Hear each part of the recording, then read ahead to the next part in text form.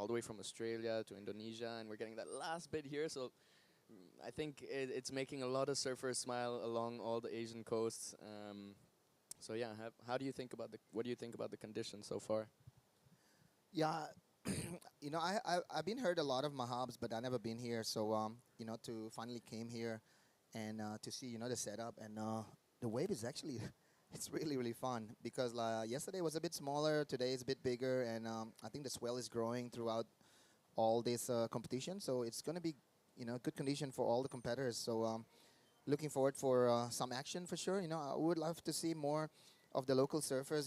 To see how they performs and to see more Indians going international. That's what we'd love to see.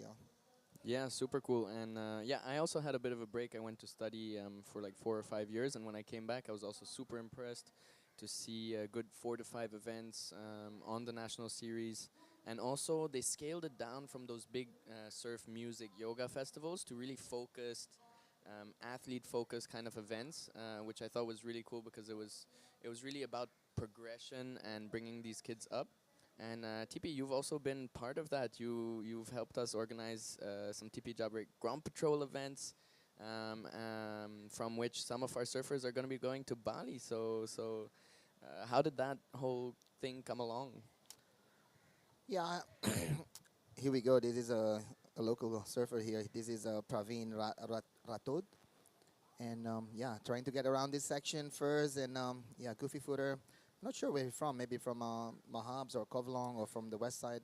Yeah, this guy's from the west side, Yeah, so I believe more from Mangalore. yeah, And yeah, he's been practicing here for the last month. They came with a coach and spending a lot of time on the beach.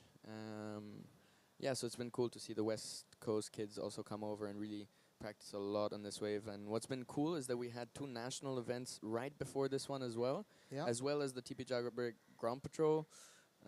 So 3 events right after each other. So these kids have had a lot of time both here and also in Kovalong, just practicing on East Coast waves on the right-handers and so on. Yeah, yeah. So yeah, back in the days, I was talking to Arun, and like I asked him like, hey, what are you guys doing in India? We have this Grom event in Bali, and then and he said like, yeah, let's do it in India. So for me, like, would love to see more Grom events because that's the future, the Grommet, and this is our second year here in India, and Arun told me that the number of participation is growing, so that's good.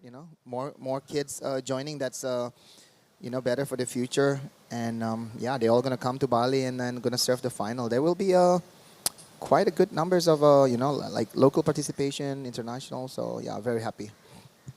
Yeah, that's actually been really good inspiration for us as we have a surfer here up and riding. Naveen Kumar, local boy, high line to start, gets around the first section, and that one just softens out a little bit, so he'll opt out of that one.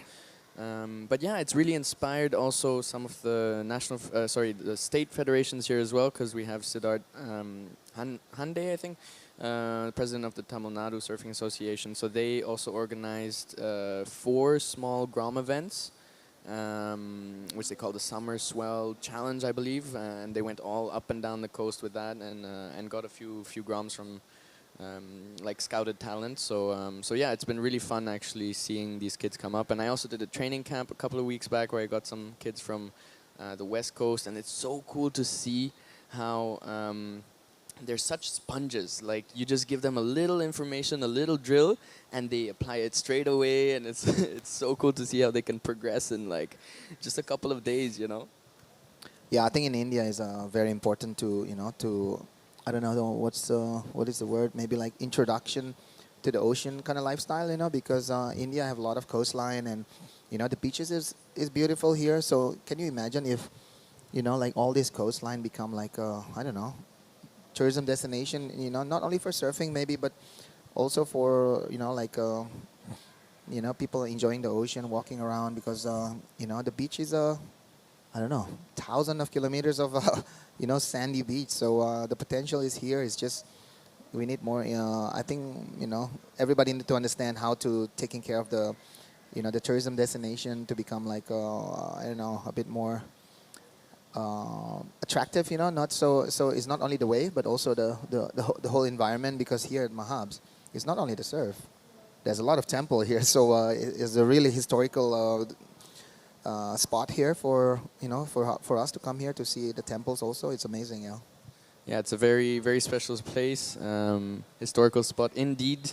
The temples here are officially dated back to the 7th, or even like around from, Oh, wow. so from a dynasty which ruled from the 2nd to the 8th century. Yeah, that's actually the temple just behind the takeoff zone of the competition area. So yeah, that's a amazing setup. This is this is this is natural. Everything. So the wave, the temple, the sandy beach. It's just a destination, you know, in the making. Yeah, and there are actually thousands of visitors that come onto the beach on the other side, actually. So there's a whole tourism setup over there. They even have some lifeguards and so on. But indeed, like the setup, I think is like the West Coast. They have a much better setup on the beach. They have a lot of lifeguards. They clean the beaches very often. A lot of cafes and things like that. And here it's slowly coming up. I don't see so much lifeguards. I think safety is really the first thing that India has to think about. Yeah. Especially because we have like a lot of trauma and fear. Of drowning? Of drowning in Yeah. the ocean. I don't know if you have that in Indonesia as well, but a lot of people don't know how to swim. Yeah. Yeah, I think it's just about, you know, introducing the ocean culture, and you know, it's a long process, you know, and I'm sure that, you know, Indian have one of the biggest maritime in the world, so they should take advantage of this ocean for sure. Yeah, for sure. And there's such a big fishing community as well, right? Like hundreds and thousands of fishermen that go out every day. But even some of them don't know how to how to swim, you know. So Yeah. if the boat tips over, like they're in a bit of a pickle. Yeah. But yeah, there are a lot of, like, I remember when I was younger, like actually before I started surfing, so when I was like 7 or so, we used to do swimming competitions, and they were all like life-saving swimming competitions. We have flotation devices, we see the people, we understand the ocean, we know where the currents are, and yeah, ocean knowledge. Like for example, in Australia, I think it's really part of the culture, Yeah. part of the schooling, that you know what a rip is, you know how to get out of a rip. But here, no idea whatsoever. And most people come to the beach and they go to swim in the rip because Yeah. that's where there's less waves, you know? Yeah, it's just you know, it's all about experience. And talking about experience here, looks like Javan Sinivasan is sitting in the first position with a 267, and we also have in second place Praveen. Third place is Naveen, and Teddy Billy. Looks like he's still stuck in Bali. Yeah, Teddy Billy is not here. He's probably like chasing some swell at home, so he didn't make it this time to come to India. So yeah, this is a three heats affair here from 3 Indians. So most of them is a mix between West Coast and East Coast guys, no? Percy. Yes, so GV is, well, I'm not sure about Jivan Senevisan, but I would guess he's from the East Coast. Yeah. Praveen is from the West Coast, and Naveen is local from Mahabs. Yeah. Yeah, Naveen, really good surfer, really good style.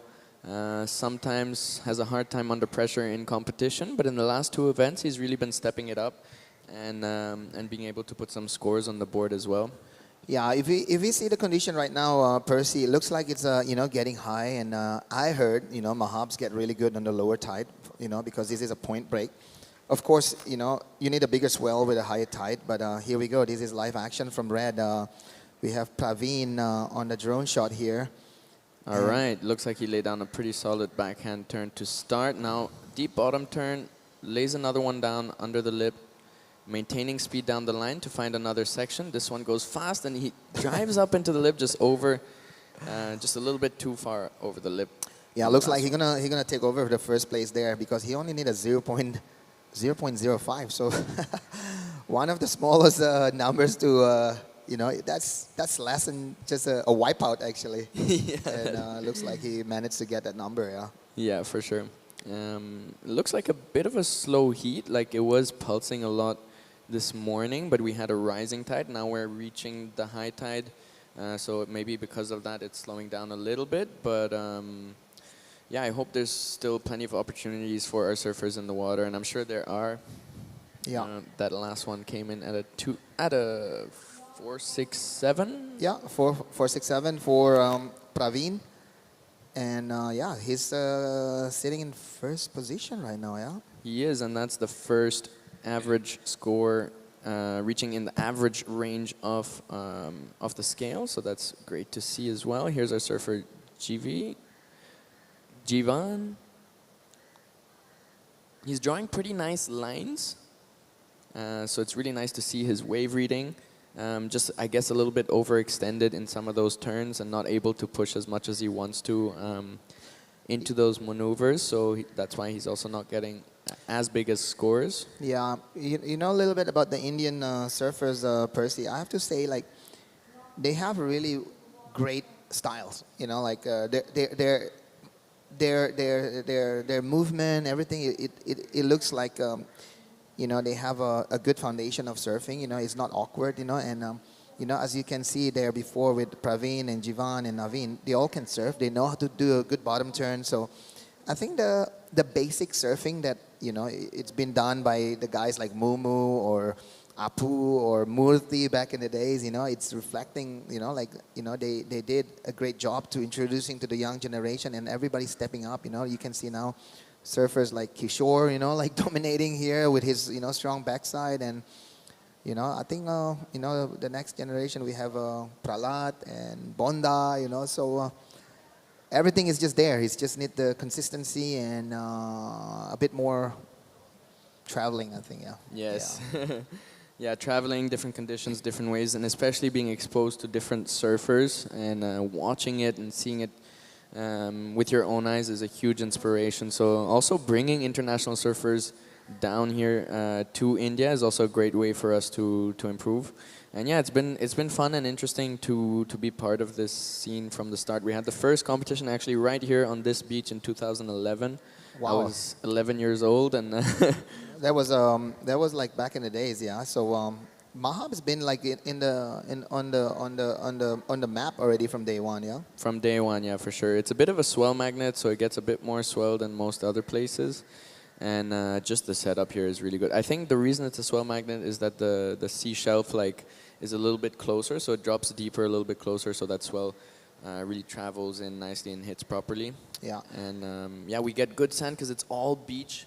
Like after the temple, it's just all beach, so all that sand just can come and filter through and make some beautiful. It's almost like super banks in Gold Coast. You know, this place remind me a little bit of Snapper Rocks. You know, those rocks and the right hand setups, and yeah, it just depends on the sand, the winds, the swell direction, and you could get amazing wave here. Exactly. It's funny you say that because in the ASC as well last year. I think it was one of the head judges or someone who said that it reminded them a lot about the Gold Coast as well. Yeah. Yeah, it's a fun wave for sure when it lines up. And yeah, speaking about swell directions and winds and so forth,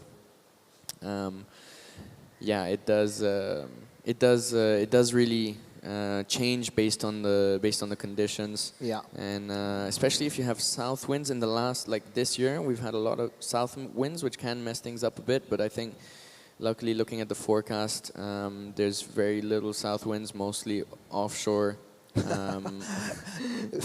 You know, I'm a traditional surfer, Percy. You're talking about south, that direction. I got confused. All I do is just go to the beach and see the condition and go surf. Yes, and honestly, that is the best way to check the waves here in India. Like, we only have one swell buoy in the whole Indian Ocean. Oh, wow. So you can't really trust the forecast ever. The best way to do it is just go down to the beach and see. And but one thing for sure, Percy, that the sun is right in front of us, so that's east. So this wave is coming from an angle. If you have a kind of like a south swell, it could be good here. Yeah, exactly. So mostly we get south swells in this period of the year. It starts around June. And keeps going till mid-October, and then like almost bang 15th of October. Yeah. It'll shift to northern swells, like northeast swells. Oh wow, yeah. That come from these like cyclonic storms in the Bay of Bengal. Oh, that's a different kind of a system there, and that's also pushed this way. Yeah, it does push this way. But the point breaks don't work anymore. Okay. Yeah. Like the right-hand point breaks definitely don't work. And that's when Andaman is working, no? Andaman is no, actually, also not. Andaman is actually a whole other season. Yeah. But what we get is like these stormy swells. Oh, looks like we have a surfer up and riding, and this is Naveen Kumar, local boy. He's found a face. Yeah, with 1 minute and 50 seconds to go, he needs a 3.6. So he just let go that priority. Also, he need another wave. Yeah, and it's really unfortunate because he's a really great surfer. All he needs is a wave, and he can easily get that 3.60. So I hope he's gonna go back and probably at least sit on that second peak. Yeah, you see the beach all the way Just up there. keep going, yeah. Keep going. What is that a town down there? There is a town. Pondicherry is that way, you know? Pondicherry is that way. That's my hometown, like an hour and a half down that way. A bit more mellow of a wave, like it gets a little bit less swell because like we're kind of protected by Sri Lanka. Oh, that's true, yeah. But oh look, it's breaking all the way in front of the rocks. Sometimes you can get some good waves like in front of the rocks. Keep going from there, yeah. Yeah, and keep going from there. There is some backwash though too. So yeah, on the next heat we're gonna have who's that? Shane Holmes from the USA, and we're gonna have 3 Indian surfer here. So a lot of Indian participation here. So super happy to see a lot of up and coming young Indian in this event. That's for sure, yeah. Yes. It's gonna be Ruban Vasu in blue, Kamesh S in white, and Ram Kumar in green. Yeah. So yeah, 30 seconds to go, 35 seconds to go. Looks like Praveen comfortably sitting in the first position with a 4.67 and a 2.63. So it still could be open between Naveen to get one more wave. 3.6. That's 2 turns actually, you know. That's 2 turns, even one big turn. He can definitely do it. He can definitely get it. But time is running out. Just a bit too much of a patient game. Letting too many opportunities go, and it is coming down to the final seconds.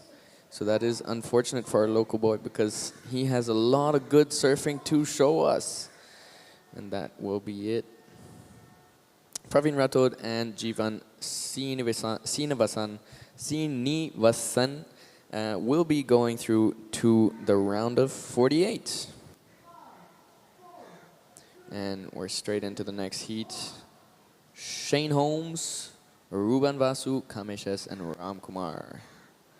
Yeah, they put 20 minutes. So yesterday they planned for 25 minutes, but today they put 20 minutes, I think, because they saw how pulsing it was in the morning. And it was indeed quite frequent. Like I was in the water this morning and we had, I would say a set every 4 to 8 minutes.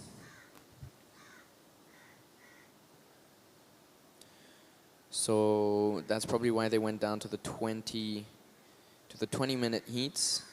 But we saw in the last one having a bit of a slow start. But it looks like there's a good set here. And surfer up and riding. This is our surfer in. This is in white, I think, yeah? It's a bit glary this morning, but... All right, and it was great to have a chat this morning, TP. I'll leave my chair for Giada and see you guys in a little.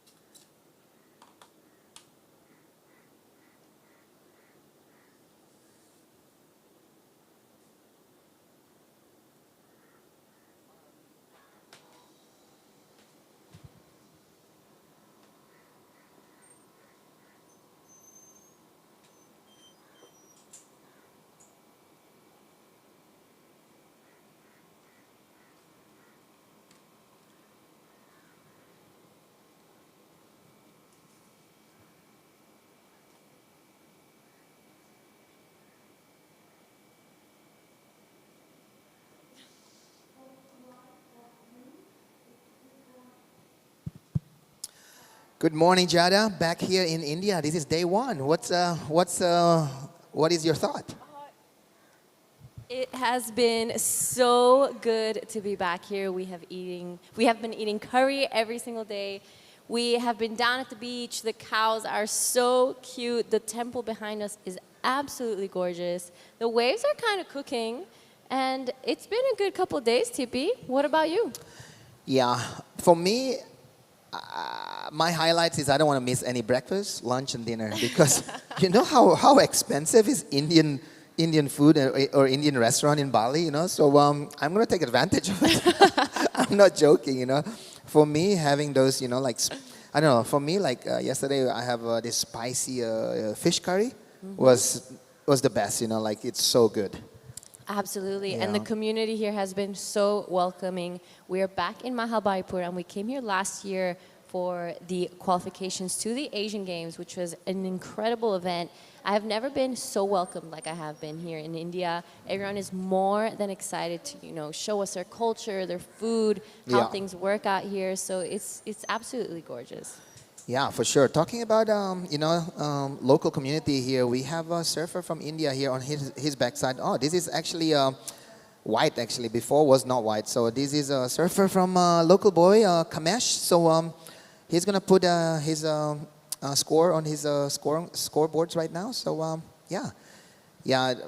I have to say, you know, like we've been to a lot of places, Gianna. You know, we've been to Taiwan, we've been to China, we've been to Korea. A lot of places, and I have to say, India is they have everything. They have the wave, they have the food, they have the hospitality. Everybody's so nice here, and I think we're gonna see us coming here more. Absolutely. And on your screen are a couple replays of what went down as we had a little bit of break. That is our man in blue, Ruban Vasu, a 2.5. And this is going to be his backup. Beautiful way to kind of get around this rock, flicks out of there. And that's going to be a great start for Ruban Vasu. Yeah, he did a couple good turns there. I am confused here. Is Ruban Fasu related to Arun Fasu? You know? Because some of the name here, like like there's a Kumar, there's a Kishore. You know, like some of the name they have a kind of like a similar family name. I don't know if they are related or not. Yeah, so a little bit of Ruban Vasu. This is his first WSL event ever. Yeah. So a big stage, a big moment for him, and he is just out here with his local friends, and it's very exciting. Yeah. You know, those nerves that you get when you first start to, surf on a bigger stage is really, really great. Here is the replay of Ruban. What do you think? I think the first turn was strong, the second one even stronger. So he's looking for the last one here, but he decided to do those big kickflip, like my friend Bunga in Australia always said, always do a big kick out on every wave. So that's for you there, Bunga. Local boy here showing it how to do a big kick out. Actually, I recently saw Mark in Lakey Peak just now when I was over there just before coming out here. So a huge shout out to Mark and everyone down at Lakey's. Yeah. Also another incredible community of surf, really welcoming, and there was some big swell out there. So it was really exciting. You know what? This year, I have to say there's a lot of swell back to back, because like there's a bit of a climate situation here in Asia. There's an El Nino, so I'm not sure. Is it like the reason why we have so much swells? If you look at the weather pattern right now, there's a big swell coming from WA, from West Oz, going to Indonesia, and I heard that swell is coming this way also, Jada. So could be the swell just rising here. Absolutely. We will be seeing some great waves throughout the week. This on your screen, though, is our surfer in green, Ram Kumar. Just humbles a little bit there, but makes it round again, gets past this section. Let's see what he does to kind of finish this wave off. It goes a little sleepy. He weaves through this section nicely. We're going to see a double up here. We seen it a lot last year, and massive points gone through. Lovely finish there from Ram Kumar. Yeah, that's a nice finishing there. One of the first finishing that we see on this heat, we also have a surfer in white, also Kamesh, but that's, I have to say, that's linking from where he started into a couple turns in the middle and finishing pretty good there for Ram. So we'll see if that's going to change his 2.03. He's looking for 4.8 to move into first, but yeah, we'll see. So you're going to surf in this heat also, no, Giada? You have any strategy? You have any things to say, I mean, I haven't surfed a heat in... You don't even bring a board, so you are so ready that you don't even bring a board. Yeah, I think I'm going to borrow your board, TV, for the event. Or maybe Suri's, Yeah. actually. Lucky I brought a board, so yeah. Yeah, but I'm excited. I haven't surfed a heat in a couple years, so it's going to be great. I'm picking up all the information I can, watching these heats come through. So Yeah. I'm ready for it. Are you ready for your heat? I'm always ready, you know. So it's You're so fun. born ready. It's so funny. Navas came to me and said, "Hey, Tipi, you want to surf?" Yeah, I'll surf after the competition. You know, a couple of free surfing session, and he said, "No, you have a heat to go." I said, "What?" Okay, so I'm basically on the competition right now. I mean, who doesn't want to surf this wave? Look at that. It's this long, peeling right-hand break out here. This is a replay of the last of Ram Kumar. Came in 2.03, so goes into his top two. Yeah. I loved how he finished that wave. You know, that big exclamation mark. It's showing the judges that he has control of what's happening. Yeah. This is exactly the type of contest you want to be surfing in. This wave is so consistent. It's sand and reef bottom, so it's really, it's like a safe environment, let's say. Yeah, India could be one of those big, surfing destination for people who want to, learn how to surf and, kind of like challenge themselves if there is a swell, but it's still, in the safe environment. There's no, crazy reef bottom, for example. So that's the reason why Mahabs and Kovalong and some places on the west side become like a destination for, learning to surf. There's a lot of Westerners. There's even I talked to Apu this morning. He said the locals also start to surf. Yeah, so that's good.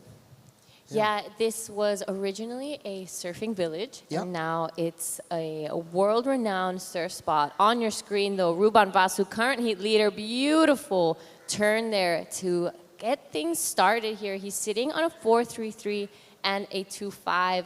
Struggles a little there on the finishing, wasn't able to really ride out of it. Unfortunately, there's that big rock there, which, you kind of have to go either around it, and when there's enough swell, you can go behind it as well. So, or you can over it. Jump over it I straight know. away. I don't know. Do some ollie or some grind on your rail. Extra points. Yeah. So this is a replay of Ruban. I really like his first turn actually. Really surfing on his rails there, and here, boom, a bit of a tail kick there, but that rocks. Give a little bit of a crumble on the wave. Trying to get around it, but yeah, a bit stuck there. But he did pretty good 2 maneuvers there, and I think that 2.5 gonna be gone soon. Absolutely, he has the best wave of this heat, a 4.33. So he really is extending his lead right now. We're gonna be seeing a bit of a change there. 2.5 is gonna go flying out the window. Now it's up to Kamesh. Has a bit of work to do now. He only is sitting on that 2.40. Has been a bit quiet this back end of the heat, but I'm sure he's going to get back onto his feet and get those scores in. Yeah, the situation of this competition is, you want to be like either first place or second place to advance to the next round, And yeah, going to the next round will be more challenging because that's going to be where all the international surfers going to be waiting for you. There's a couple guys from Japan, from Indonesia. So, yeah, it will be a good feeling to advance for sure because in any competition, winning is always the goal. And talking about winning here, I think the last surfer who won this place was Tenshi Iwami from Japan. He beat Kian Martin on the last second, and Kian kept talking about it. He was not happy. Yeah, I remember watching that heat. Kian was winning throughout the whole 29 minutes of that heat until, Tenchi Iwami got that last wave and just switched it in the very dying seconds of that heat and managed to sweep the win off of Kian Martin. But it's been a couple years since, and it's an exciting year ahead. So I'm just taking a look. In the round of 32, some of the seeded surfers are solid names. We have Shohei Kato in the first heat, Raiha Onu, Roy Kanazawa, as well as Taki Kanazawa going up against each other. Iko Watanabe is here. Tenshi Iwami is back. He wants to get another win. Rinta Otu Kanoa Hije from Korea is also out here representing. Yeah. And there are some huge names, and it's going to be a great week of surfing. Yeah, one of the thing that kind of like holding back some of the surfer from Indonesia to come here is because a lot of the surfers are on the Padang Cup right now. There's a waiting period that's supposed to happen sometimes yesterday, but it didn't happen. So a lot of the surfers, like didn't come. Like Pajar Ariana didn't come, and Ketut Agus didn't come, and some of the girls also didn't come because they are on those events on a standby. So yeah. Maybe next year, we can have more surfer from all over Indonesia also coming for this event. Yeah, this place is amazing. And after this event, I'm sure if the wave is good, it's going to attract more people to come. Absolutely. And if it's not the waves, it's the curries because it is so worth it. Yeah, I don't know about the curry like here, like it's just, like you cannot stop, like you put small spoon and I was like, I think I need more, Yeah, so we are on the screen here. Hello everybody, good morning. This is 8 a.m. here in Mahabalipuram, and it would be sometimes on the mid-morning and midday in Australia and also in Indonesia and Japan. So right behind us is the temple that we keep talking about. It is, I think, around 3,000 years old, and there are 6 other temples underwater stretching out all the way past the point, and that's actually part of the reason why we have this surf break. Yeah. So it's an incredibly special spot, a lot of culture. It's a staple point here in India, especially for surfing. I wonder if, back in the days when they built this temple, they see the wave, because I passed by at the Radisson Hotel last night. There's a really old-looking wooden shape of it couldn't be a boat, it could be something to slide on the wave, for example. So, I would be surprised if the Indians, already trying to, do something with the wave back in the days. I don't know, maybe the fishermen's trying to, go out on a small wooden surfboards to go fish. Especially Yeah. culture here. Yeah, they have to like navigate it with the wave to get into the sand. And yeah, it's almost like, a jet ski coming in. So here we go. This is Ram Kumar sitting in second position. He needs a 6 now. Whoa. Ruban Vasu actually on his last race was 4.17. So yeah, great surfing there from Ruban. Sitting in the first position now, Ram Kumar in second, but still waiting for his last wave. And Kamesh looks like he needs to get a bit more active here. He only catch one wave with 4 minutes to go. Looks like, yeah, now he need a 2.07. Yeah, so looking like those nerves starting to really trickle in. Sometimes when, they get the best of you, it's easy to just sit there and wait for waves, when instead he probably should just keep active, be surfing. This is a replay of our surfer in green. Beautiful surfing. I really love his style. He doesn't rush things. I like that he has that big swooping cutback. Unfortunately, that inside rail just gets a little dug and wasn't able to complete it. Yeah, I talked earlier with Percy, the Indian surfer, they have like this kind of a way of, a bit of a dancing, the way they surf, like they don't force that much, And yeah, it's really nice to see that when you surf, you need to kind of like blend in with the water, not forcing it, but you will have more fun if the water is your playground. Yeah. Absolutely right, Tippy, and it's going to be a great week of action here. We're going to be showcasing a lot of surfing. The juniors will be hitting the water. The women's QS will be right after this first round of the men's. So I think I'm really excited to see the pro juniors hit the water, because this is the very first time that the juniors actually come to India, so it's a big moment. Yeah, for sure. Like having a junior is also a plus, because it's an opportunity for young Indian also, even they're like 12 years old, they can have a bit more comfortable, because, it's under, 21 and under. So rather than, going straight into the QS, they also have a bridge they can surf on this event. And yeah, the Pro Junior is an important division for everybody, especially in Asia. Yeah. I know you really pushed the juniors when we were doing Krui and Nias. What would you say? Why was that so important to you? You know, for Indonesia is a mandatory for me because I also run a lot of competition in our country. So, for me, if there is an opportunity to do a junior, we have to do it because it's just a platform for development. Junior is the future, and put an extra dollars on one more division is not going to hurt anybody. It's just become like a more advantage, I think. So, to see India is doing it, and hopefully, if we can see like Philippines, Taiwan, all the host country that having a QS, putting a junior on one of the division, I think it's just going to benefiting everybody. Yeah, that's what I think. Absolutely. I mean, that's the future of surfing right there, the juniors, and putting and being able to expose them to such a high level of surfing at such a young age will kind of make the transition into the QS a little more comfortable. Yeah, for sure. As a as a competitors back in the days, when we were young, having a surfing competition is not there.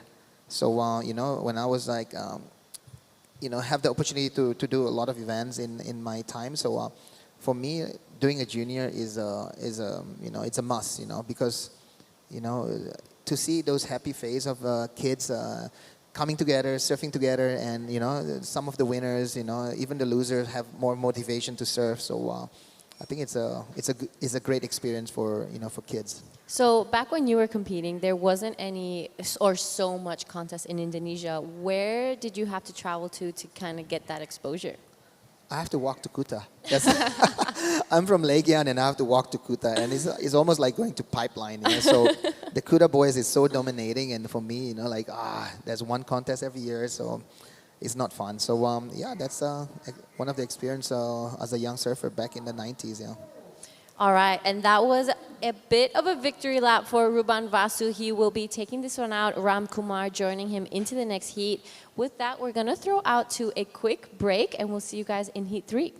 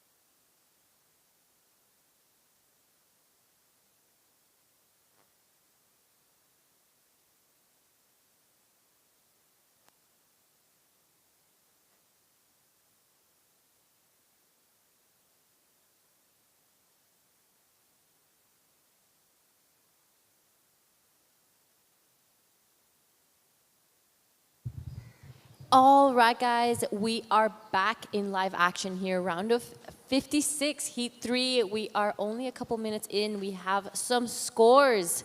It is a 2-8-3 for Som Sethi. We are waiting for just that one, actually. Lokesh Eth, Nihish Varun, and Lorenzo Kola, Amjada Legati. And I am more than excited to welcome back into the booth Percy. Yeah, it's awesome to be in here with you again. Last year was super fun, and we have another 5 days of action, so really looking for that. Looks like the waves are pumping, and we have a lot of surfers, Indians, Japanese, Thai, Indonesian. Any other countries have you heard of? I mean, I think you're gonna have an Italian in the heat draw as well, so it's gonna be pretty exciting. I haven't surfed a heat in a couple of years, but besides that, it is an Asian event, so we have surfers from all over Asia. Usually, there are a couple other events throughout the year that are co-sanctioned with Australia. So on your screen though is live action Nihish Varun now. Beautiful opening carve there to start things off. Sets it up for this section, pulls into the tube and makes it out. That is an exciting way to start things off here for the heat 3 of the round of 56. Yeah, so cool that you're going to be surfing in one of these heats. It looks like all the commentators are in a heat as well. TP as well, myself as well. Here's the replay. Nitish, local boy, setting up that bottom turn. Drawn out carve. And yeah, he'll be really happy to start this wave with that. And the crowd went mad for this one with the barrel. His nose still sticking out the front, so I'm not sure how high that'll go with the score. But definitely fun to get a barrel. And nice to open up the day one or the surf spot as well with a barrel. You know, just showing people that it is there on offer. I saw a really good barrel ride also yesterday. So looking forward to all these maneuvers. Rail to rail, barrel, airs, everything. Yeah, we saw a lot of that go down last year. It was so exciting. We had a lot of swell throughout those 10 days of competition that we were here. So I'm hoping that towards the end of the week, we'll see something pretty similar. There we have it. First score for Nihish Varun is a 3.5. So the judges showing like great ride, but you know, a lot more could be done. That was a bit of a replay. Unfortunately, it was a bit of an up and out. But plenty of time, early days. Tell us a little bit about the surfers in the water, because we know you're a local here and that you have that local insight. Yeah, for sure. So Nitish Varun is a local boy here. He used to be one of the bigger names out in the water at the spot, and that's the guy we see on this replay with that good cutback and the barrel combo. So he got a 3.5 on this one, and yeah, it'll be a good heat starter, but he's definitely going to lay down some bigger turns to get his back up. And yeah, Nitish Varun is a local boy here. He started a surf and stay pretty recently, so he's been quite busy with that as well. Unable to do much training and coaching, but he definitely gets a lot of time out in the water. Som Sethi actually came out on top with the Grand Patrol, with the TP Jabrik Grand Patrol, so he'll be going to Bali for that one. I think it's in September or so, I'm not too sure. Yeah, he's been doing a lot of training with the TP Jabrik Surf Development Program. Here we have our surfer in blue. All right, live action. Lokesh now. Beautiful first turn. Really jams it tight in the pocket. Gets around that section, does it again. Unfortunately, just kind of airdrops down. Isn't able to ride out of it. But that was some great surfing from Lokesh. I love that first turn. Yeah, Lokesh is a local boy, so he's been surfing since 5 years, I believe, and he's been training a lot with the local crew. They're quite a tight crew. It's really nice. Sivraj Babu is kind of like he's on top of the rankings, the national rankings.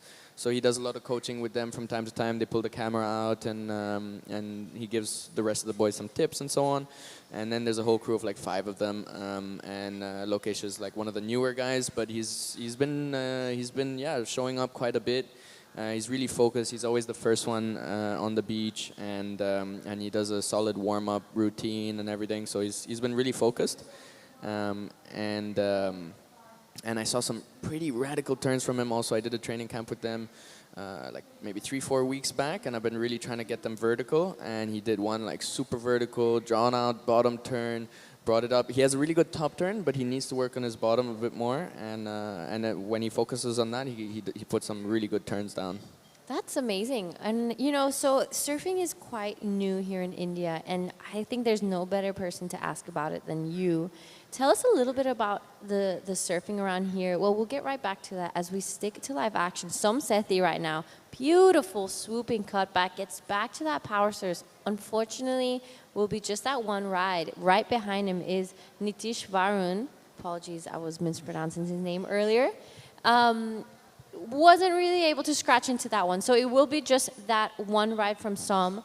Nicely done, but he's just sitting on that 283, so he's going to back it up nicely.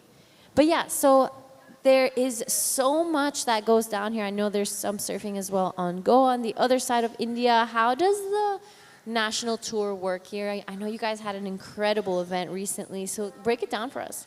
Yeah, for sure. Just a little bit on the last surfer in the water. that is Lorenzo Cola. He's from actually my spot. He started surfing very recently, about 2 years ago, and I've done a little bit of training with him, but yeah, he's just in here for the experience and to catch a couple of waves and to see all these other radical surfers. The surfing scene here, yeah, it's really been growing since 2011, and we used to have these huge surf and music and yoga festivals. That was just to get us just get a bit more attention from India and the government. And recently we got recognized by the Sports Authority of India, which released quite a bit more funding and just recognition for the sport in India. So big up to the Surfing Federation of India and Arun Vasu for accomplishing that. And since then, we've been having a lot of really focused events, which are just focused on progression, on the athletes. So it's just the community coming down, the judges, the surfers, the athletes, the coaches, and we just focus on getting better and better. And yeah, the main spots we have are, we have 2 on the west coast, 2 on the east coast. So we have Mahabs, Kovalong, and then on the west coast we have Kerala and Mangalore. So that's the main thing. And then this year we also went to the Little Andamans for the first time. So that was pretty exciting as well. Yeah, there was some incredible pictures coming out of that event. We have on your screen our surfer in blue, just scratching into a little bit of a smaller one. Wasn't able to get past that double up, but a good start there. Yeah. He has a bit of work to do. Yeah, I'm super proud though that he caught a wave and that he managed to put a turn on there as well. Like, that's already a big accomplishment. I've been just telling these guys, like, you know, getting out in the water, that's already one thing. Catching a wave, that's already another thing. Putting a turn down, that's already another thing. So it's really good to see that. And he's actually surfing my board, so I hope he keeps it safe because I have a heat coming up pretty soon. All right, so you will be surfing a heat later on. Tell us a little bit about what you're taking away by commentating and what you're going to apply when you're in the water. Yes. Oh, we have our surfer in green. Oh, smart competitive surfing, getting a back up real soon. And let's see what he can do. Another nice little cut back. Oh, just incomplete on that one, so needed the compression. And here's our surfer, Logesh, local boy, just losing it off the bottom. Oh, that was so unfortunate, but a couple of nice rides there. Now let's get back to you. Let's see what are you gonna take from this heat and do when you're out in the water. I mean, it looked like it slowed down a little bit right after high, like it was super pulsing throughout the morning until we reached high, but now it looks a little bit slower. So definitely gonna try to get some scores on the board as fast as possible. I don't want to be down in the 10 minutes left with like just one score or half a score or something like that. So I'm gonna try and get a couple of scores on a little bit smaller waves at the start, and then sit for some good ones later on and try to get some bigger scores. All right, so you've seen the growth in Indian surfing probably like more than any other in local Indian surfer that we've seen. What do you think has been the main point of difference from back when you started to now? Coaching. Major point of difference. Back then we had no input, no knowledge in terms of coaching.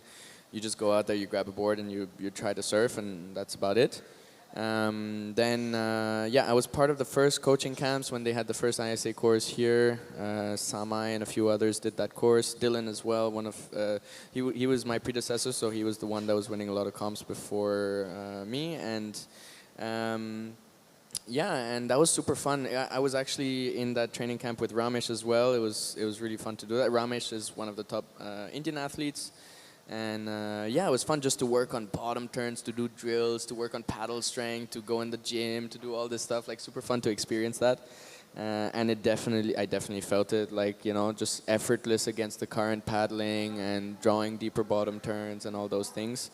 So definitely a huge improvement in terms of technique, because at the start we had no knowledge in terms of technique, like what the hell do you do, how do you do a turn, and we didn't know the importance of a bottom turn and so on.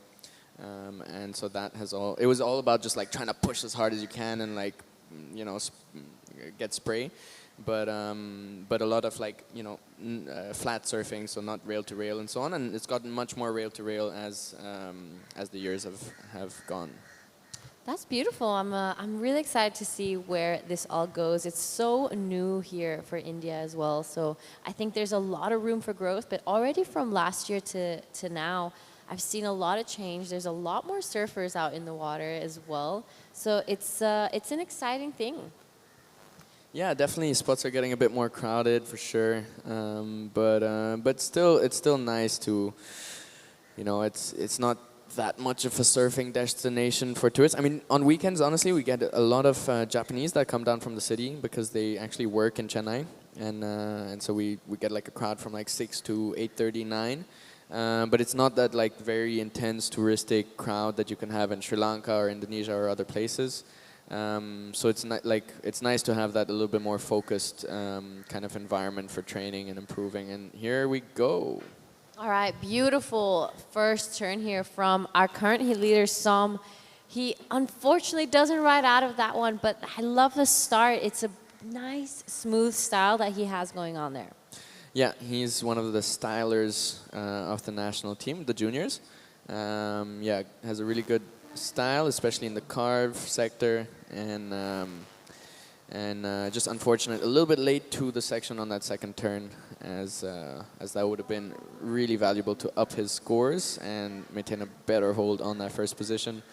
Right now, he is in the lead with a 283 and a 257. Yep, he is. That doesn't mean anything just yet. 6.5 left. Anything can really happen. It is our man Nitish in second, 3.5, the highest wave, that little barrel that he caught earlier on. So just needs to back it up. He's only sitting on that 0.70. Lokesh and Lorenzo with a bit of work to do. They are looking for a 164 and a 348 to kind of keep this dream alive and get themselves into that next round. It's still really early days. Coming up in the next heat, we're going to see Selva Kumar in red, Ragul in blue, Maximilian in white, and Tipi Jabrik, our very own commentator, in the green. Yeah, gotta be super exciting to see him in the water as well, and in the water is also Maximilian. He's a surfer from my spot as well. Started surfing also just a few years back, and he's a bit nervous to be coming up against Tipi for sure. I mean, Tipi is such a legend. He came here. He's been here quite a few times. Like I think it's his 4th time here. I remember him coming in 2014, I believe, for I think an Asian competition back then, when the whole crew from I think we had Dede Suryana as well, and a few others. It was super fun to have those legends in the water here. The contest was at Kovlong, though, yeah, right? Kovlong, yeah. Yeah, they showed us a couple photos of Tipi when he was doing it, and he has this incredible photo where he's like pointing down at the beach, and this gorgeous wave he's riding is just like a perfect right-hand barrel. So it has a great history, Kovlong Bay. I know the festivals used to attract a lot of people. I've seen some crazy videos come out of that. And the contest as well used to be great. Yeah, for sure. It was a great venue, great contest. Now the surf spot's having a bit of trouble because they're building a lot of rock piers to protect the coast, actually, and that's like holding a lot of sand back. So there's much less sand at the surf spot. We were there last weekend for a national event, and yeah, it was just a bit tough because there was very little sand on the surf spot.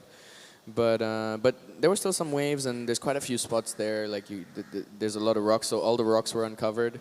I've never seen that many rocks at that spot before, but it was definitely nice to see some waves towards the last day. The last day got a little bit more swell. The beginning of this swell, pretty much, and yeah, there's a spot like a little bit further up the beach, which is really rocky, but it can have some really nice barrels. And I remember in the contest back in the day, I would spend most of my free time surfing there, and then when it would come to the heats, I would be completely dead. I couldn't surf anymore. I remember last year, you're a bit of a frother, so I can totally see that happening. I'm guessing also with that new coaching being applied here, they teach you how to, waste your energy in the correct way. On your screen, though, this is Nitish Varun looking for a 164. He's going to weave through that dead section. Nice jam in the pocket there. Gets past the rock, wraps it around there. This is a beautiful wave from our man in white. And he does finish it off with that strong exclamation mark. I think that's probably going to be best wave of the heat. Definitely going to be the best wave of the heat. He went up into the lip, so So that's usually what the judges look for a bit more, hitting those critical sections. And yeah, he really put together quite a nice wave with multiple maneuvers, with the finishing. Yeah, so ideally what the judges are looking for are is that strong first maneuver, and ideally you combine it up with another maneuver right behind that to show combination of major maneuvers, which is one of the criteria.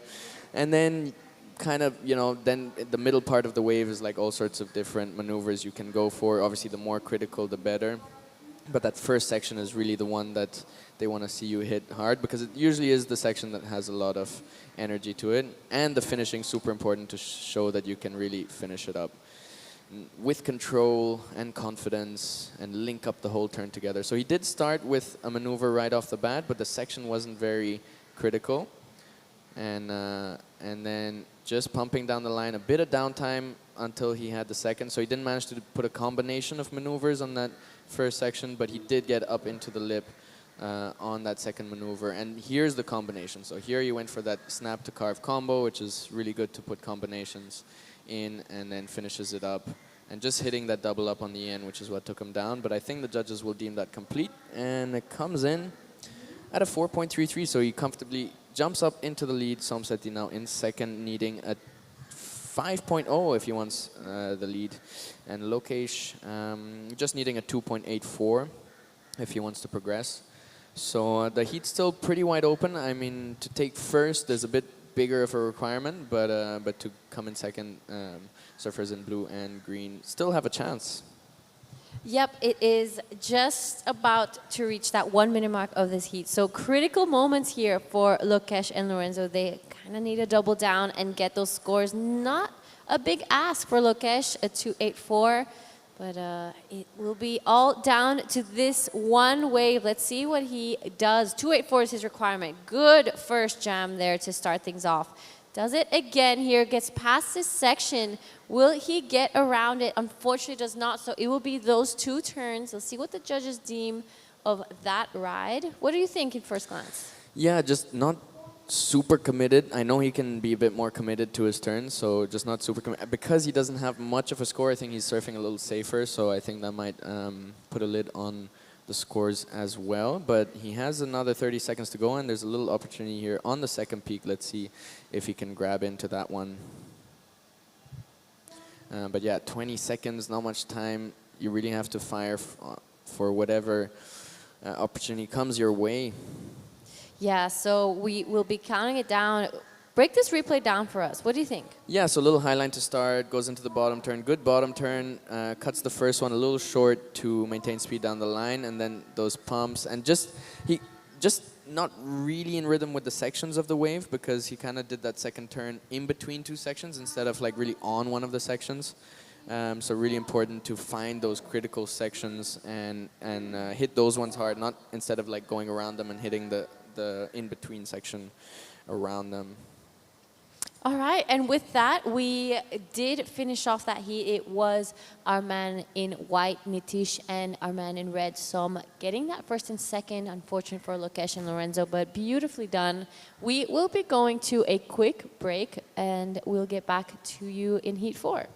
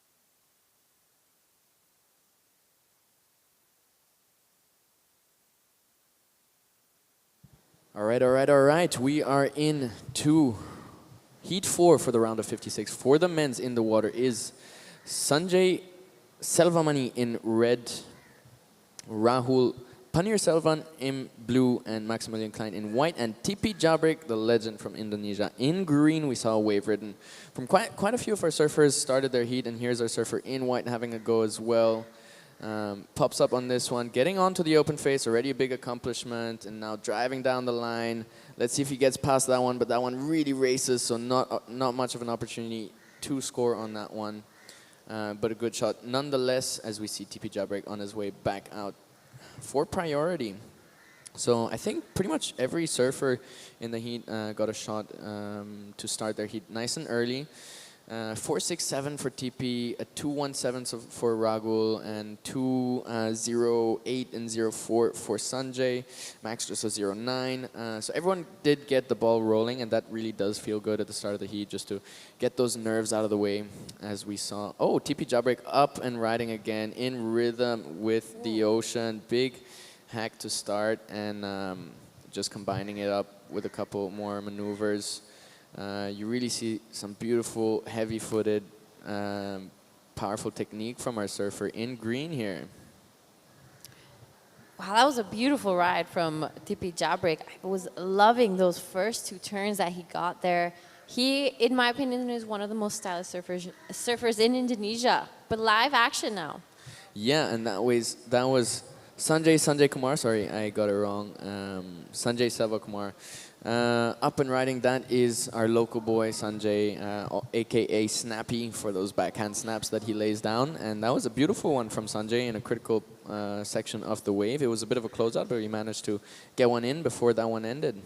Yeah, that was a beautiful turn. He managed it really nice. He came out of it with a lot of speed. It was just unfortunate that that wave wasn't really working with him, but plenty of time, 16 minutes left on the clock. Tipi Jabrik still waiting for that one wave that we caught up with him. Here are the replays. Let's break this one down. I'm pretty sure this is at 4.67. Good first turn there. Gets around the surfer, does it again, really pushes the tail on that second one. He gets past this double up, you know, Tipi not wasting a lot of time on that first part of the wave. Bit of a floater there, so nicely done. This wave comes in at a 4.57 for Tipi Jabrik. Yeah, so most of the money comes from those first 2 turns for sure. Nice little combination that he put down. That wave was a little sectiony and didn't really offer him an opportunity to link those maneuvers super nicely up together, but he still did a really good job of putting those sections together. So that's why he got the 4.67 or the 4.57. So 2 mid-range 4s. That's what he's holding on. That's quite a good way to start your heat. You have a score and a backup, and from there you can just build, sit out the back, wait for really good waves. A 3.67 for last of red, and that was just a single maneuver. So hopefully he gets a chance to put a couple of those, or maybe 3 of those down on a set wave, and he'll definitely get a solid score. Absolutely. I mean, a 3.67 for 1 turn is pretty solid, actually. You think about it. It's a great way to kind of put that standard, and the judges giving an exclamation mark of what they're really looking for. They want that critical surfing. They want that tight in the pocket, coming out with a lot of speed. The more dangerous the section, of course, the higher the point. So it shows that he's on the right path. He just has to find the wave with the opportunity to be able to kind of execute it. Indeed, indeed, indeed. And we're down to 14 minutes on the clock. Yeah, it's been really interesting also to see how the surfers compete in competition. Like free surfing is one thing, but competing in a heat is a total different task with, you know, just 20 minutes. Like usually you go out and surf for like an hour, 2 hours, 3 hours. But here the surfer is going out just for 20 minutes, and they have to catch like 2 solid waves in that amount of time. It can put a lot of pressure, and I feel like mindset is one of the biggest things with regards to competition. How do you approach mindset when you go out for competitions? When I was competing back in the day, I did a lot of mindfulness, actually. I did a lot of meditation every morning. It kind of helped me control my feelings. But live action, this is Ragul on his second ride, sorry. Yeah, so we saw the drone angle on that one. It looked like a pretty vertical first snap. And here he's has another section. He goes up into the lip as well. Let's see if he can ride out with control. And he does. So two nice snaps on good sections as well. Kind of critical lip. Look pretty vertical. I think that's going to go quite well. It was a bit of a smaller wave, but still getting the right sections on that one. And here we have our surfer in red, Sanjay, hitting, ooh, just a little late to the party, but still makes it out. I'm not sure what the judges will say about that one. We'll have a look. Yeah, unfortunately there he kind of wasn't really able to ride it out. The judges always looking for a solid finishing. They want to see control. They want to see that you have everything in the right place. So I'm not sure if that's going to be deemed complete, but plenty of time, 12 and 20 on the clock. So it's going to be a big day of action here for us in the Short Tempo Classic QS 2000. We will be going straight into the women's QS right after that. After this, we have 4 heats of the women, back to the men's QS, round of 48, up until heat 8. And then we will be seeing the men's Pro Junior hit the water. Probably going to be showcasing live action up until maybe 3 p.m. today. Yeah, it is going to be a long day. We have some pretty good swell, so it is a short window for this event, just 5 days. So I think they're going to try and run really every day as much as they can. And back-to-back heats for all the judges, for the commentators, for all the team. We're going to be in full action, but that's also going to be nice. We're going to have some freedom in the afternoons to take it easy, to rest up, to get ready for the next day. Just a little bit about the surfers in the water right now. Ragul Panir-Selvam, also a local boy, part of the first/second generation of surfers here in Mahabalipuram, and he's also a shaper, he's also a free diver, he's also an acrobat. So man with many talents. He loves getting pitted here, and he gets into the smallest barrels ever. I have no idea how he does it. But he's quite a magician when it comes to that. Here's our surfer in red with a float to start. That's a good setup for a turn. He carves the second maneuver, and now going to wait for a section to stand up to get up into the lip. And he does, putting that one down. Let's see if he has any opportunities on the inside as Tipi Jabrik out the back, getting pitted, and he comes out. Let's see. Yeah, just a barrel for Tipi. I don't know if he managed to get a turn on the first section, but he's definitely having fun out there. Absolutely. Tipi's having a time of his life. I know he loves a good right-hander. He surfs the river mouth back at home almost every day with his daughter, Suri Jabrik, who is also competing in this event. They surf that right really well. I think ever since I started surfing, I remember him being at that right all the time. So it's great to see him in Mahabalipuram doing the same thing. Yeah, so that's the Peranan right-hander, right? Yeah, super cool. Really fun spot. I got the chance to surf it in 2016 when I was 16 years old, and so many opportunities actually there. Like if you go a bit further down the beach, there's another right-left. If you go further up the beach, there's like a couple of lefts. Like so many different opportunities there, but the right there is super fun. Yeah, that right. I'm a bit more of a left gal, so I surf the sandbar. We're pretending, but we like the left. Yeah, I always see all the guys on the right-hander, and it is a good wave. Like it stands up maybe a little bit more, gives a bit more of a critical section to hit, but the lefts are great. Yeah, it's a short, punchy ride, but that sandbar for me stole my heart many years ago. You need to come visit us again because it's a great spot. Yes, I've been wanting to come up there since a long time. Maybe next year, we'll see. Looks like a beautiful wave is coming through the lineup, and TP grabs that one.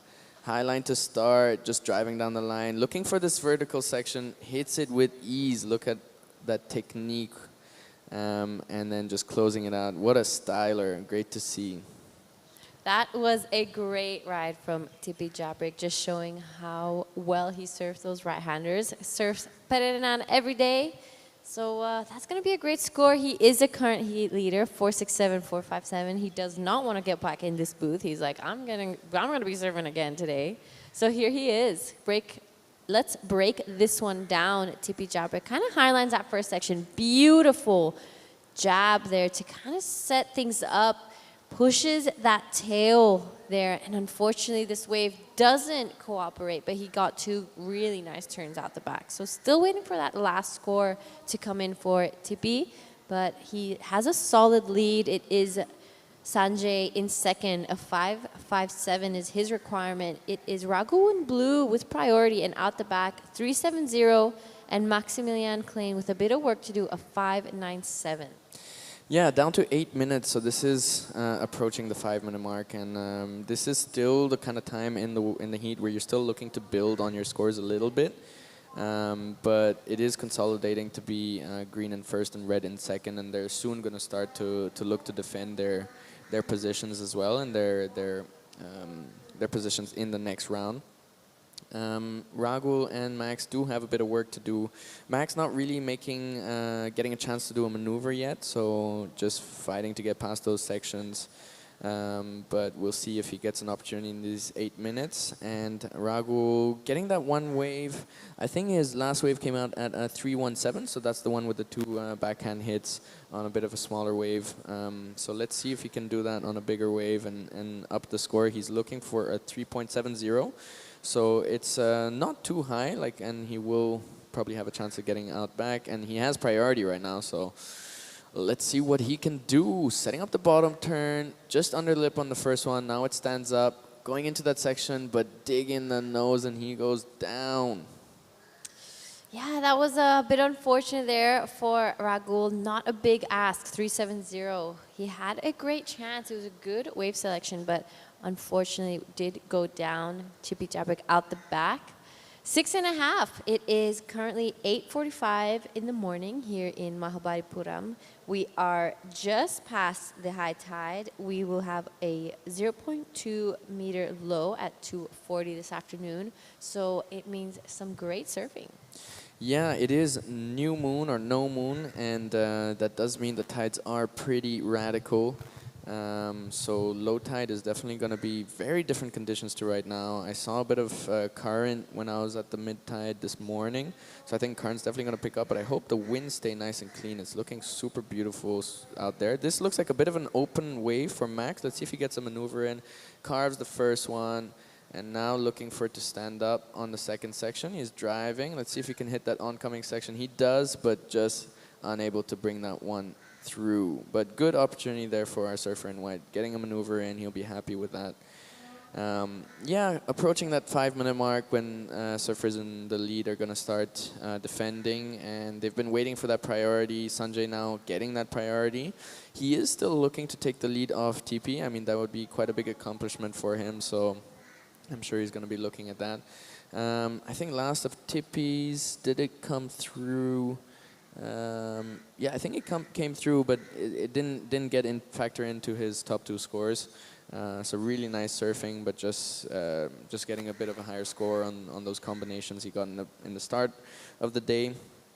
Yeah, Sanjay also another local surfer. Ragul up and riding again, looking for that barrel. I told you he was gonna get one of those. Just missing the exit on that one. Ragul's also a total frother and loves to have a lot of fun, so especially getting his spot with only 3 people out there. On a good day, he's going to be happy. So besides Tippy Jabrik, all the other surfers are competing for their very first time in a WSL event. They didn't compete last time the WSL was here. So exciting moments of new things for those surfers. Yeah, definitely. First QS is always such a great experience to see, such quality surfers out in the water, especially at your home break, and see how they surf your wave. Really inspirational. I think watching good surfers is one of the ways that I learned the most. Just because even though you see them on video, even though you know what good technique is and all, seeing it with your own eyes it really sticks in your memory. I remember in France the first time I saw some pro surfers and I saw them on their backhand, like really sitting deep on that chair on the bottom turn. I was like, okay, that's what they mean. You know, like you really gotta lean into it. Yeah, and then seeing again here with some really solid backhand surfers in the Japanese ranks. And yeah, it's going to be super exciting to see everyone surf, and hopefully a lot of the Indians also get a chance to surf against some of the bigger Japanese, Indonesian, Thai names. Yeah, right now I think a lot of them are in this first round, getting a shot to get a round in, and then the higher seeds also from our national series come in the next couple of rounds. So it's going to be exciting to see them as well.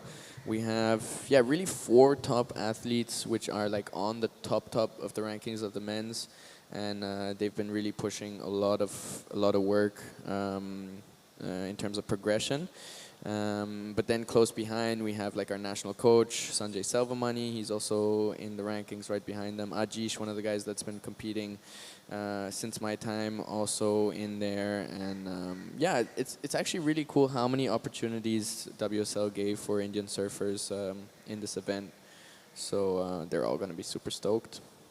I can totally agree with you. I think seeing professional surfing live and up close is so different to when you see it through a screen. I feel like screens really take away how incredible and how talented these surfers are. And when you get to actually see it in person, you live it and you breathe it in these events. So it's a great way to improve. And then obviously being able to have the live and be able to watch those replays is a huge positive for surfing as well. You get to see what you did wrong and improve for the next time. So hopefully we will be coming back to India a lot more and having these events. And I'm so positive that there's going to be so much growth in Indian surfing from last year, but from now on it's going to be crazy. Yeah, and just a minute and a half left. TP Jabek in the lead with those 2 mid-range 4s. Sanjay with an opening here. He has priority. And he needs a 5.57. So pretty much if he can do that turn that he got on the 3.67, if he can do 2 or 3 of those, he can get that number. But he only has a minute and a half to go. He does have priority. Let's see if he has a chance.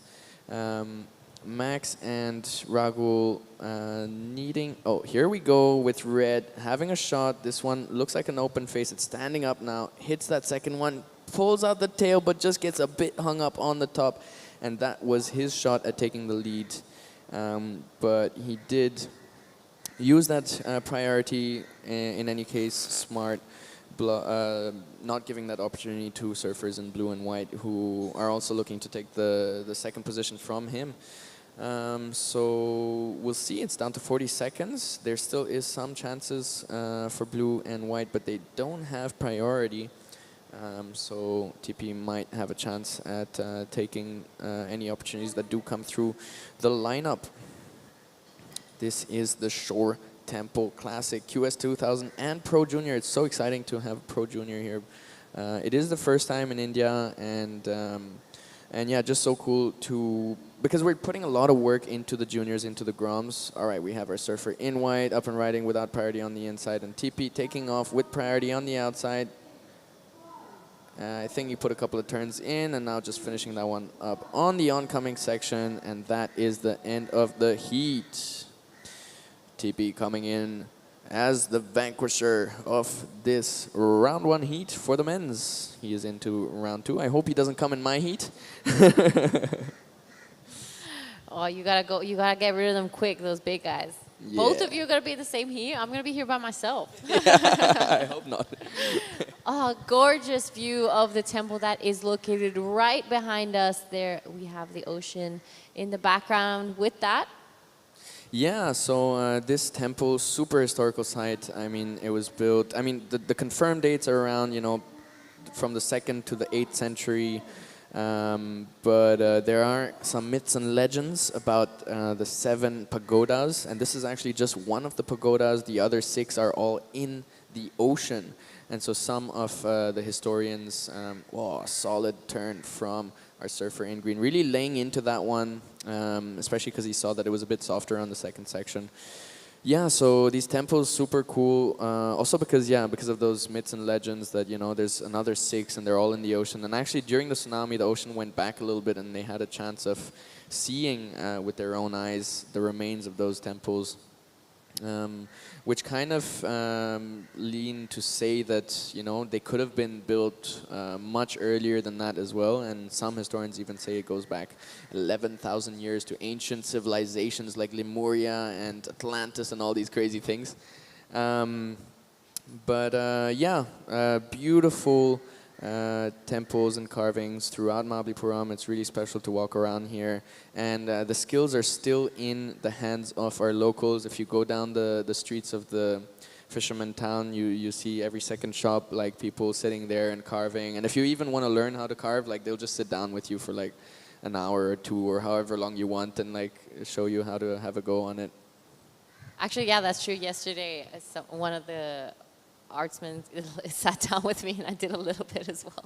So cool. He was really kind. He's actually right behind us. He's located under stairs. Actually, he has his little spot down there, which is really cute, right next to Joe's Cafe. And he was kind enough to kind of sit with me and be like, "Hey, you want to try?" And I was like, "Yeah, of course." So fortunately, he walked me through it, and I didn't ruin the current All right. little statue he was making, but it was really fun. Yeah. Are you gonna make yourself a little statue or maybe a pendant or something for someone special back home? Maybe. I think I'll bring some stuff back home for sure. Nice, super cool. And we are into the women's. In the water is Hinata Shimizu, Shishti Selvam from Kovlong, and Anarin Engstri. Super cool to have all these athletes from all over Asia and new names to try and pronounce. It's really cool. Different cultures, different languages. Actually, Mahabalipuram in that Pallava dynasty from the 2nd to the 8th century was one of the major trading ports in India. So they did trade with all sorts of Asian countries from Sri Lanka all the way to China. So it has a history of attracting attention from all over Asia. And we're seeing that again, but this time for surfing. Yeah, so it went from a trading hotspot to a fisherman's village to now a surfing central. I mean, this is an incredible spot. There is such a great surfing community. You just walk down the beach and there's such cute little restaurants. There's a lot of seafood around. Everyone is extremely welcoming. I'm so happy to be back here. I was really excited when they told me that they were bringing it back, and hopefully it's an event that we're going to be seeing every year from now on. Yeah, that would be amazing. I mean, also this year I heard there were quite few QS events on the Asian tour as well. Like a few of them got cancelled and so on.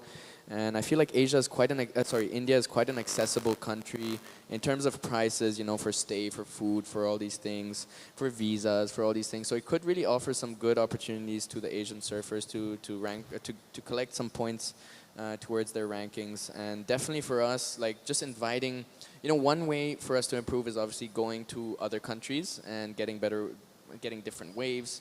And seeing the surfers out there, but the other one is getting them to our own country and just being inspired by that. So I'm really happy that we get both of those opportunities. We did send some of our surfers to Aussie for the Phillip Island Pro in Feb last year, or March, I believe. All right, we have one of our surfers up and riding. This is our surfer in white with a nice carve to start. A second one pushing hard on that tail. This is really like a heat opener, a little small to medium wave on the inside, where she's trying to just get the ball rolling, get the nerves out, and get a score on the board, and she'll definitely achieve that.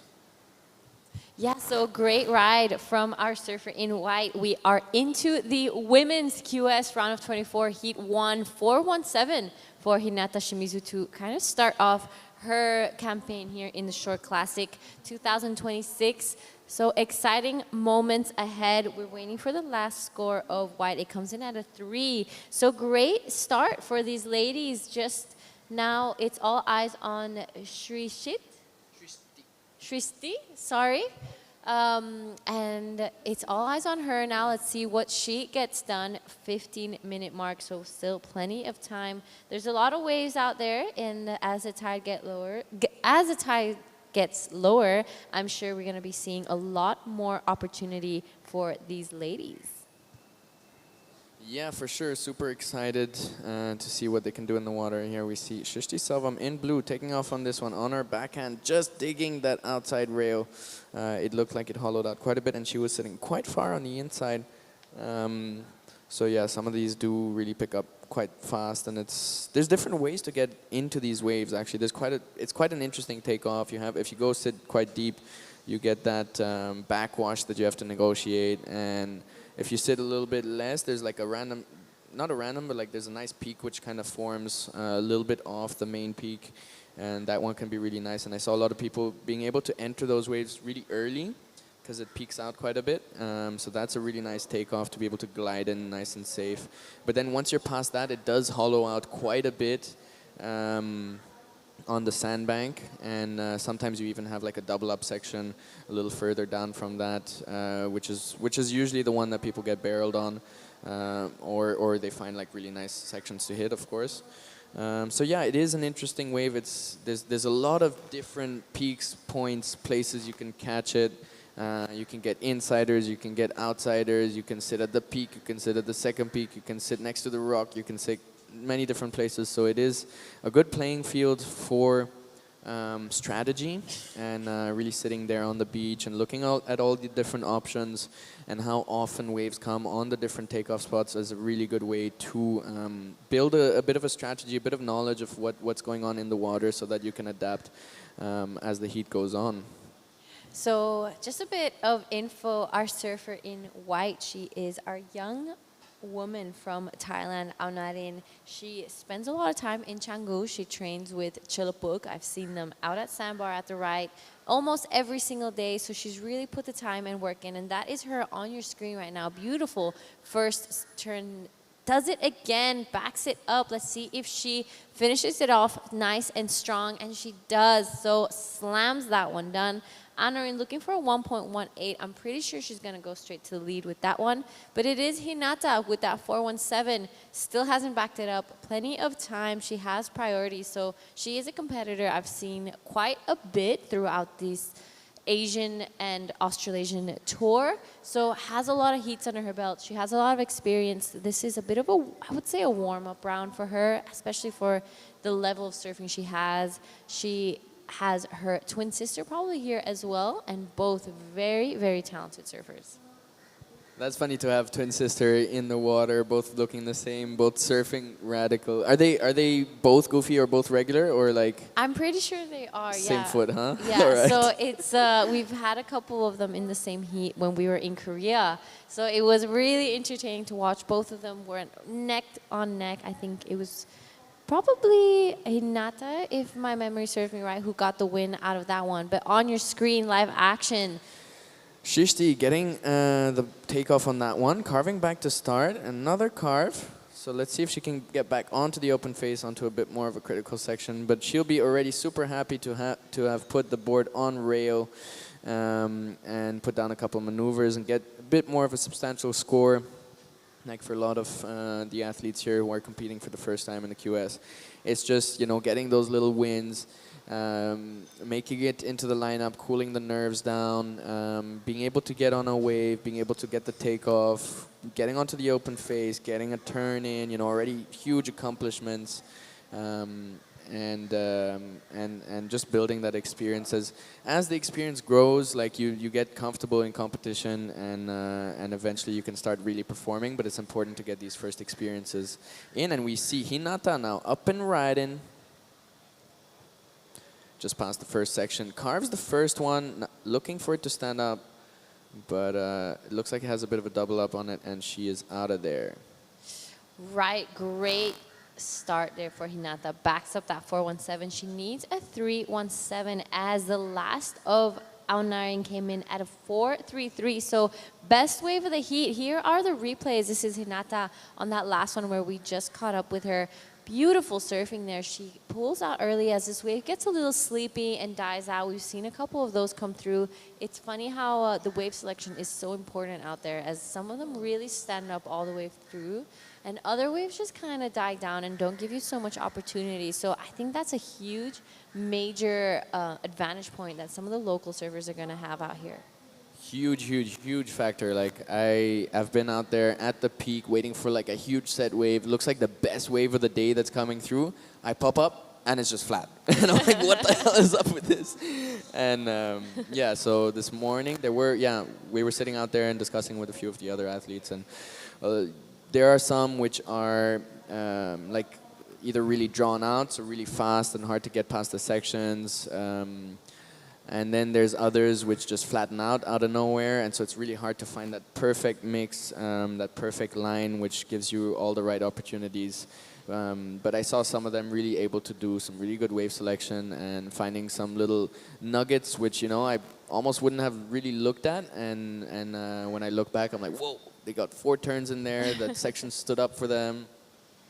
So yeah, really cool to see that experience also in terms of wave selection. Also at a new spot for all these people, right? Like everyone, like quite a few of them came in just a few days early, but they didn't have that much time to prepare either. I think since this event was announced pretty late, like only 3, 4, maybe a week max of practice before the event started. But yeah, a lot of them got in rhythm with the ocean, and right now in the water are our surfers Hinata and Anorin in the lead. Hinata with that second wave coming in at a 3.60, and she takes back the lead. But Anorin is following close behind, only needing a 3.44 to progress, and there are 8 minutes on the clock, which leaves a lot of time to find opportunities out in the ocean. They will be weighing every wave that comes in. Is this enough of an opportunity for a 3, for a 4, etc., and kind of just like leaving anything which is under their requirement go and looking for those that really give them an opportunity to score something they need. All right, a couple replays. This was our surfer in blue, Shrishti. Nice first turn there. You know, she really picked off a great wave here. I think this one is a little bit of a smaller wave, but look at the bowl on it. And she just keeps close to the power section. She's close to that whitewash and doesn't lose through so much speed throughout it. She has that board alive. It's pumping, it's moving, so she doesn't waste a lot of time. This is live action now. Our same surfer in blue, getting a couple nice swoops in out the back, jumps off this wave. Not so opportunistic as maybe the last one she picked out, but she is starting off really great. She's keeping busy. She's not letting the nerves get to her. I think it's important to kind of keep that ball rolling and create that opportunity for yourself. Yeah, she would have been really happy if she got those 2 waves at the start of the heat. But I'm sure she's also happy just to have 2 waves in. Oh, solid turn from our surfer in red, and now I'm seeing what you were talking about in terms of the level of surfing she can show. That was a crazy attack. I think there was a moment when all the athletes from different places came into the surf spot like a few days back, and all the locals were looking out at them and they were like, damn, the girls are gonna kick our asses. Some amazing surfing from the girls out here in the free surfs the past days. You know, fins out, board drifting. So really cool to see. Really inspiring for all of the women here as well, which is, you know, really just starting out. And Shishti actually is one of the surfers that have been in competition for the longest period of time. And it's just nice that she's getting some opportunities to put that board on rail. In the last event, the waves were quite challenging, and she wasn't quite able to find many opportunities to put those maneuvers down. And she's super excited just to get that board rolling, get maneuvers in, and showcase her surfing, show that she still has a chance, that she can still do some things. So yeah, really nice to see her backhand attack. And yeah, as you were saying, she does keep the board quite alive. She's quite aggressive in the sense of a surfer, like, you know, keeping the board active. Yeah. Well, just taking a quick look at some of the women that we will be seeing either tomorrow or the day after or the upcoming days. Mirai Akeda from Japan is a huge name. She actually won the Crewy QS 6000 and the Pro Junior Women's 1 year back-to-back. So an incredible surfer. Shino Matsuda is an Olympian, and she's out here as well. Anori Matsuno as well. Rita Suzuki and Hinano Shimizu, the twin sister of Hinata, in the next round as well. Sarah Wakita won a QS last year and comes from a prestigious surfing family, spent most of her childhood in Hawaii, then moved over to Japan. So there are some massive names in this event. You know, it is not something to kind of sweep to the side, and it's a great moment for surfing here in India. Yeah, super cool to see them all coming to India as well. Like I wouldn't have. I guess QS 2000 like a little bit less points and so on. So I wasn't necessarily expecting like all the bigger names to come here. But it is really nice that they've taken the time to come down here and to spend some time on this wave and show us what they've got. Here's our surfer in red, Hinata, with that powerful approach. This one a little bit softer, but she's still finding. It's quite long. She's finding a lot of opportunities. It's still going. She's past the rock. Let's see if she gets a section on the inside, getting up into the lip and laying that one down. Just looking to increase that requirement for a surfer in white, as white is up and riding out the bank, but she prefers to kick out for priority. It looks like Shushti Selvam will get that priority now. Having a shot, she needs a 5.36, so it's quite a big requirement. It's the biggest score of the heat, with only 3 minutes and 35 seconds to go. We'll see what she gets. All right, couple replays. This is Hinata Shimizu, current heat leader. Doesn't do too much out the back, but here as the wave kind of opens up for her, she gets some beautiful carves there. We see this wave kind of stand up for her. Solid finishing here for Hinata Shimizu. She wants to be joining her sister into the next round. Anorin, our surfer from Thailand, on the next one afterwards, decided to pull off quickly. There wasn't too much happening on that wave. She didn't see the potential to improve on that 3. So scores are in. It is a 5 for the last of Hinata. Does extend her lead. It is now Shrishti with a bit of work to do. 5.36, you're right, is a pretty solid requirement. She has to be aiming for at least a 5.5 or a 6 to kind of keep her dream alive and get into that round of 16. Yeah, so she's definitely going to have to get a longer wave with quite a few combination of maneuvers. Probably get up into the lip, which I know she can do, to get that 5.0. Well, 5.36 that she needs. It is still the highest score of the heat. And yeah, Hinata getting a 5 on that one with that mid-size wave. So also showing that the judges are looking at those combination of maneuvers. You know, if you can really put a long wave together, you will get rewarded in terms of score. So it's not only about critical hits, but also about putting smooth surfing together on a wave, rewarding both things. And that's what I saw in the previous events as well. Like we had, I think a 7.67 was our highest one maneuver wave in the last event, but then like a 9.17 was like a three maneuver combo, really nice, no downtime, super flowy, quite critical. So both things are being rewarded, and it's nice to see from the judges up in the booth with only 1 minute and 35 seconds to go. Let's see what opportunities come through for Shishti. She is sitting in priority, needs that 5.36, and Anorin is in second, probably going to start trying to defend her spot, so she'd be looking to maybe sell some waves to blue. She looks pretty chill right now, though, just sitting on top of blue a little bit. Yeah, so a bit of a break in the action as there's a lull here. We are seeing the other girls paddle out for the next heat. We'll see Hana Suri Jabrek, also known as Suri. Lydia Kato, also from Indonesia, both Indonesian against Sandhya.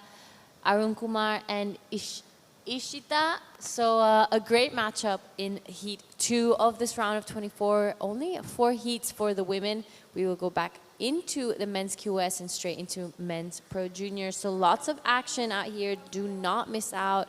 Waves are gorgeous here at this point break in Mahabalipuram.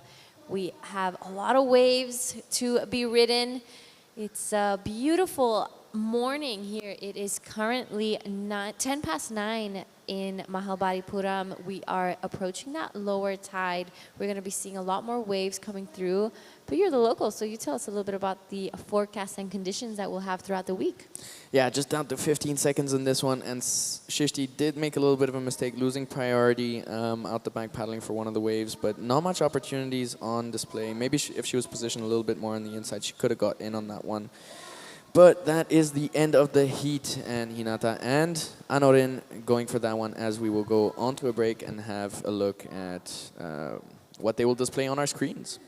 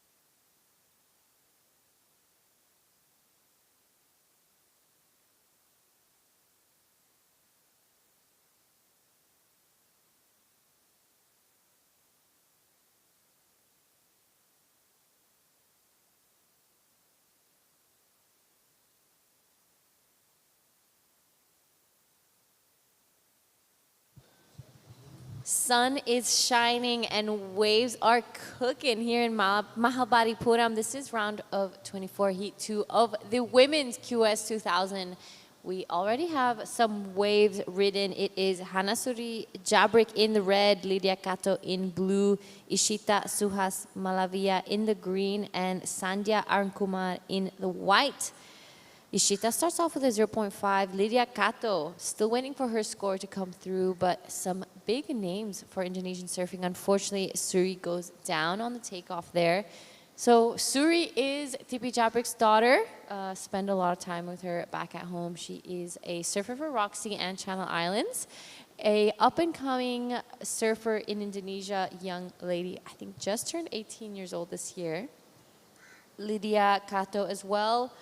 A young talent from Indonesia, up and coming as well. Some of the best surfers coming up in Indonesia right now. So big names to come through. Unfortunately, a lot of the Indonesian surfers weren't able to attend this event due to the Padang Cup. And I think it's pretty surely going to be running this week because we have had some non-stop swell back at home. So it's going to be a great event to watch. But due to that, unfortunately, they weren't able to join us here. So another fall there, unfortunately for Sandhya, wasn't able to ride out of it. We've had a bit of a fumbling heat this morning, but I'm sure these ladies are going to be posting up some great scores soon.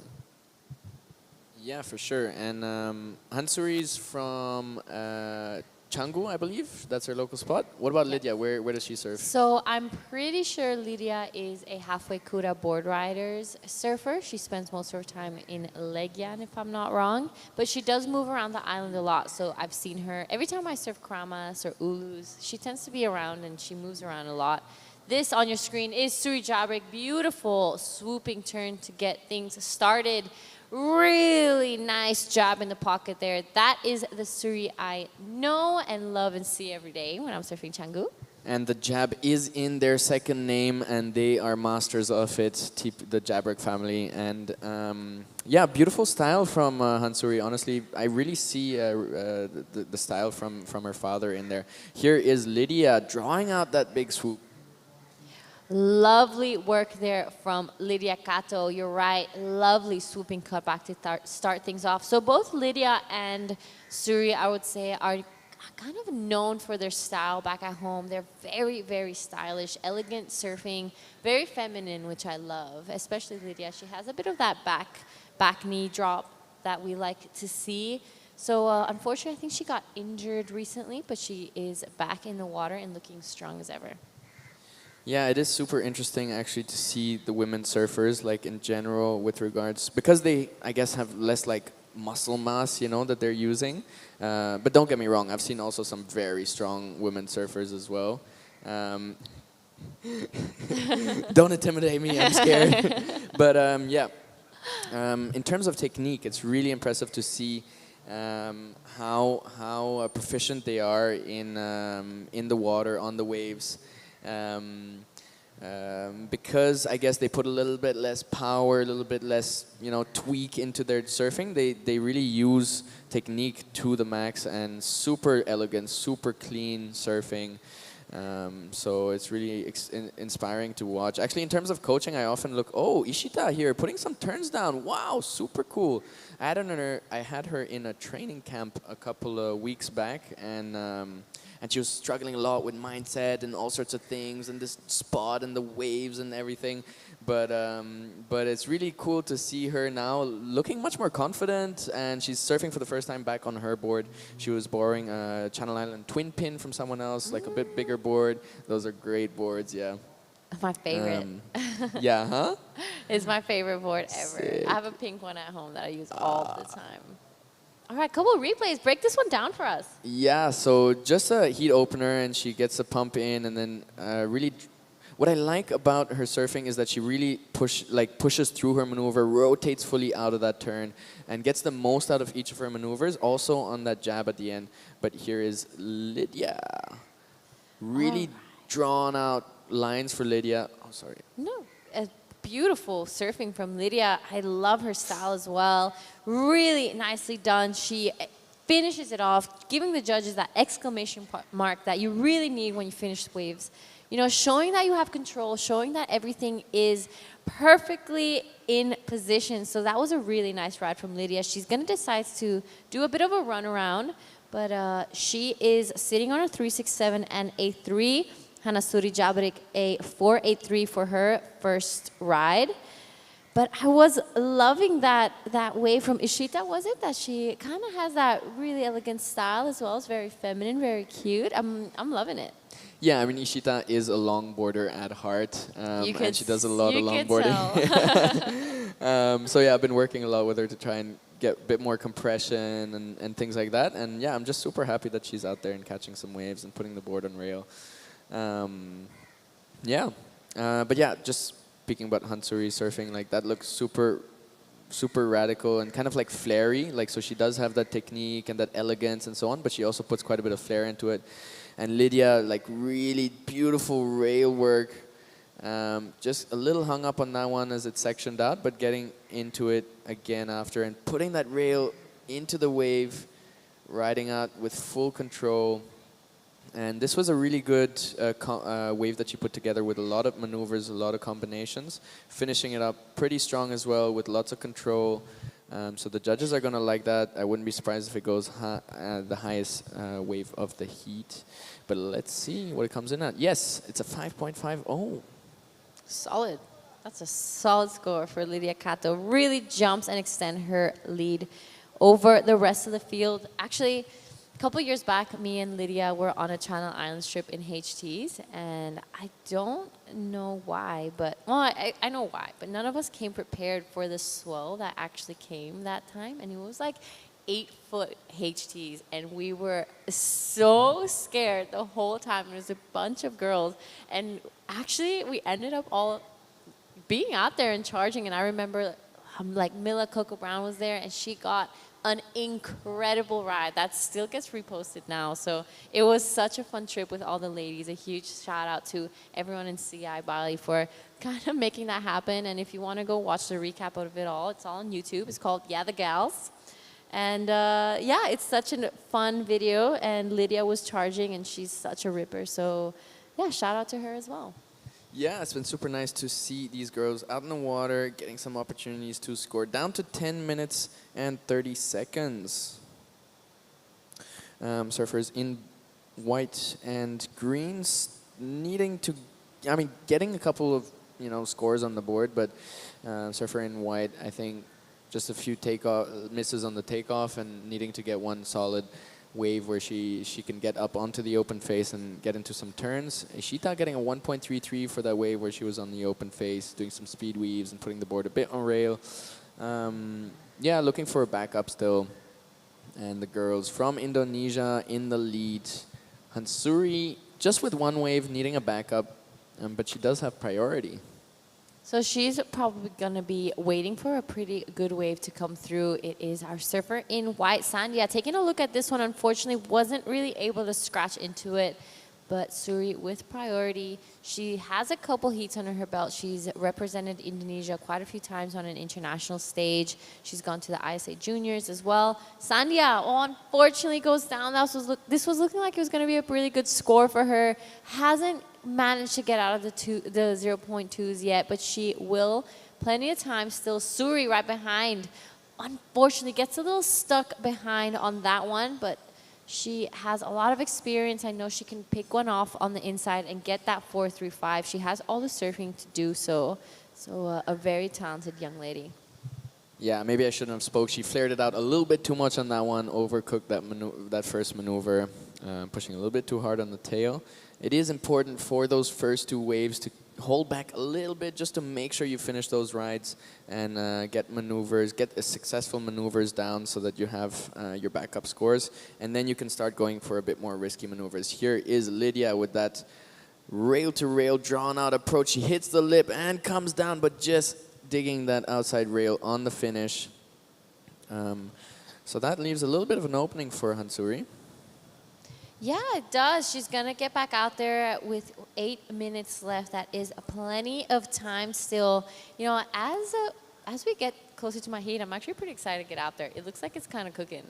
Yeah, the waves look like they've settled after that high tide mark. The wind conditions also look super clean, super glassy. And I hope it's just going to be like this for the rest of the day. I mean, it would be cool if all the surfers get an opportunity at some really epic rides. Yeah, hopefully, you know, there's so much swell back at home, and I do hope we do get a bit of a tail of it, because I remember last year when we were here, the conditions were incredible. There were such fun waves throughout the entire event. We had some solid swell, and, you know, if you do decide to come down here, it's so easy to just grab a car or grab a tuk-tuk and find your own little spot throughout the coast. I remember there are so many fun waves around. The locals kind of took us in and were like, on a little bit of a tour around here. As we have Hansuri. All right, nice, beautiful opening cutback there from Hanasuri. Just a bit of a check turn as this wave stands up for her. She jams that one in the pocket. 0.87 is out the window for her. She needs a 4.35 to go into first, but plenty of time, 7 on the clock. She has all the talent to get into that 5s and 6s range, so she just needs to find the right wave. Yeah, I really like that first turn. It was a solid carve in the pocket, really tight radius, lots of spray. Like, those are the kind of dream carves for me, you know, for my surfing. So it's really nice to have the girls out here to show us really good technique and help us improve our surfing. That one comes in at a 4.83, and she is into the lead. Lydia now needing a 4.23 if she wants to steal it back from Hanasuri. Yep, still plenty of time. These two young ladies have competed so much against each other throughout the years. You know, they both started surfing, I'd say, at pretty similar times. So they know how each other works under pressure. They know the strategies. I'm pretty sure they've, practically grew up surfing together. It's so nice to see them turn into the young ladies that they are today. Not only great surfers, but great humans. So it's great to see that next generation kind of step up.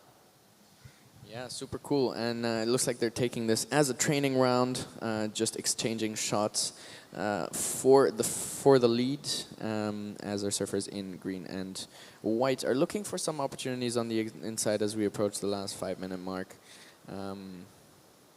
Yeah, I've said it a few times. The best way to improve your competitive surfing is by competing. I mean, there is no other way to kind of replicate that feeling of being under pressure, surfing heats, and being out there on your screen, though. Lydia Cato, no pressure at all. 5.5, wants to back it up. Nice turn there. Kind of really follows the lip line, carves it around, gets past this sleepy section, does a couple more carves there. She wants to be back into first as Suri got that 4.9 to kind of jump into the lead.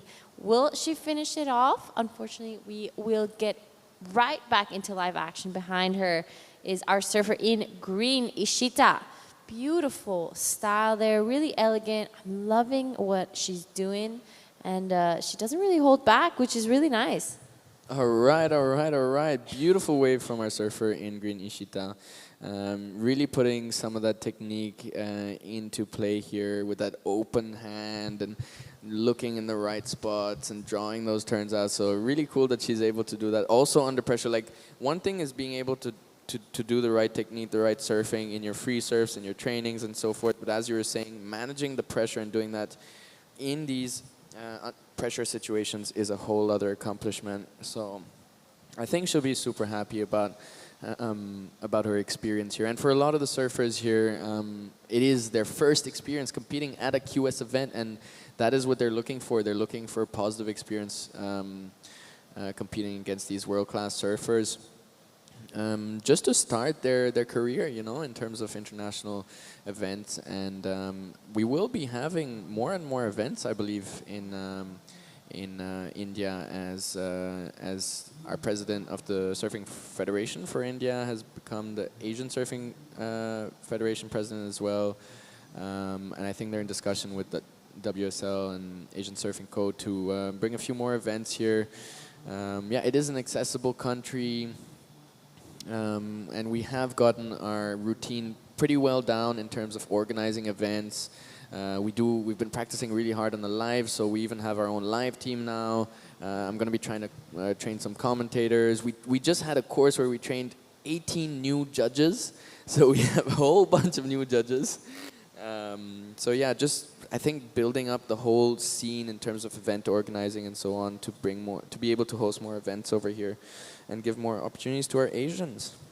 I mean, we've said it quite a few times already before, but there is so much opportunity for growth in surfing in India. And already from 1 year ago to now, there has been a massive change. And, you know, that exposure, not only in the live, but even having those professional surfers come all the way here, some of the top surfers in Asia, and being able to see them live is a huge opportunity for the local surfers and for the next generation as well. It's just such a difference to see not only what the surfers are doing in a heat, but the whole approach to it, like their warm-ups, their routines, how they get ready, how even days before they're out here, some even weeks to kind of really get used to the waves, the equipment that they're riding. So it's a huge thing for the local community here. Yeah, for sure. Massive opportunity for us. And this is really turning out to be a boxing match. Ooh, we have Sandhya here up and riding on her first wave. As she manages to put the board on rail for 2 turns, she'll be really happy. Look at that. 3 flowing turns. And that was our surfer in white. Now going up into the lip. Will she make the finish? No, she just loses it. That would have been a super experience for our surfer in white there.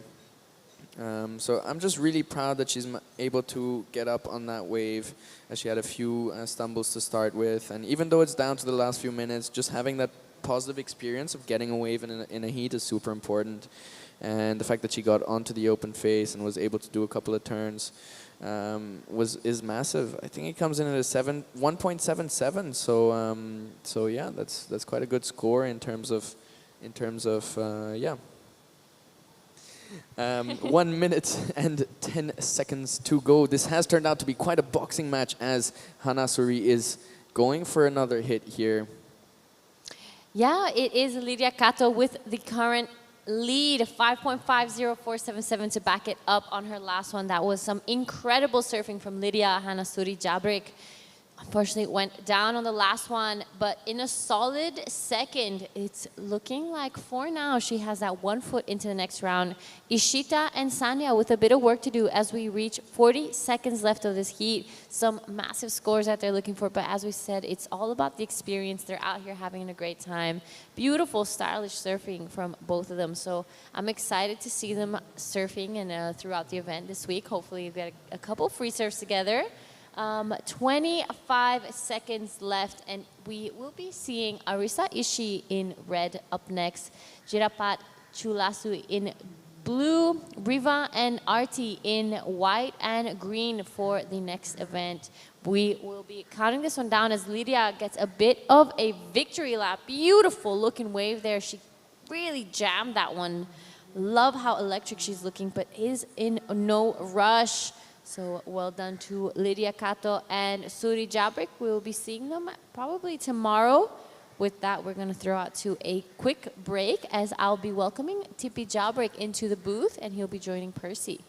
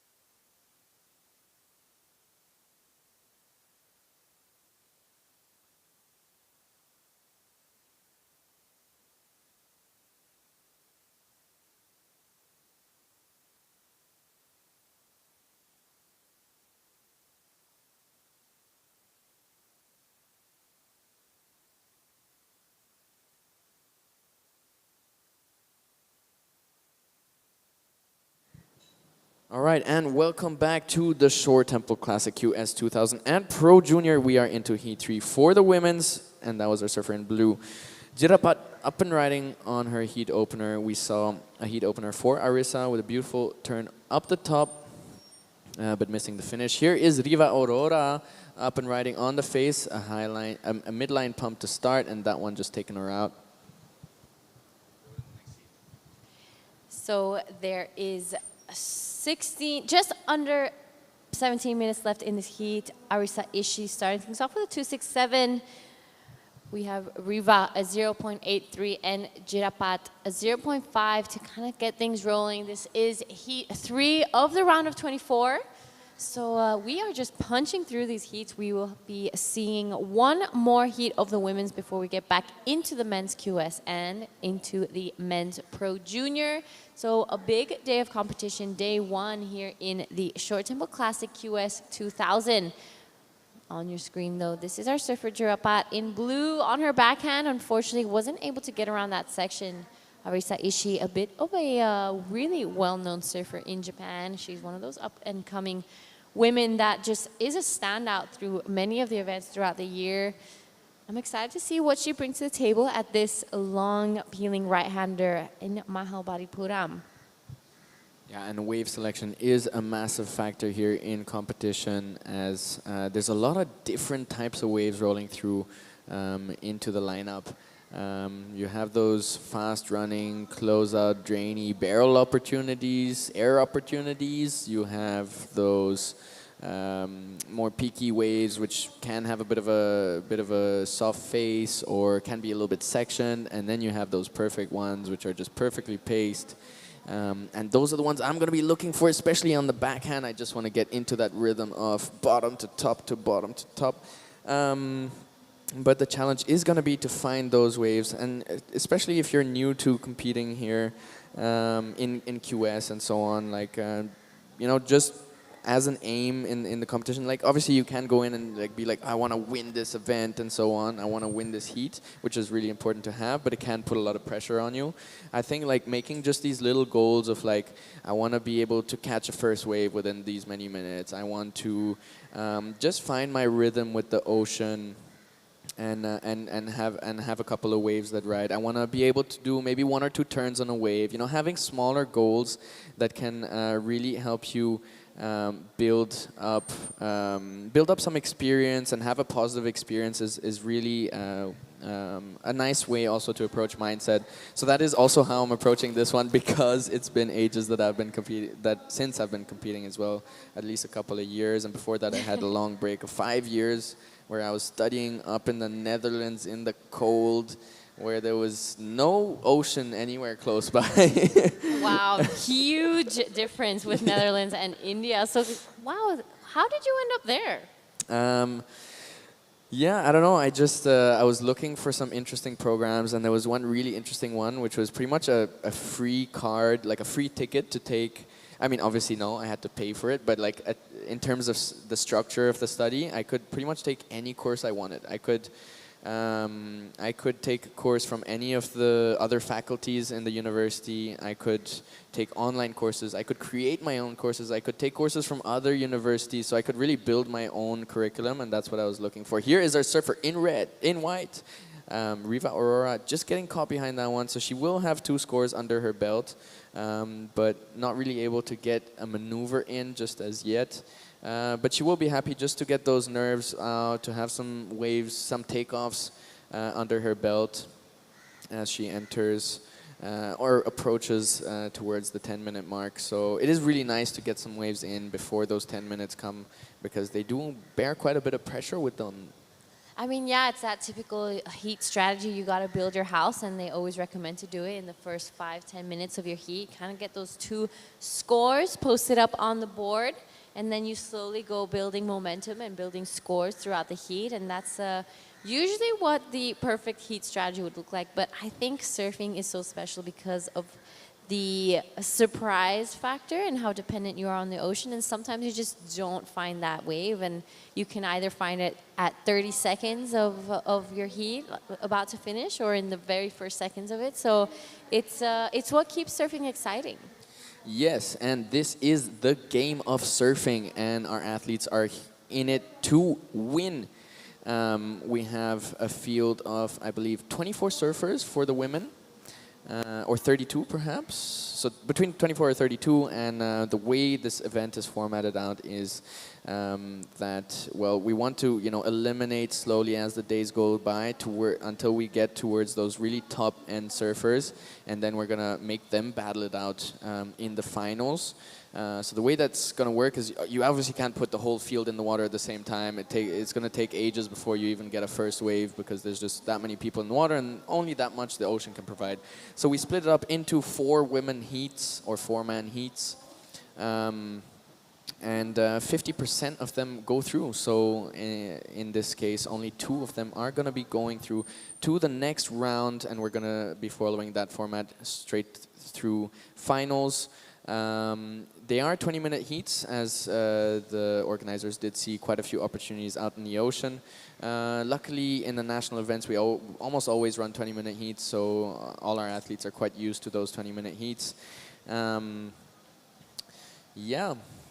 And indeed, the first 5 to 10 minutes is when you want to try to build some scores, get the ball rolling, get some scores in the score line, and then start building on them until you reach the final 5 to 3 minutes, when you start to really protect and defend your spot wherever it is, especially if you're in the top 2, because those are the rolls that are going to get you past to the next round. And then if you're in the 3rd or 4th, that's when you really want to pull some magic out of your sleeves and find some opportunities. Here is our surfer in white, Riva Aurora, driving down the line with some beautiful speed flow, trying to get up into the lip. And she does ride out with control, so she will be putting a bit of a score on the line. And she is actually in 2nd position right now. So super curious to see what that new score does to her score line. Jirpat waiting out back, just needing a 0.83 right now to progress, but that requirement might go up just a little as we approach the 10-minute mark. This is round of 24, heat 3. So indeed, we do have 24 women in the draw for the women's, and a lot of big names in the ocean, from Japan, from Indonesia, also from Thailand. Izzy came into the finals. I'm not sure if she won last year, but she's been putting down some really good surfing. So yeah, excited to see all of these women firing it up. And here is our surfer in green, Arti, just missing the takeoff on that one. She's been also putting in quite a bit of time in the ocean here in Mahabs to practice coming up to this competition. So I hope she gets a chance to get a nice takeoff and a long ride, which I know she's able to do. With 9 minutes and 10 seconds remaining, I welcome Tipi Jabrek into the booth with me. How's it going? How was your heat? Yeah, it was fun. I got a 2 wave, that's the criteria, the judging criteria want you to get at least 2 best waves, so I just want to get 2 waves. So it was fun, really fun. I'm happy to surf Mahabs for the first time, yeah. Yeah, you got some really nice waves and good strategy also. I feel like it's just in your system in terms of like surfing heats. Like you just get out back and you got 1 wave, and then as soon as you paddle back to the peak, there was another one. It was just ready for you. Like, here, TP, take this one. And I'm not sure there's a strategy. I just want to go surf. Yeah, that's what. Honestly, one of the best strategies is just going to surf and having fun. As we see our surfer in red laying 2 massive hacks out the back in the lip in the critical section. That's going to be a solid score. Yeah, Arisa Ishii is one of up-and-coming young Japanese surfer. She did really good in the wave pool, actually. She surprised me. She's surfing really fast, really good, connecting on all the flow. This is a little Earn from Thailand. She lives in Phuket, but she come to Bali a lot. So she's been doing a lot of practice in Bali, and this is probably maybe, I'm not sure if this is going to be her first time in India, but yes, she's sitting in 3rd position right now, yeah? Yeah, 3rd position, actually, an Indian surfer, Riva Aurora. Sitting in 2nd right now. She got onto the open phase for one of the waves and managed to put a couple of turns in, getting that 1.5. The requirement is a 1.76 for Jitapat, but we'll see what she gets on the last one, as we have some replays. Yeah, this is Arisa. She's only looking for a small score to put her first position a bit harder to the other girls, and that could be a good number. A 667. Wow. Yeah, that looks like one of the more solid scores of the women's rounds so far. A 6.67, a two-turn combo, good flow, no much downtime in between, up into the critical sections. So really nice surfing from our surfer in red, Arisa. And then Little Earn also got a 2.83. So first and second is our two international surfers. So surfers and two local. There's only one, yeah. So Arti didn't come, yeah. She's in the water. Oh, as she's well. out there. Yeah, she's Okay, out okay. there. She just didn't catch She any just wave didn't yet. pop up on that wave yet. So she'll be looking for some more opportunities. Riva got up on a couple of waves, got a couple of scores. Should be looking to get some more out the back. She does like getting priority. She really surfs at the peak, so it's nice to see that even with the big boys. And here is Arti down the line, speed. Let's see if she gets up onto the open face, but that one runs out. And I know, like some of them aren't very comfortable around that rock, so they'll kick out before the rock arrives. Yeah, for sure.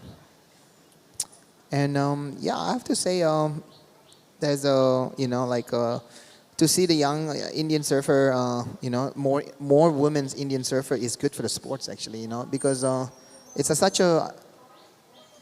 I have to say it's such a like a male dominating, but in the water, especially in I don't know, even in Indonesia, it's a bit of male dominating. But I have to say like more more Asian countries like producing more girls is actually good for the sports, because you can see like there's a lot of strong Japanese, there's Thai, there's Philippines, and also there's a couple of good Indonesian right now, and to see more Indians is what we need for the sport.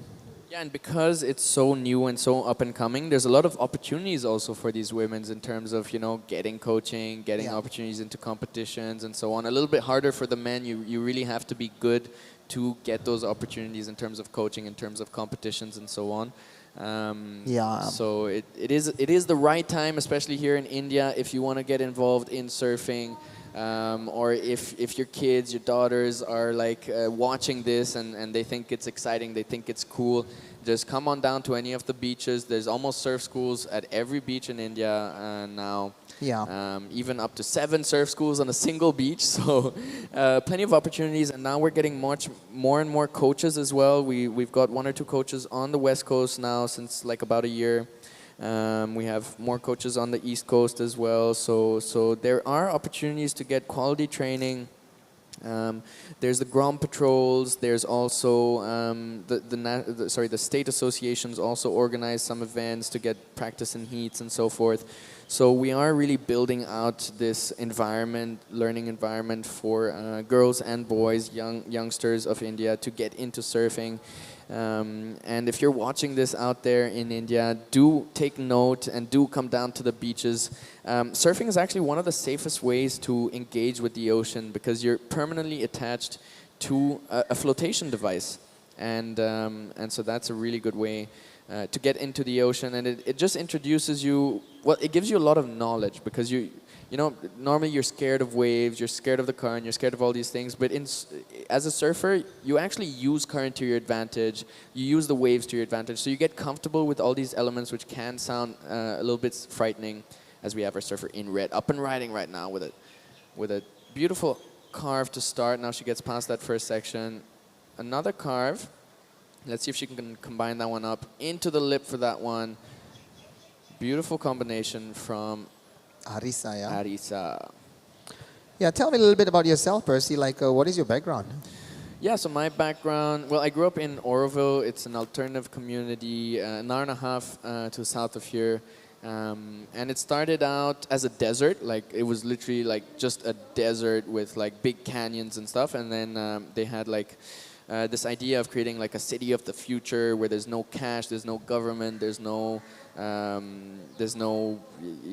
like a new system kind of. So a lot of, it was the 60s, so a lot of a lot of hippies from all over the world were really like inspired by this, and not only hippies, obviously all sorts of people came down to Oroville and started building the forest. That was the first thing that we had to do. Wow. Was building the forest because there was absolutely nothing there. I mean, I live like 5 kilometers from the ocean, and Okay. when I was like 1, when we first settled there, we could see the ocean. Like Yeah. that's how bad it was. But yeah, so we've developed a lot of skills in terms of forestry, in terms of organic farming. You sounds like you live in the 60s. You didn't build the city, so I mean, like your surfing background. Tell me a little bit about your surfing background. my surfing background, I started as a swimmer actually. Okay, yeah. And in our swimming pool, we had a little poster of Samai and Juan, who started their surf school. All right, here is some of our surfers. That was the replay for Riva on that wave, getting a little turn in, so she'll be happy with that. But yeah, my surfing background, I started around 9 years of age. Actually, You were 9 7. years old. 7 was my Wow. first time on a board, actually. Oh, One of wow. my friend's dads had a board, and he was surfing on one of the beach breaks, and so he gave me a go. And then 2 years later, I saw another poster where Juan and Samai started a surf school, 2 guys from the Basque Country. Wow, that was an interesting fade-in takeoff. Not successful, but nonetheless, good attempt. And then yeah, I got hooked like from day one. I remember already taking direction, having some faces to surf on like the second or third day. My first wave was a nosedive though. I do remember that. And then yeah, started competing in 2012. And just got through one round first, and then the next year I got into the finals, and the year after that I started winning until I was 19 years of age, and I decided to go study. Where did you go? I went to the Netherlands, like craziest weird place to go because there's no waves, it's cold. I mean, there are waves, to be honest. I've there's surfed wave, there a little bit. Where do you surf? Zandvoort or something? I think somewhere next to Netherlands, next to Amsterdam. Yeah, Zandvoort. Possibly, yeah. They have like these big cannons on the beach and stuff. Close to Haarlem, no? I'm not sure. I just went there once, to be honest. Oh wow, You sound like you know the Netherlands quite a bit. No, I- I was far inland, so I actually. Where are didn't- you? I was in the Twente region, so it's like Oh, all the way Twente, yeah. next to Okay. Germany. Close to Germany. Yeah. Oh, nice. Wow. So yeah, good experience. Coming back here to help surfing in India. That's for sure. Good advantage for everybody. Yeah, and that is the end of the heat. So look- Arisa taking it out with Jirapat in second position. Riva unfortunately not able to come up all the way into second to pass through to the next round, as we will go on a short break before the next heat.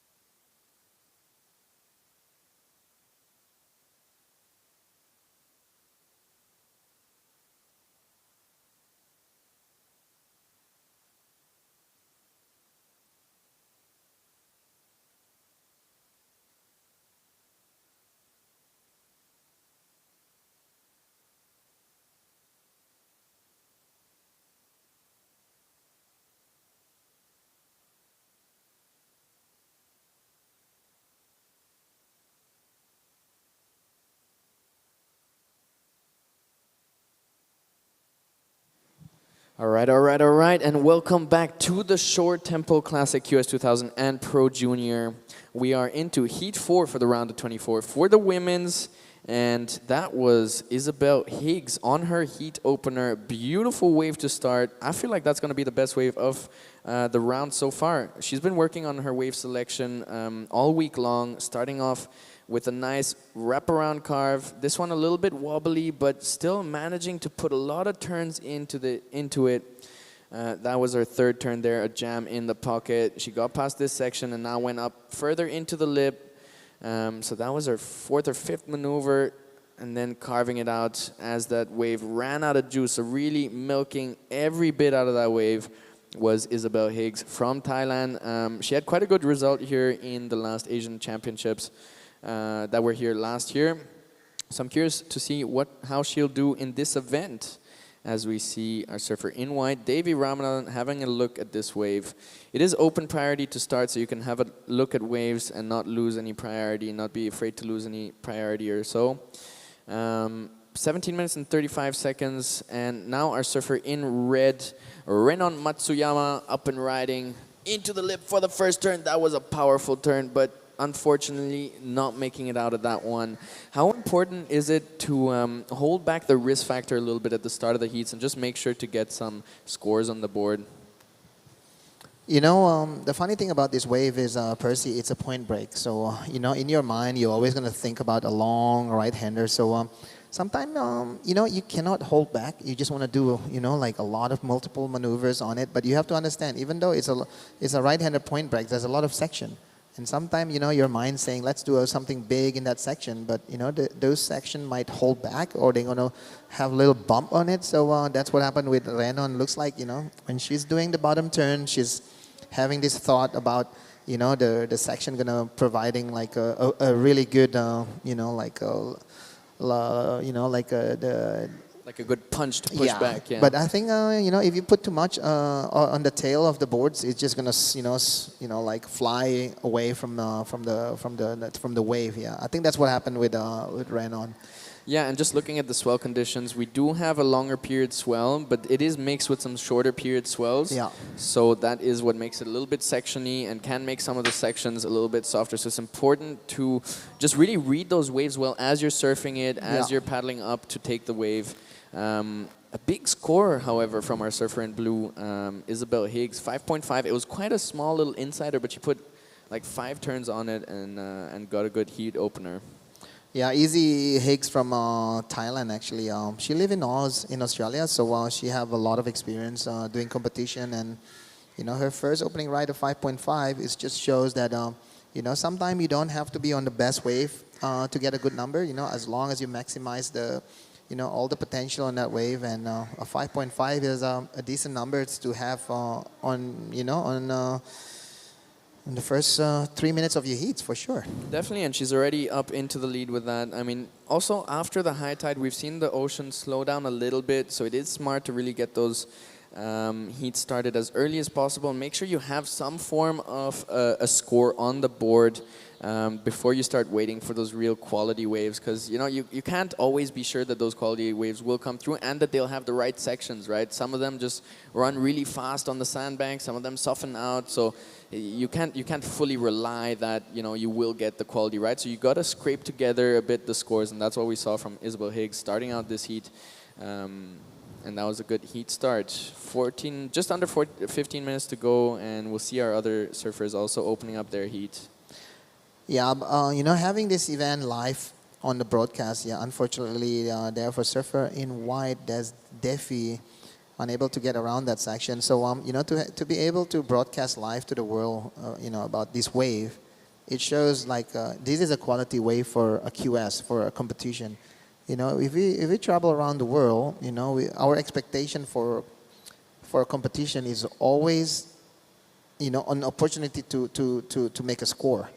And this wave have all those elements. You know, people can come here and have this view of, oh, I can make a couple turns on that wave, and that's good enough to show to the world, you know, the potential of Mahabs, you know, in the future, you know, to keep going as a host, you know, become like a destination, tourism grow, and all you need to do is just keep doing it. consistency is the key. Yeah.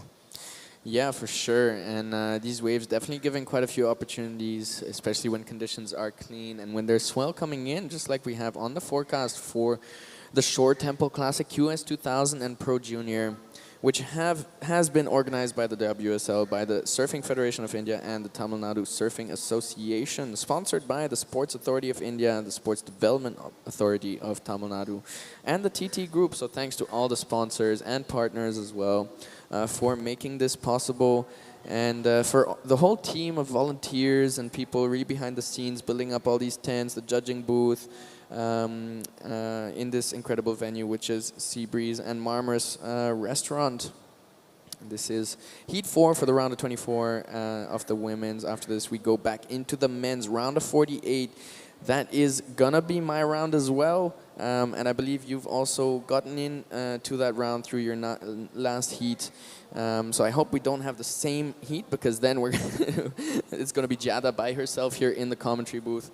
But yeah, I'm super excited to get a surf in. The waves do look, even though it's a bit slower, they do still look super pumping. As we've seen some of these opportunities come through. And yes, every wave, every surf spot is an opportunity. In the eyes of a competitor, every wave is an opportunity to score. As we have Izzy up and riding again, driving down the line here and up into the lip for the first maneuver, seeing a bit more flair on this wave. Just a glimpse of what is to come in the next couple of waves as she builds her scores. That was a good maneuver, but just the one maneuver, so she'll be looking for a similar, another opportunity to get multiple maneuvers. And here is Giada. Wow, Giada back in the jersey right there. I wonder whose board she's using. Is that my board? That's a 6-0. Giada, wow. She looks like she's ripping it. Yeah, a little bit big on her board, but it's a good it's a good board. It's a Channel Island Remix Goldie model, specially made for barrels actually. You brought a barrel board to India, damn. Yeah. That gives us a lot of credit, you know. Like, you were expecting to get that many barrels. That's great. Yeah. So this is a replay from Giada. Nice swooping, front side back side right there, and we'll see if Giada can get some numbers, because she only need 1.56, and yeah, still waiting for Renon also if she's gonna change any situation. So. Here we go. Giada moving to second place right now with a 3.07. Yeah, and you can see the competitive experience there, just being able to catch a little wave and manufacture a score on that with multiple maneuvers. So great effort there from Giada as she jumps up into second position.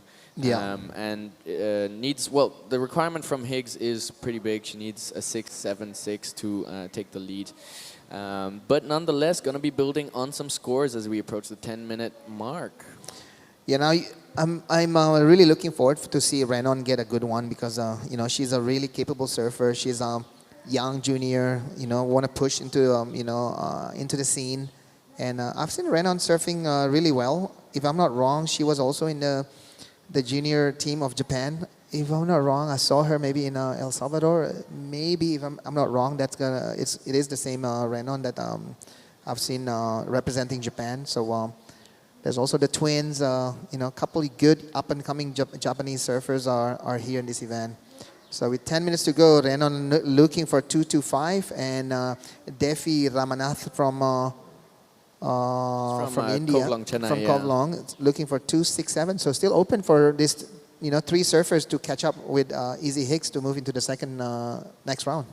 Yeah, definitely still open. Giada is looking for that backup. Renon, we saw the flare she had on that first wave, just going down, overcooking the first maneuver. Davy now up and riding, beautiful high line to get past that first section. Now she put the board on rail and just losing stability on that one on a couple of little ribs on the inside. But she'll be going back out to catch some more in the remaining 9 minutes. I'm also super excited to see one from Red as she sits out there with priority right now. Only needing a 2.25, so that'll be probably quite easy to get for her. Giada, however, is going to be getting a backup pretty soon, and she might increase that requirement.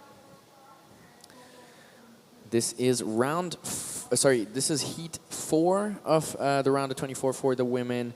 And after, I think we're going into heat 5 after this, I believe. I think this is the for last men. heat. The This is last heat. Of, yeah, of and the then we're gonna do to the women. yeah. And then it's the men round of 48 heat 1, followed by round of 48 heat 2, and that's my heat. So I'm gonna go and get ready for that after this heat. Really looking forward to get in the water. Had a really fun session this morning. The waves were super pulsing early in the morning with the rising tide. And conditions were also like much bigger than yesterday. It was hard to find the exact like really good waves with the right pace, but yeah, if you fish around for enough, and that's why I think it's so important to get in the water a bit early in the morning, at least for me, just to get a shake off those first bad waves where your body's like calibrating to surfing. Yeah. And finding how the surf spot is this morning. What are the emotions this morning? Did they have a good night of sleep? And are they ready to fire, or are they still a bit sleepy and grumpy? Yeah. But Izzy, really good read on this spot. I've seen her since pretty much like a week or so practicing at the spot, and she also has experience from the Asian Championships last year. And she's been just surfing all day long. Like every session I go in, she's there. Wow, So yeah. lots of experience here as we see our surfer in green. Giada getting up into the lip now, entering another section here. Yeah, you know something about Giada. She used to represent Italy in the world, in the ISA, in the World Games of, qualification for Olympics. So Giada is no stranger for the jersey. That's for sure. Yeah, that's for sure. And she looks super comfortable in there, getting a back up, a 3.4 on her last one. So now the requirement for Renan is a 5.64 if she wants to get the jump on Giada. That is the highest score of the heat so far, but I'm sure she'll be able to do that if she finds the right wave. Even if you have all the best surfers in the water competing against each other, it's about the waves they're able to find, about the opportunities they're able to find, their wave reading skills, and whether they're able to use priority in the right way to get the right of way on those waves. So lots of different things that come into play in competitive surfing, and it's not just about the technique and the quality of surfing as well. Yeah. So what are you gonna ride on your heat, Percy? I just have some JS that a friend brought back from Thailand, I believe. So it's an epoxy board? No, PU. I don't even know. Oh. Yeah, I think it's epoxy. How big is but it? it's 5'11". It's like quite a bit too big for me. What? 5'11"? Yeah. I rode a 6.0 today, so it should be okay. 5'11". Yeah. No, it's fine. It's fine. It works. Like Yeah. I just have to really push that back foot really back on the tail pad for Are it you to. a goofy footer? I'm a goofy. Yeah. A little advantage because you can go big here, on your backside. Yeah. Yeah. I hope so. I hope I get the waves to do it. I'm gonna make a call on your heats now. I know. Hope gonna- you give me some good voodoo. Yeah, I'm gonna put a lot of pressure on your on commentating your heats for sure. Yeah, yeah, definitely feel a bit of pressure also because I'm up against 2 Japanese and they've been surfing super good in the free surfs. Oh, you've been putting some homework on your surfers on your heats. My Yeah? competitors. Yeah. I mean, I just saw which country they're from. I've been talking to a lot of them in the water, and Who's yeah, your favorite? all super guys. Who's your favorite surfer in the men's division? I forgot his name probably, but He's so good that you forget his name. Yeah. yeah.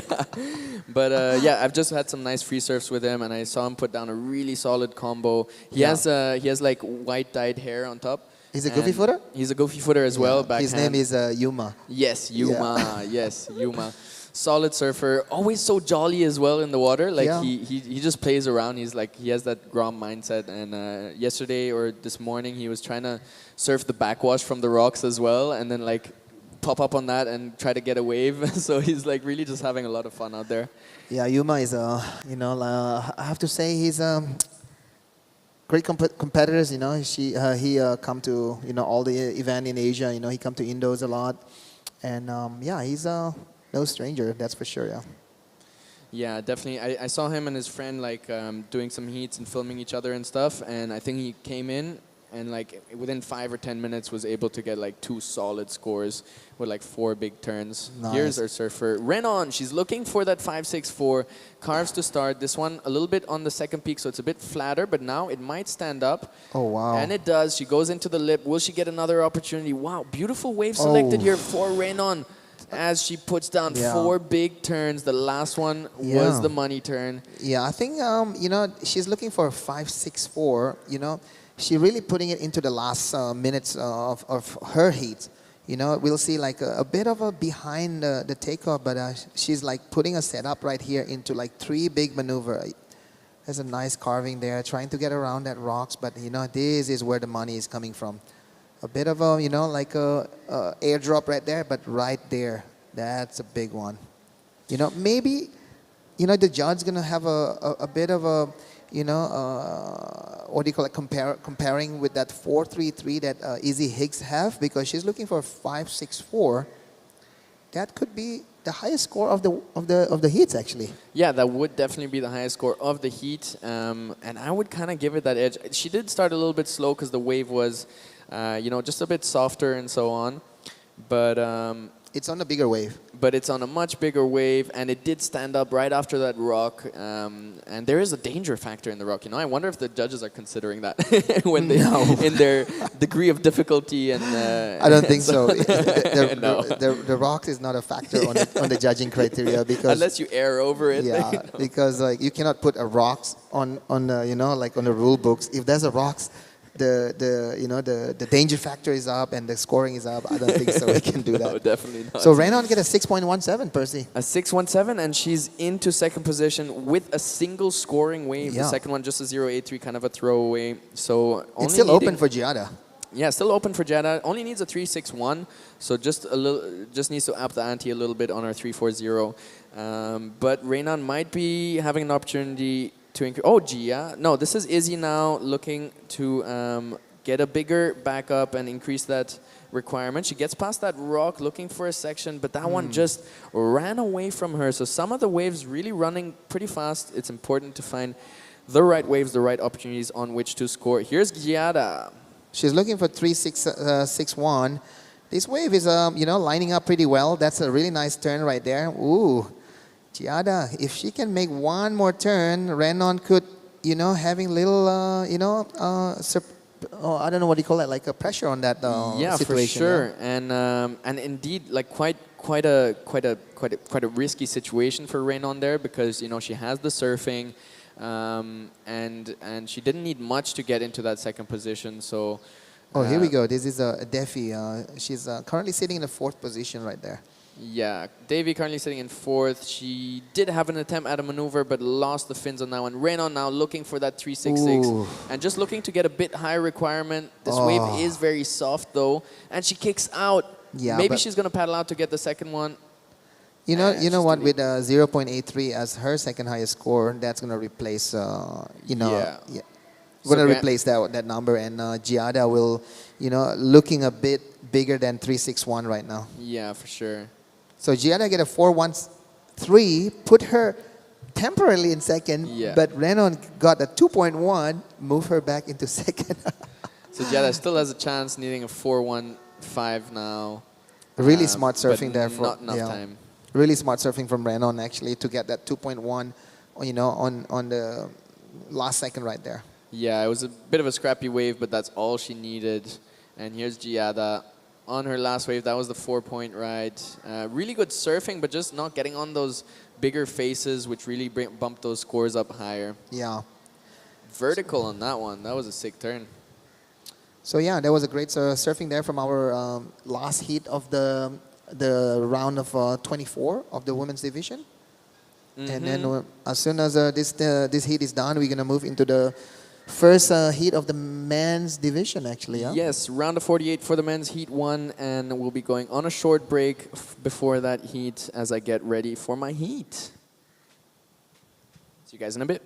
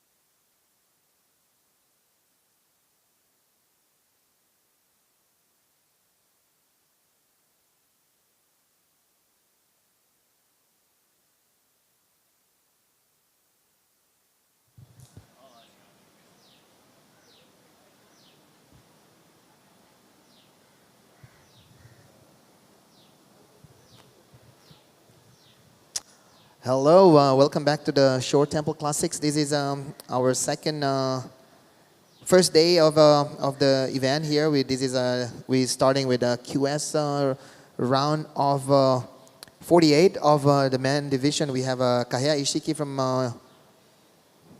from Indonesia and Japan also, and then we have also Rendra Attard, and then also Harish Mutu, and also Praveen Ratut from India. So yeah, 18 minutes and 20 seconds to go. I'm here with Ty Surati from WSL. How you been, Ty? I'm good, thanks, Tippy. Great to be here in Mahabalipuram. Yeah, and what is your highlight so far here, Ty? Let us know.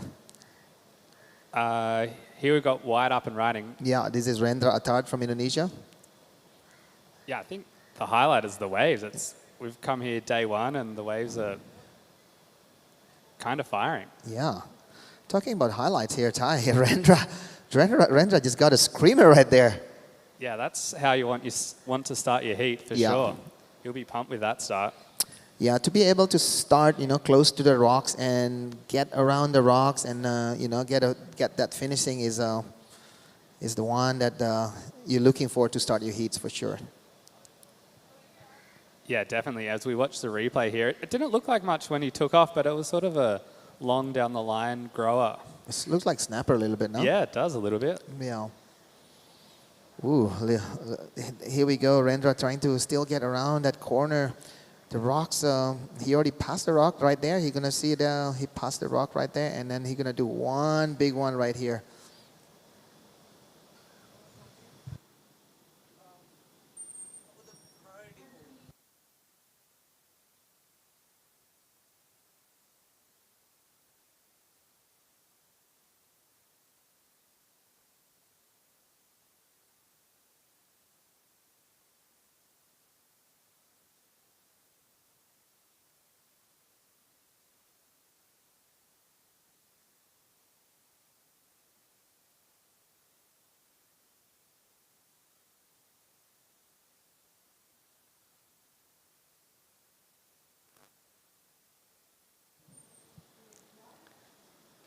So Renda started his campaign with a 5.83.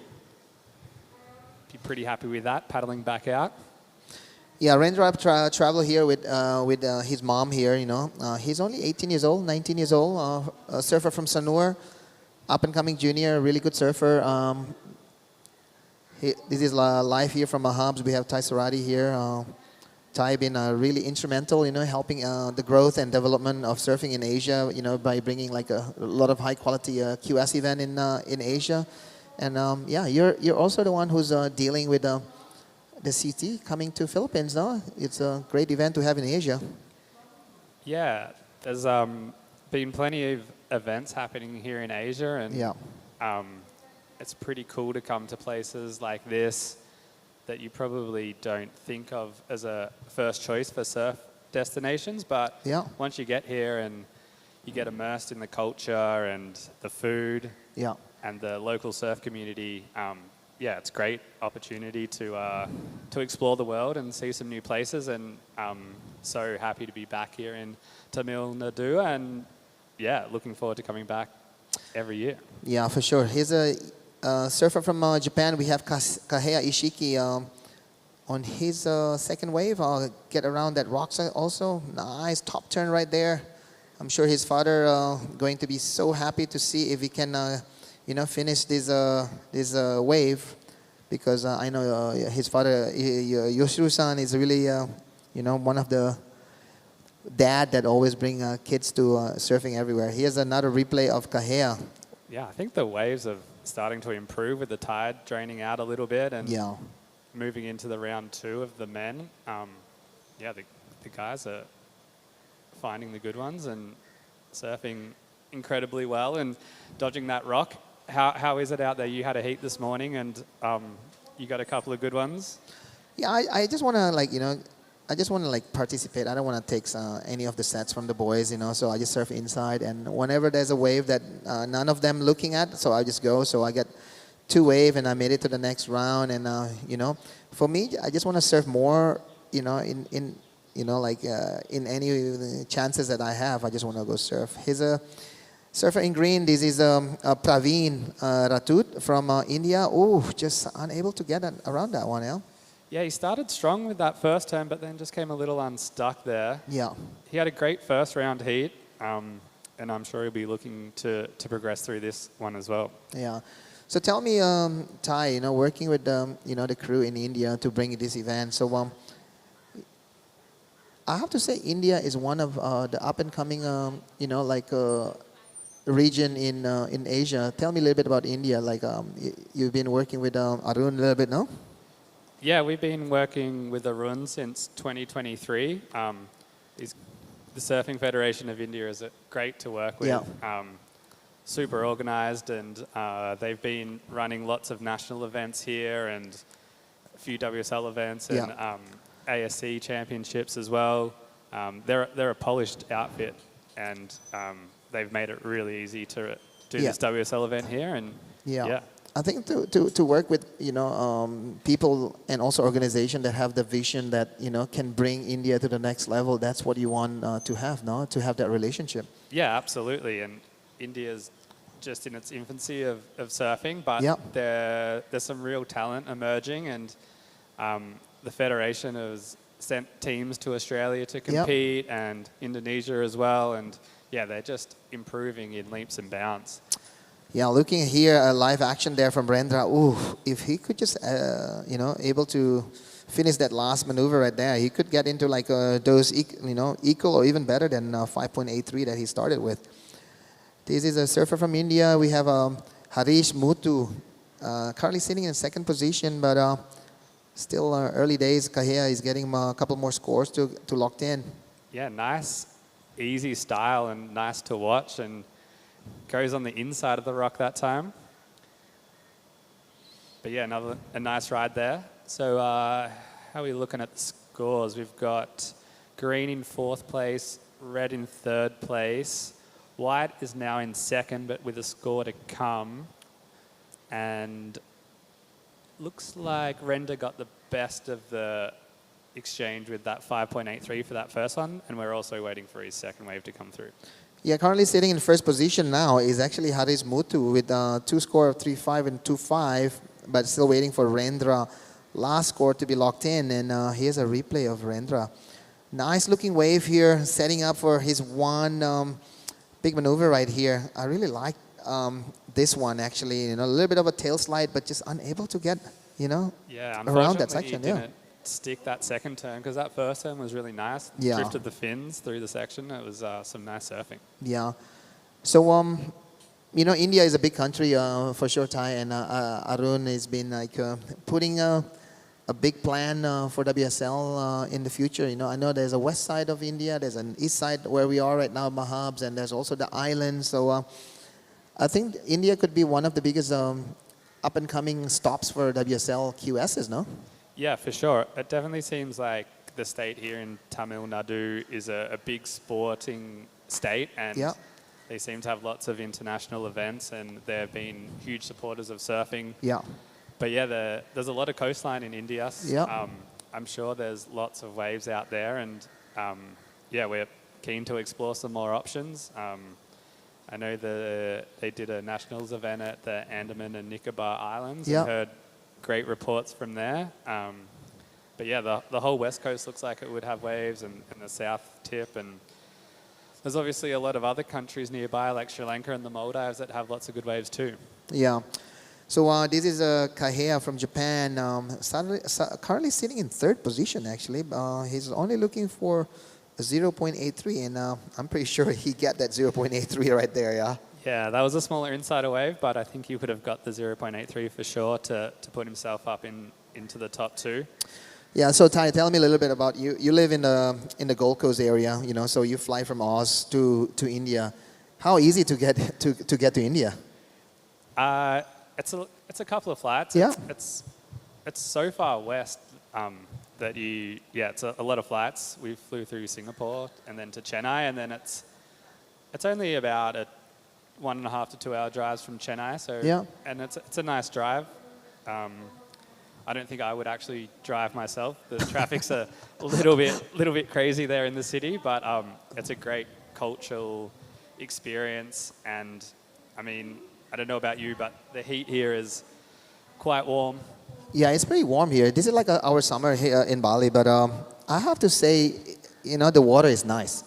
The water is like beautiful. Like for me, like I live in Bali. Traveling around Indonesia for me, like it's amazing because the water temperature is what I'm looking for. And when I come here and surf Mahabs, it's really, really nice actually. Yeah, it's such an amazing setup here. The temple in the background and the perfect right-hand sandbar. Yeah, you couldn't really ask for a better setup. Yeah, for me, traveling from Bali is quite easy. It's only like 3 hours flight from Bali to Thailand. You can fly from, either Singapore, Kuala Lumpur, or Bangkok, and then it's another 3 hours fly from there to Chennai. So it's quite easy actually. Yeah. It's easy. It's not like I don't know. If you come to Krui, it's just their bus ride is already 6 to 8 hours alone. Yeah, it's definitely nice having events close to an airport. Yeah. Here we see Red. Wow. He's really surfing really well here on this wave. I love his style. He's nice and fluid and easygoing. Ooh, Haris Mutu. He's only looking for a 415. So we'll see if that's the score that he's looking for. Surfing really good. Yeah. Really fluid. This jump into round 2 has really seen the quality of surfing step up as well. So it's going to be interesting to see if he gets a score. His highest score before that was a 3.5, and he's chasing a 4.15. So this is a replay, Ty. So the first maneuver actually is right there. Nice. You can see the spray out there, and that shows the condition of the wave is really good. He did like 2 nice maneuver right there, and the last one, just a swooping roundhouse cutback, and the finishing. A little tap there. So I would say it's a 4.44, nah, 3.9. 3.9, close, didn't quite get the score. The judges still, require him to do a bit more maybe on the end. Yeah. But this heat's been action-packed. It's been non-stop, For sure. non-stop rides. It's been a good heat and should be an interesting finish. It's quite close. Red only needs a 3.72 now to jump into second, and Blue needs a 4.94 to jump into the lead. Render's looking good with a 2-wave total of 10 points. But he's not safe. They're not too far behind, second and third. Yeah, nothing is safe right now. Talking about the WSL event, we watched some of the replay the other day of how crazy Chopu was. And I saw like, one of our surfer, here we go. This is Praveen looking for a score of 5.97. That's not going to be the score. No, didn't pick the best wave then. I think he's probably starting to panic a little bit without having a good score in his lineup, and maybe needs to sit a little bit wider off the pack and see if he can jag away from 4th priority. Yeah. So I saw the replay of Rio surfing against Griffin. For me, that was like, Rio surfing really, really amazing. He got an 8 point, but Griff was, that 10 and 9 is almost I don't know. It's just some jams on the rough of a storm of a Chopu. Yeah, that wave of Griffin's where it was riding the foam ball and the board was facing the wrong direction pretty much. It was an amazing ride. Here we see Red with a shorter ride, but he 3.72. Yeah, he packed some turns into that short ride, so he might get it. We'll leave it up to the judges. Yeah. But I like that the way he surfed though. He's looking for 3.72, and he surfed for that number. Yeah, I think so too. Really nice top turn there.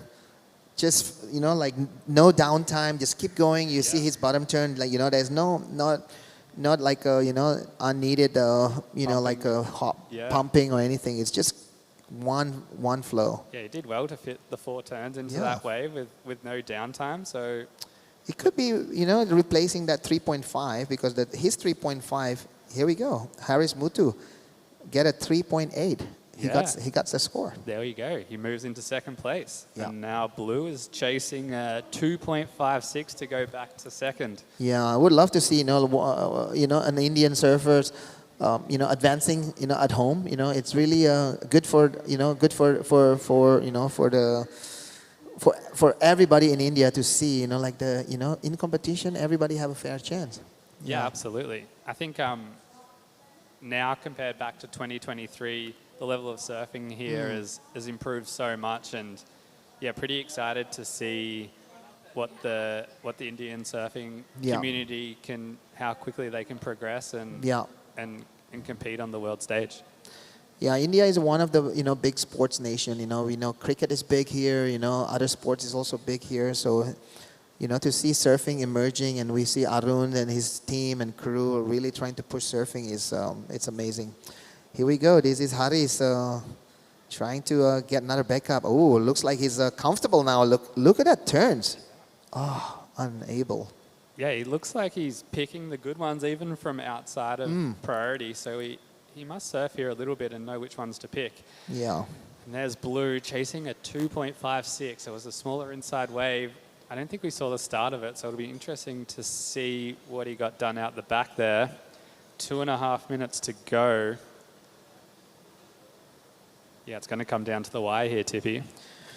Yeah, it's going to be a interesting situation because Kahea only looking for 2.56. I didn't see the beginning of that wave, so 2.56. That's one big maneuver actually. Yeah. Not even big. You just need like a takeoff and a turns. Yeah. So it's down to 2 minutes remaining. Looks like there's a set coming out the back. We have green in priority. Yeah. So, if you think about India, there's always a big destination for traveling around India. And, to come here and to see, what Rendra is doing right here, the wave is, I have to say the wave is inviting. Yeah. Yeah. Everyone is pleasantly surprised when they get here and see this perfect right-hand point break and warm water, and the food here is amazing. Yeah.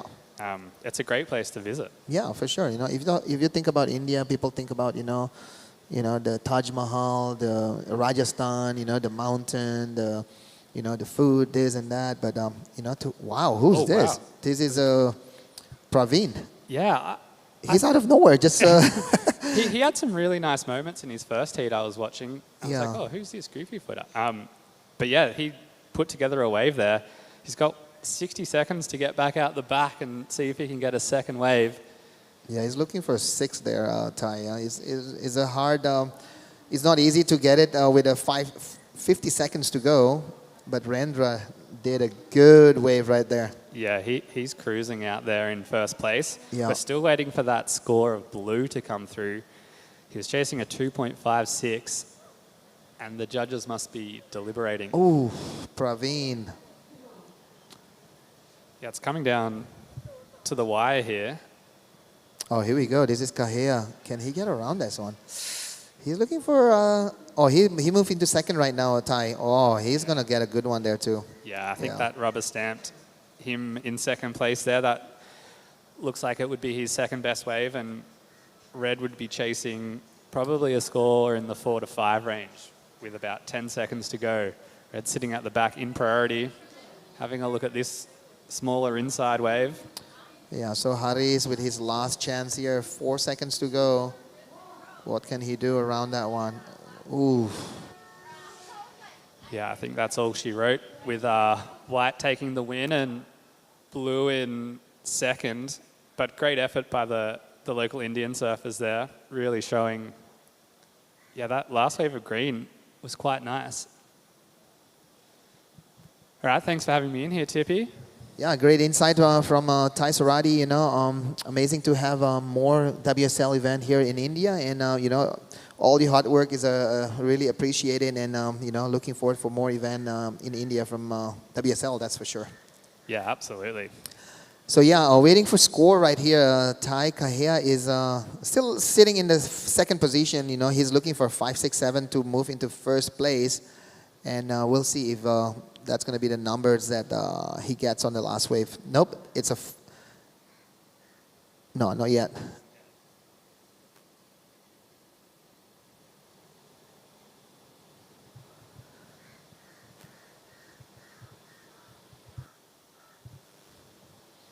So yeah, while we're waiting for a score, we can see those surfer outside is already getting a. Oh.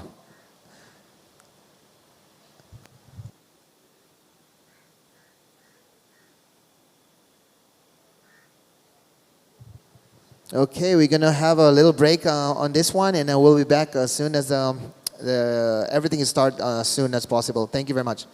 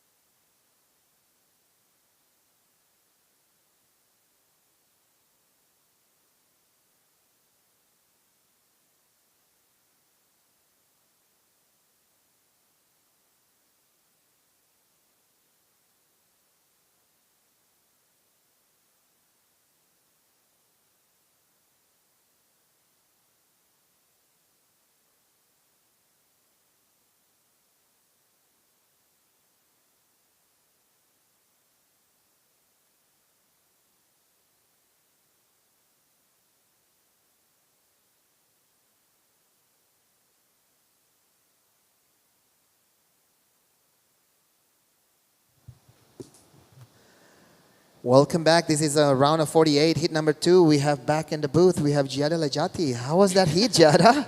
It was actually really fun out there. I was using your gun. Well, at least for me, it's a gun. It was really good. What model is that? It's a Goldie and remix, so yeah, a bit of a special sauce from Kachi, yeah? Actually, I might have to ask Kutch to give me one of those next time. It was actually really good. Yeah, it's have that rails to do maneuver. As we see here, this is Raimu Yamamoto from Japan on his second ride, actually. Raimu opening ride was a 267 and sitting in first place with everybody still having not having a go yet. And then also we have Percy, our commentators here is on the heat right now. So Percival Fayon, looks like he's Percy. Bit of a style master, Percy. We saw him. Percy can surf. Oh, look at him go! Yeah, before his heat. He's saying like, I'm worried about with my heat. I said like, don't worry, just get a couple good one, and he should not worry at all. Yeah, he probably has surfed this wave more than anyone else in his heat. Yeah. So that is us on your screen, guys. Yeah. And our last commentator is in the water right now. Also hasn't competed in a couple years. He grew up here close by. I think Pondicherry is where Percy grew up. So I'm pretty excited to watch him surf this heat. He said he's been coaching a lot of the young athletes around here and the girls. So it's gonna be good to see him, kind of show up. Yeah, 4.1. So one good start there from Percy, So we already have a couple scores, a 367 and a 267 for Raimu Yamamoto from Japan. Percy, a 410 to get things started. Already the best wave of the heat. Here we go. Percy again on his second ride. Not wasting any time there. Nice first maneuver. Can he get around that one? Ooh, it looks like he have a lot of experience surfing this wave, yeah? Watch out for the rock, Percy, if you haven't surfed here before. So Percy for sure has been out here quite a bit. He lives only an hour south, if I'm not wrong, in a beautiful little town called Pondicherry. I know his mom is out here watching him as well. I met her yesterday, so huge shout out to all of them. Yeah. Behind us is the gorgeous temple that Percy actually said could be even 11 to 12,000 years old. Wow. Yeah. So it could go back from 3,000 into like those way back, yeah? Yeah. And rumors has it, the locals told me that that temple is made by a single rock. Wow. Yeah, that temple is carved from a single rocks. I don't know if they move it here or that rocks was here. So yeah, interesting. Yeah, interesting story.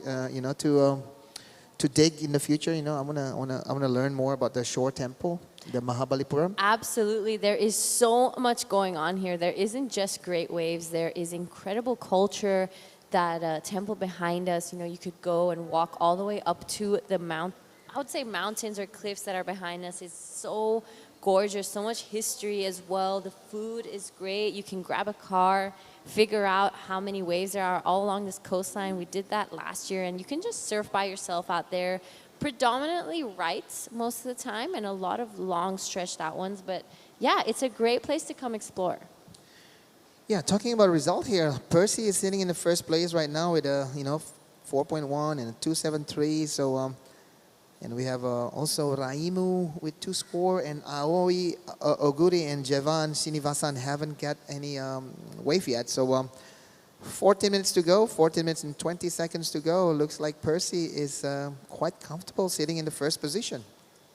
Yeah, Percy putting out that local knowledge. He's with a 4.10 and a 2.73, but still early days. We're about to reach the 14-minute mark. There we have it on your screen. That is who is currently in the water. We have 2 Japanese, Percy with the French flag, but grew up here, and Jivan Sinivasan, also a local man in green, still to kind of start off his campaign. Aoi Oguri, is taking his time as well. There are plenty of waves though, and we're just reaching that mid-tide, which is great for this wave. It loves that mid. It just kind of creates more opportunity. The wave gets a little more hollow. It's not so fat. It doesn't have so much backwash on it. The wind hasn't really gotten on it just yet, just starting now. So it's a great day of action. Yeah, when I came here, the first time to India, I went to a place called Kovalong and Puri in Odisha. And there's always, like an invite, you should go to Mahab, you should go to Mahab. And, after, 15 years coming to India, I finally come to Mahabs, and surfing it today, this morning was, the wave was super fun. And this is not, this is not probably like the best condition, but, to see what Raimu is doing right now, this wave is so fun. Yeah, a lot of opportunity. This on your screen, Raimo Yamamoto, currently second. Oh, watch out for the rock. Unfortunately, Ooh. falls off right in front of the rock. I'm pretty sure he's fine, but that was pretty sketchy. Could be the nose. Yeah, the nose of the board definitely could not be fine. Yeah, we'll see if he's okay. Raimu, surfing really well, but that rock is, on his face, and gotta be careful for sure. Yeah, so as last year, as the swell kind of picked up, we would see a lot of the surfers kind of either go behind it or in front of it. Yeah. Couple replays. So this is the last of Blue. He's looking for a 3.17. Nice cutback, a little bit of a double pump on the way around. Tries to stay close to that whitewash. We see him go back to the power source of the wave. You see, gets around this section, but unfortunately here, fumbles a little bit and falls off. So probably won't be the 3.17 that he's looking for, but that was a solid wave. That was a great, approach to it. I saw a little slip on his back tail footing there, Giada. So, when you surf and, your back foot kind of like slip, I think to recover is hard, especially in that situation right there. Yeah, it was unfortunate, but he's a great surfer and so talented. You could see he has that nice style that everyone kind of opts for. He's gone back out plenty of time. Our surfers in red and green quite still throughout this event. We're about to reach that halfway mark, and they still have no scores. I think they got a little bit too peaky, 20 minutes can go past by so fast. It's almost like halfway there, 11 minutes to go, so it's almost halfway. Yeah, so it's looking like our commentator Percy might be joining you in the next, in this round. Yeah. So when's your heat? I'm going to surf heats number 7. So here we go, Percy. Wow, this wave is open. Boom, nice. No. Oh, I just jinxed it. He could get a big score there. Oh, unable for Sorry, Percy. I'm not gonna call any of your wave right now from now on. Yeah, it was so unfortunate. It looks like he got that outside rail just a little, stuck on the bottom turn. But it was looking like he was on the way to a great wave. Percy did mention that wave selection is so important out here because it's so easy to just pick out those waves that kind of fatten out and Yeah. don't give out this opportunity. But this, Jivan, first wave of his heat, good first opening turn. Loving this wave. Look at the wall on it. Does it again. Gets around this section. This wave gets a little sleepy. Unfortunately, just gets stuck behind and wasn't able to complete it. Yeah, Jivan being a little bit, what do you call that, selective there on this heat. His opening ride was, 11 minutes to go. So here, I really like this first maneuver from Percy. This one, just a little wobble on his front leg there. Oh, yeah. That wave was only a 2.10 for Percy, and he's still sitting in the first place.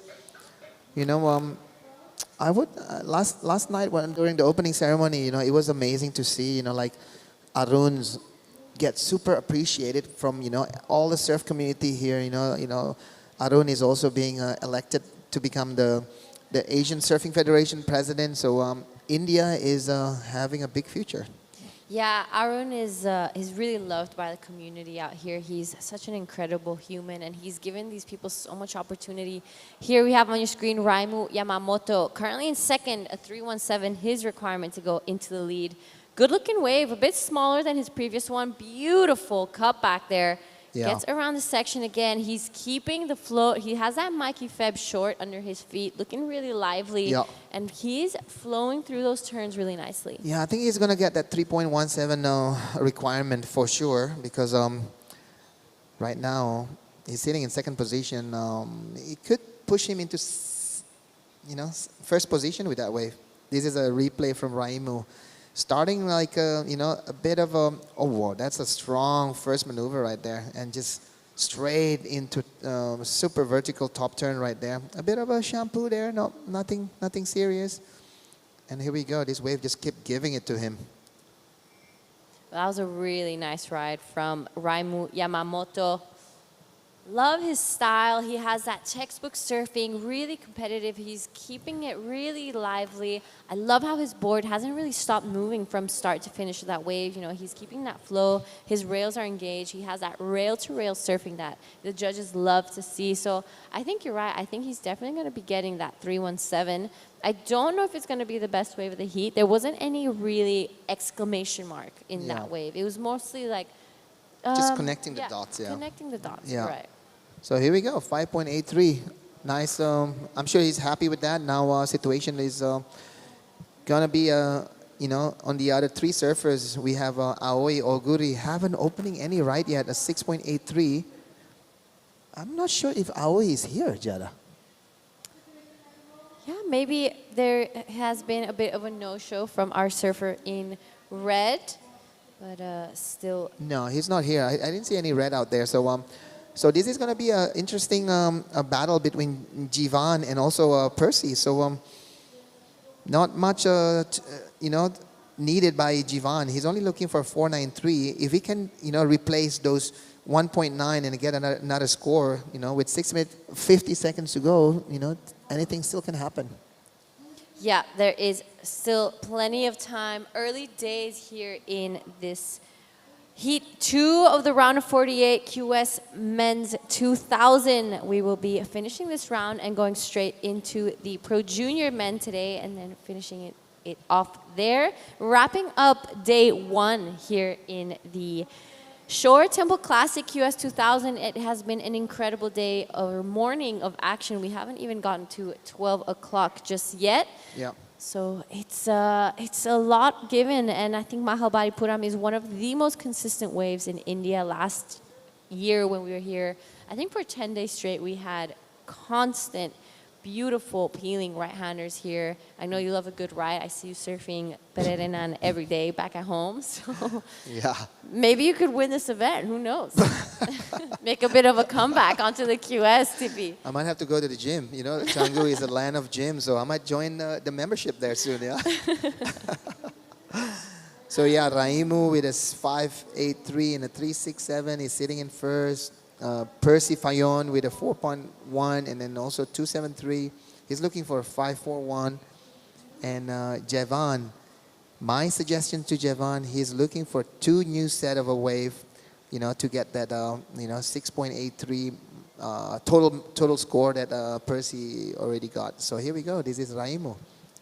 All right, this is our current heat leader, Raimu. Beautiful high line, gets around the rock, nice float. Let's see if this wave offers a little more on the inside. Let's see, it bowls up and he goes for it. Unfortunately, isn't able to ride out, just digs that nose on the way down. But that was some great surfing from our man Raimu Yamamoto. Didn't do too much on the outside, that wave kind of racing. He got past the rock, but wants to get rid of a 367. Here we go. This is Percy. Nice looking right-hander here. Percy have a really nice, bottom turn and also, that top turn, really low centered, stance right there. Nice strong one right there. Wow. I wonder. Yeah, because Percy told me that he's been surfing a lot in the competition here in India, and he's one of the, the surfers to watch for sure. Yeah, I love his low center of gravity. He's been really connecting with that wave. A lot of turns throughout that whole thing. He didn't miss a section, which is some great stuff. Judges love when you don't miss opportunities, which I feel like Percy managed really well, even though that wave was a little on the smaller side. This was Raimu's last one. Came in at a 3.13, so it doesn't factor into his top 2. Beautiful float there. Unfortunately, this is where he wasn't really able to kind of link it together. Nice turn there. Unfortunately, it was a nose that kind of just went down, and he went down with it. But Percy's last one came in at 3.30, so does extend the lead slightly. Jivan Srinivasan is now with a bit of work to do, a 5.23 to go back into an advancing position and kind of keep his dream alive here in Mahabalipuram at the Shore Temple Classic QS 2000.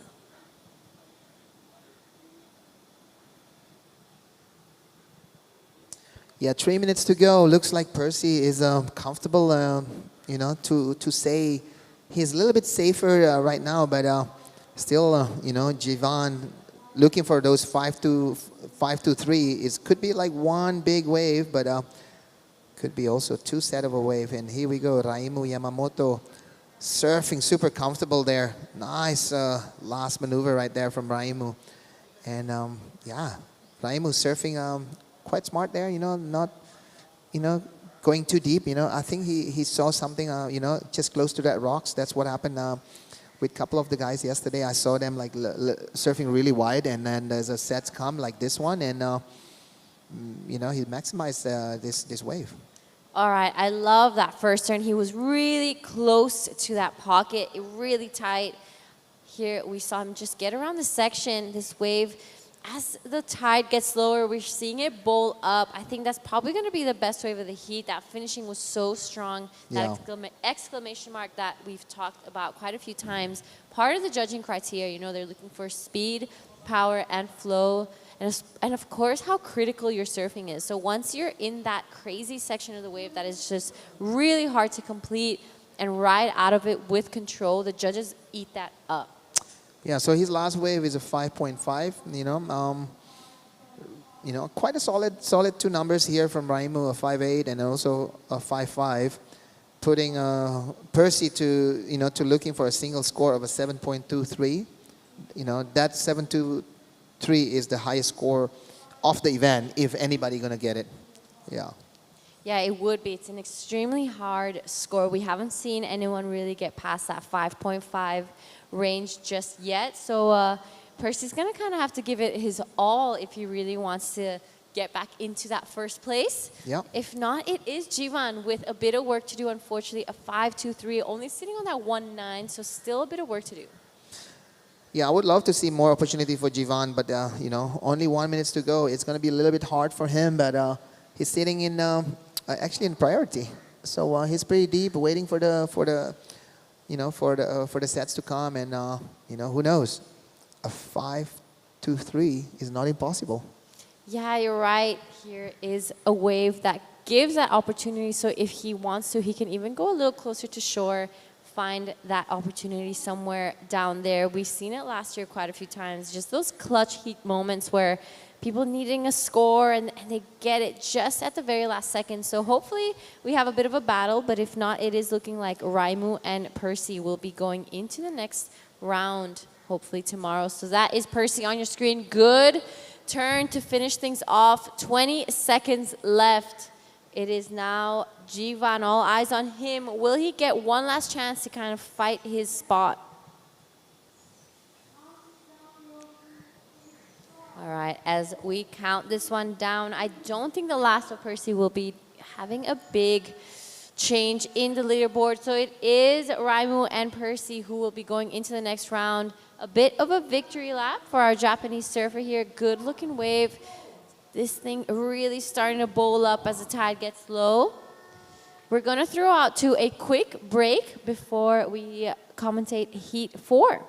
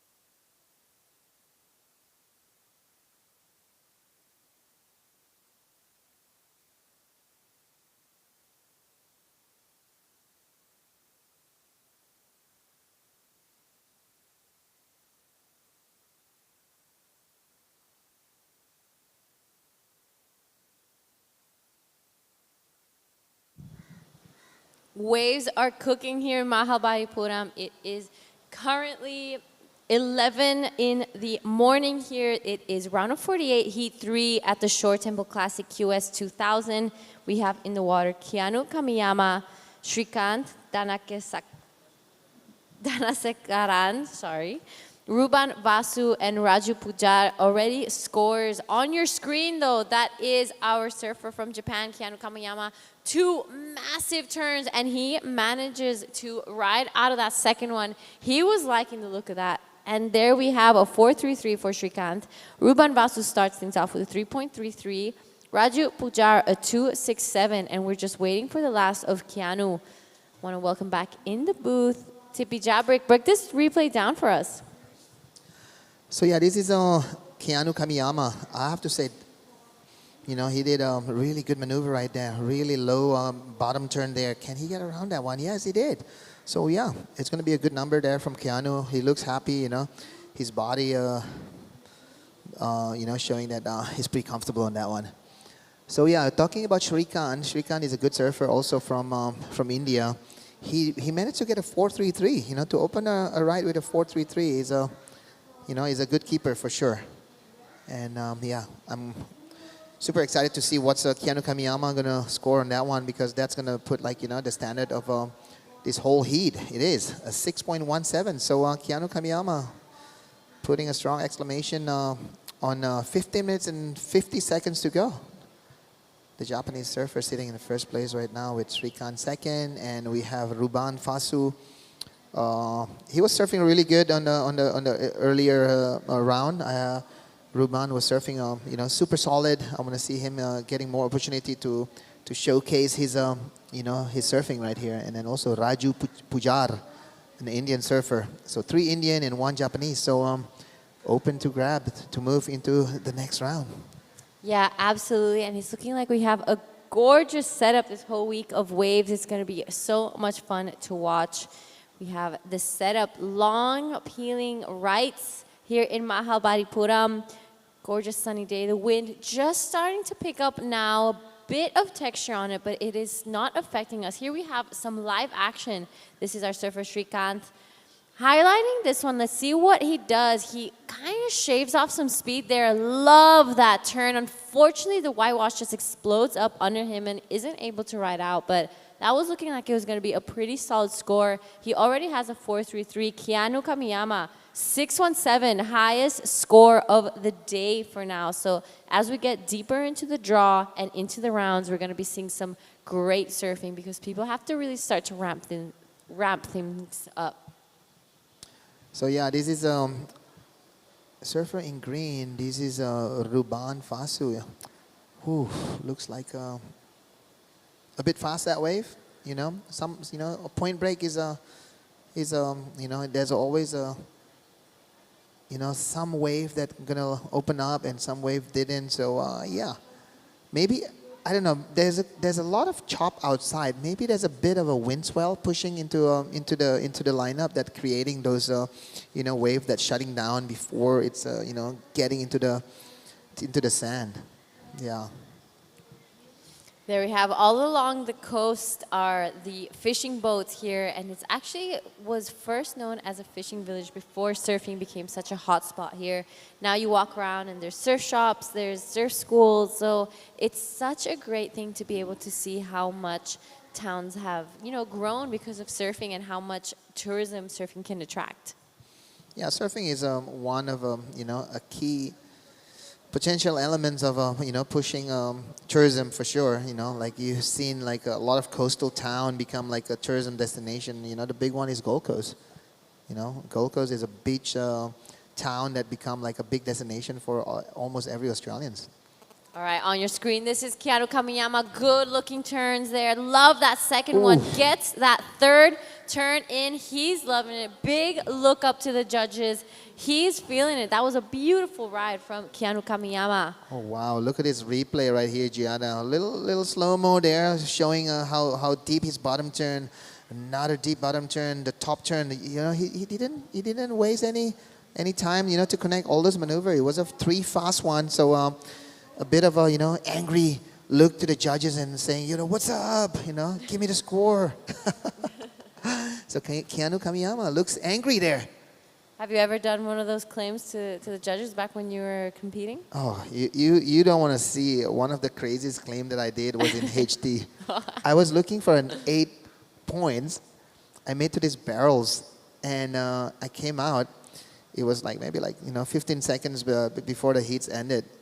I was claiming probably 5 minutes after the Hooters, so that's how long was my claim because I got an 8.9. No way. Yeah, it was crazy. Claiming is a big part of getting the numbers, for sure. Absolutely. 7.5, see? There we go. There we go. Dicho y hecho. He did it. Keanu Kamiyama, 7.5. That is actually the second. That is the highest score That's we've the seen highest all score of morning, the day. and the second one as well. So 7.5 and a 6.174. Keanu Kamiyama. He is in a bit of a flow state right now. Oh, he's angry. Yeah, 7.5 is full of energy.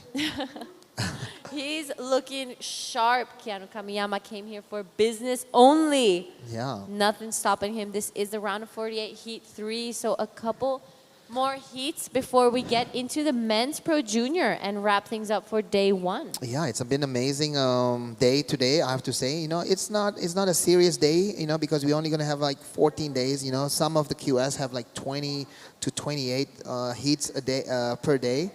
This one, we have to say, it's a cruisy day. It's a nice wave, good wave.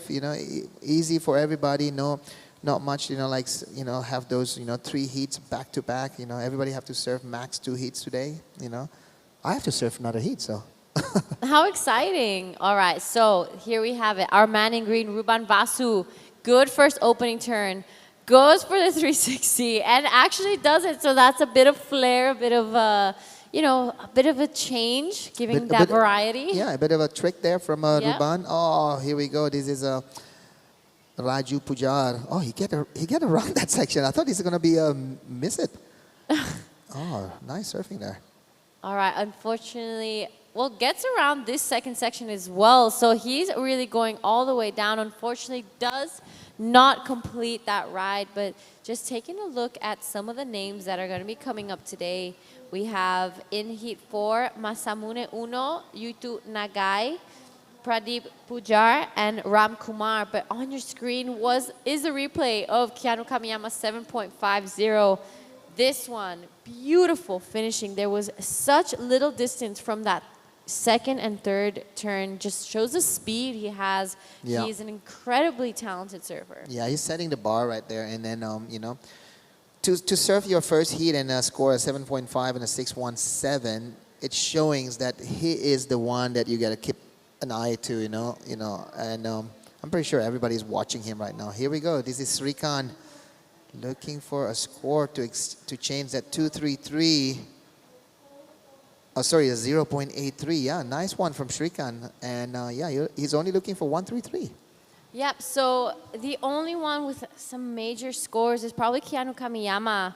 He has that 7.5 and 6.17 next to his name. Live action though, Srikanth trying to get around the section. He does, really gouges that one down, does it again, is able to stick through it. So he will be getting a pretty nice score, wants to get rid of that 0.83.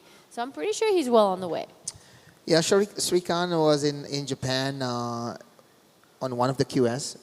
He came there with Kishore.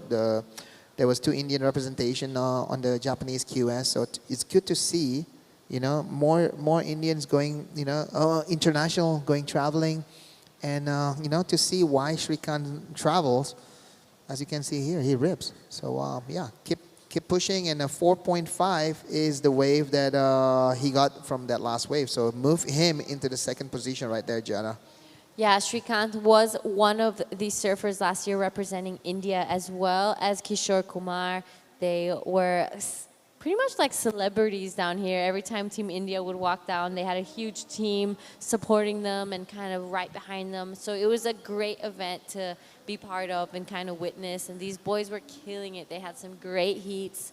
I know one of their teammates got really far into the contest, so it was a big moment there for Team India, kind of showcasing their surfing and showing that they have a spot in Asian surfing and they are a really strong team. So it's exciting to see how much growth there still is here in India, especially for surfing. It's such a new sport and it's so raw still. And I was talking to Percy in one of the last heats. They just now started coaching and kind of pushing their level a little more. So it's exciting.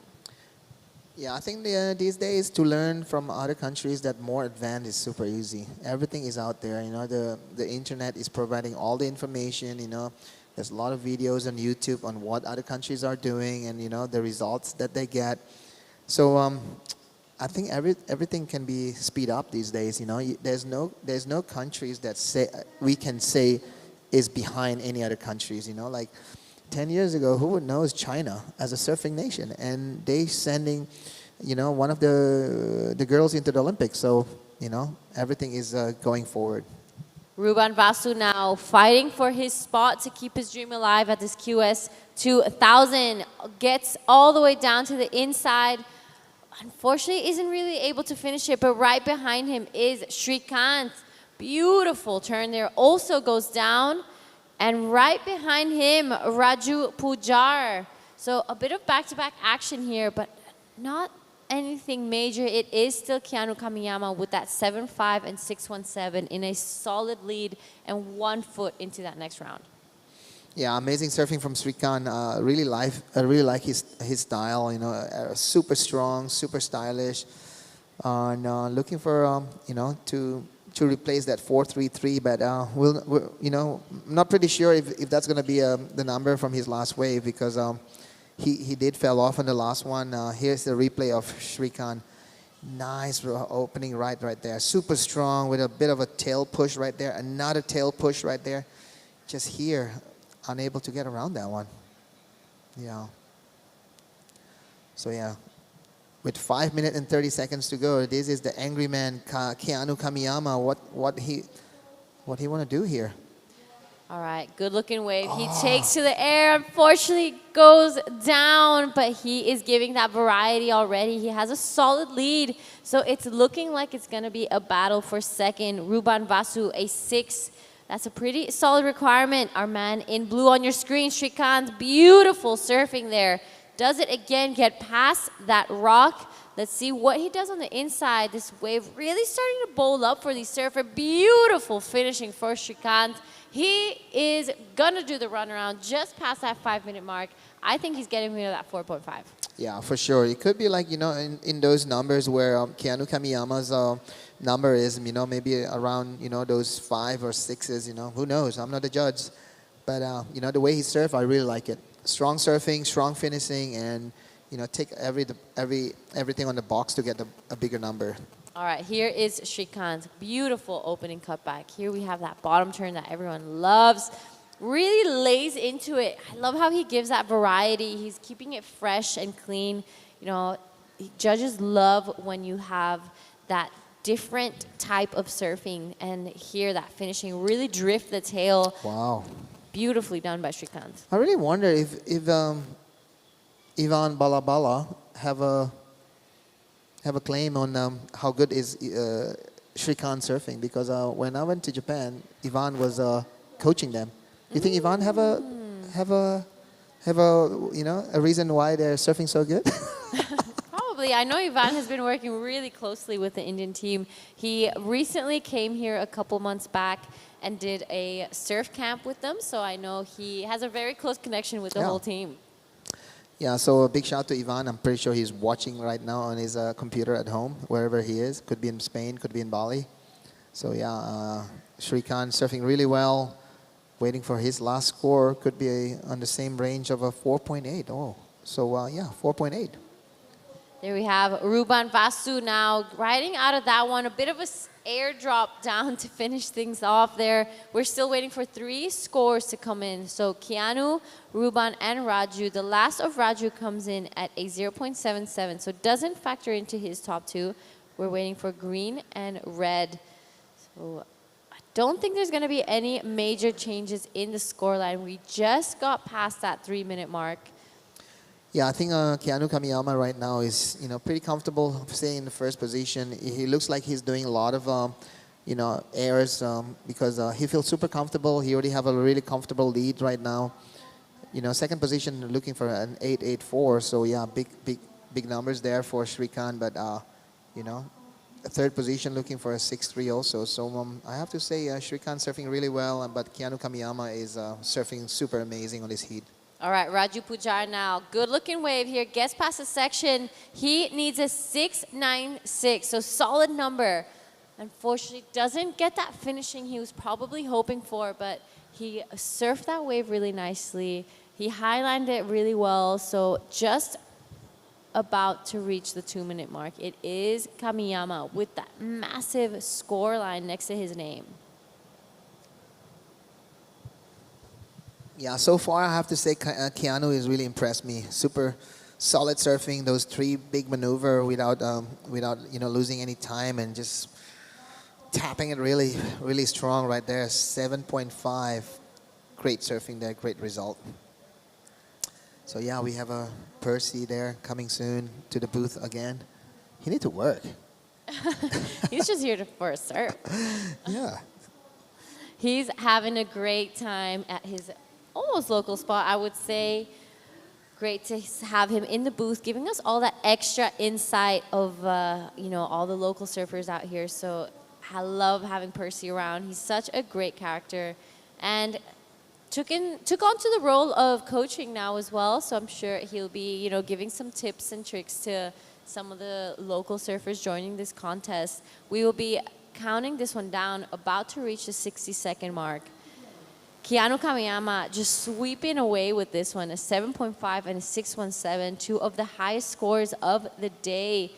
Shrikant, a 4.83 and a 4.8 right behind. So it is Raju Pujar on your screen, still fighting for a spot. This is our current heat leader on a good, solid wave. Nice opening turn there. Sets it up again, goes for the air, beautifully done. Does he ride out? And he does. So he is just feeling comfortable out there, getting some rounds in. He will be surfing into the round of 24, if I'm not wrong. So it'll be great to see Keanu and Shrikant. Ruban Vasu and Raju Pujar with a bit of work to do. A 6.3 and a 6.96 are their requirements as we're about to count this one down. So yeah, 5 more seconds to go. Here's a replay of Keanu on his last wave. Nice. Oh, there's a live action right now from Ruban Vasu looking for a 6.3 to move into the second spot right there. A bit of a connection right there on the inside. Just a roundhouse cutback right there. Yeah, that wave is not offering the numbers that he's looking for, but we're still gonna wait for the last for the result of this heat number 3. And here's the replay of Keanu Kamiyama on his last wave. Big looking sets right here. A bit of a setup turn right there. And here's where he's gonna lay a strong tail slide right there. And yeah, completion. And yeah, we're gonna have a short break and then we'll be back.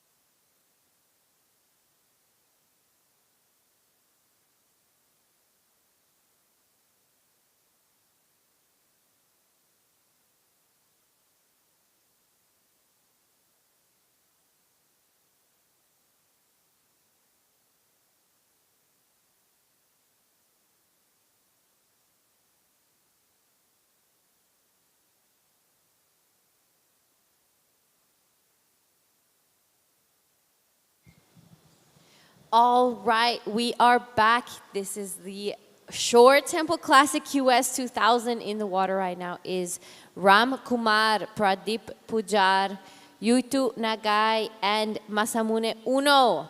Just past that 18-minute mark. This is the round of 48 heat. 4 already scores for all 4 surfers. 4.33 for Masamune Uno, Ram Kumar, a 2.5, a 1.93 for Pradeep Pujar, and Yutu Nagai, unfortunately, a 0.5, but early days. This is just the beginning of this heat, so it's going to be an exciting one as well.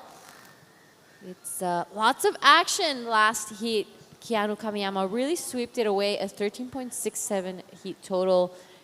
The 2 highest scores of the day for our man in red from Japan. Welcome, Tipi Jabrik. This is an incredible day. Yeah, you know, to score a 7.5, it shows like, you know, this wave have really good potential as a competition, you know, surf spot, you know. Here we go. This is Yuito Nagai from Japan. So Yuito, on his opening ride, it was a 0.5, and here we go. This is still Yuito on the screen here, and then at the back we can see Masamune is also having a wave behind, and he still keep going. Here we go, nice layback right there, and he almost didn't make it, but he made it. So the judge is gonna put a little bit of a it's a completion there, but is it as clean as the criteria is? But he still did a really amazing maneuver at the back, I'm sure. Yep, absolutely. So a couple replays. This is Masamune Uno. Beautiful looking wave. Look how stretched out that wall is. Love that first jab. Does it again, wraps it around, really pushes the tail all the way around. He gets past this rock, and we see him really push it again here. So you're right. The completion wasn't super clean, but it was a completion. Unfortunately, the judges would probably be shaving a couple points off on that one, as they love to see control. They love to see you, kind of really making sure you have that exclamation mark just on lock. Yeah, for sure. Masamune with a 4.33, sitting in first right now before that score come in. It could be better that first score because he did really, 3 good maneuver before that last maneuver that he did. So it will be interesting if, he's, keep pushing and setting up, bigger numbers for, the 2 Japanese and also the 2 Indian surfer here in this heat. Yep, we're about to reach the 5-minute mark. It is currently 11:20 a.m. here in Mahabalipuram. On your screen is our surfer Pradeep Pujar, wanting to back up that 193. So early days, but he knows some of the names in this heat are pretty solid. He has heard some of the scores of 4.33 for Masamune Uno. We're waiting for scores for all 4 surfers in this heat. We can see this morning we had a bit of a high tide. I would say I think it was at around 8 a.m. We had a bit of backwash. The wave maybe wasn't as long, whereas now as the tide starts to go down, we're seeing that long, beautiful right-hander kind of stretch out and get past the rock. It starts to really bowl up and give this opportunity to the surfers. It is going to be a great afternoon of surfing. Hopefully the wind doesn't get too strong throughout the day and we keep that glassy conditions. As we see on your screen right now, it is Yuto Nagai paddling back. So a couple scores being dropped. Masamune Uno, the last one, a 5.83. So the judges really scoring those first couple of turns he did out the back. Yeah, so a 5.83, that's a decent number actually, to be able to get a 5 to, close to 6s. It's a good numbers to have for sure.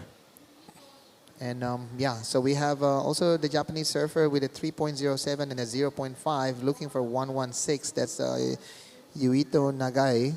And Ram Kumar only also looking for 173. So first is pretty comfortable. We have Masamune with 5.83 and a 4.33. But this is still open situation for surfer in second, Pradeep, Yuito, and also Ram Kumar to battle for that second position. If not, they get a better wave and, trying to get first with, 13 minutes to go. Yeah, so all 4 surfers have 2 scores next to their name. 13 minutes on the clock. It is Masamune, our surfer from Japan, a 4.33 and a 5.83. You're right, a solid number. That's practically a 6. Some of the surfers today have been winning heats with a score like that. So it's a great start, but as we get deeper into the draw and some of those higher ranked surfers come in, it's going to get tougher and tougher, and the surfers are really going to have to start pushing it. And, I would say most of the surfers for now have been surfing at a 60 to 70% of their ability. And as they get deeper into the draw, they start to pull the tricks out of their hat and, start to ramp things up. On your screen, though, it is Yuto Nagai, 4th priority. So he doesn't really affect anything as he kind of misses that wave. Just keeping busy, keeping an eye out on what's happening on the inside. We can see a lot of these surfers using long leggings out there as there has been quite a bit of jellyfish. Yeah, but this morning there wasn't any jellyfish, so let's not putting our eyes away from Masamune. He's going super fast right there, but just a little bit unable to stick that maneuver. Here we go. This is Ram looking for 173. That could be 173 right there. He made that maneuver. Yep, 11:50 on the clock. This is the round of 48, heat 4. Coming up next, we have Ren Okano in the red, Sanjay Selvamani in blue, Tsugumi Watanabe in the white, and Nitish Varun in green. Yeah. So this is a bit of a drone shots here. I would love to see a bit of more of the temple view. If the drone can have an opportunity to shoot it from the temple to the wave or from the wave to the temple, you can see a better view of where we are here at Mahabalipuram. Amazing setup here. The temple on the background, the wave, peeling on the right side, going right from the temple. So, yeah, what an amazing setup here at Mahabs. Talking about lunchtime, it's 11:26 here, so I cannot wait for, oh, here we go. This is the drone shot that we requested. That's the right side of the Mahab Beach. You can see there's more people there. It's a bit more of a local destination there. There's local tourism there. There's a more lifeguards. Percy told me, but on the left side of the wave of the temple is where the surfing is happening. And here we go. This is live action from Pradeep Pujar, unable to get around that one. So yes, Ram Kumar get a 2.00, move him into second position. Live action back on your screen. Yuto Nagar, surfer from Japan, on his backhand. That sharp eye looking really good under his feet. He gets around this section, does it again for a third time. Unfortunately, just gets a little stuck and left behind from that wave. We've seen it happen quite a few times. You can just over push it when you get to the lip of the wave. Behind him, Ram Kumar tries to really push the tail out. You could see all 3 fins out the back, but unfortunately goes down there. So it is our surfer, Masamune Uno, with a 5.83 and that 4.33 next to his name, looking really good. So on your screen, that is the town Mahabalipuram, where we are at right now. A gorgeous little spot tucked away an hour south of Chennai. All those colorful, gorgeous buildings that we see. I walk here every morning, so it's nice to see how everything kind of just hustles and bustles every morning. We see people collecting water, selling fruits and veggies, and just kind of getting about at their day and having no idea maybe that there's like a huge contest happening just down here, because this used to, or is, actually a fishing village. Yeah, I think, to have a surfing competition here, and then here we go, another top view of the coastline of Mahabalipuram. So we are sitting on one of those hotels on the right side of the tip side of the point break, and you can see there's a the right hander is just peeling, and you can see the potential. It could go like hundreds of meters, this wave. If the the swell is right, the direction is right, the potential is just unlimited. Yeah, I think this is probably one of the most consistent waves they have around the area. Last year we were here for 2 weeks, and there was not a single day where we didn't have waves. It was just a constant show of these long peeling right-handers, just all the way down from the top of the corner there, just as we were approaching next to the temple, all the way down to the inside. Some waves on the bigger days of the swell getting past that rock, and it kind of had that snapper rock feeling to it. So it's such a great quality wave, and it can showcase some beautiful surfing. Yeah, I think the setup for surfers to come here is, it's there. There's a lot of accommodation in Mahabalipuram. There's like homestay. There's, if you want to come as a backpackers, for example, there's a lot of homestay around here. If you want to, go luxury a little bit, there's a Radisson Hotel, also not far from the point. Last night we have the opening ceremony there. The food was amazing. They have a really nice swimming pool. The garden was amazing. You come to India, you can you can have all the variety. Any kind of traveling. What do you call it? Selection that you want. It's possible here. And I heard India have one of the biggest railroads system in the world. So you can go from coast to coast, find your own wave. There's every coast have their own kind of like a beach break, kind of a point breaks, so you can surf from, Odisha close to Bangladesh until Kerala. That's how far is the East Coast. And let's not forget the food around here. Talking about it's almost midday, and we're pretty excited to be trying some of the curries that they've been serving up.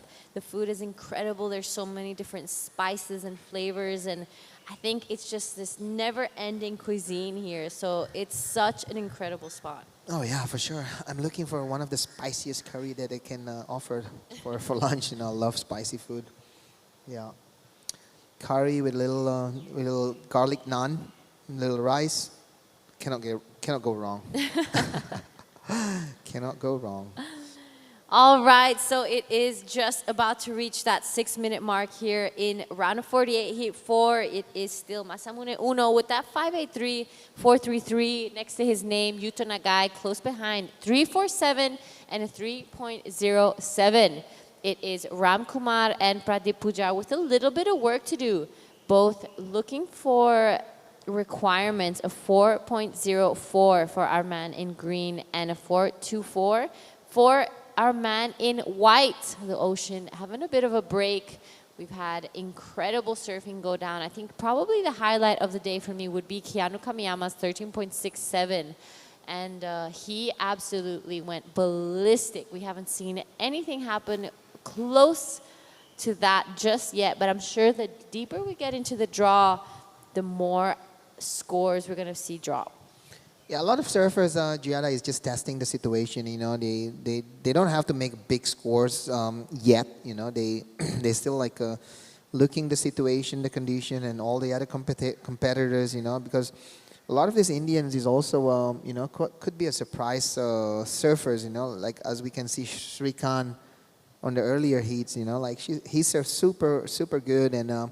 You know, many of the top seed surfers gonna come surfing tomorrow. So we'll see more of a action pack. You know, when the higher seeding surfers are surfing.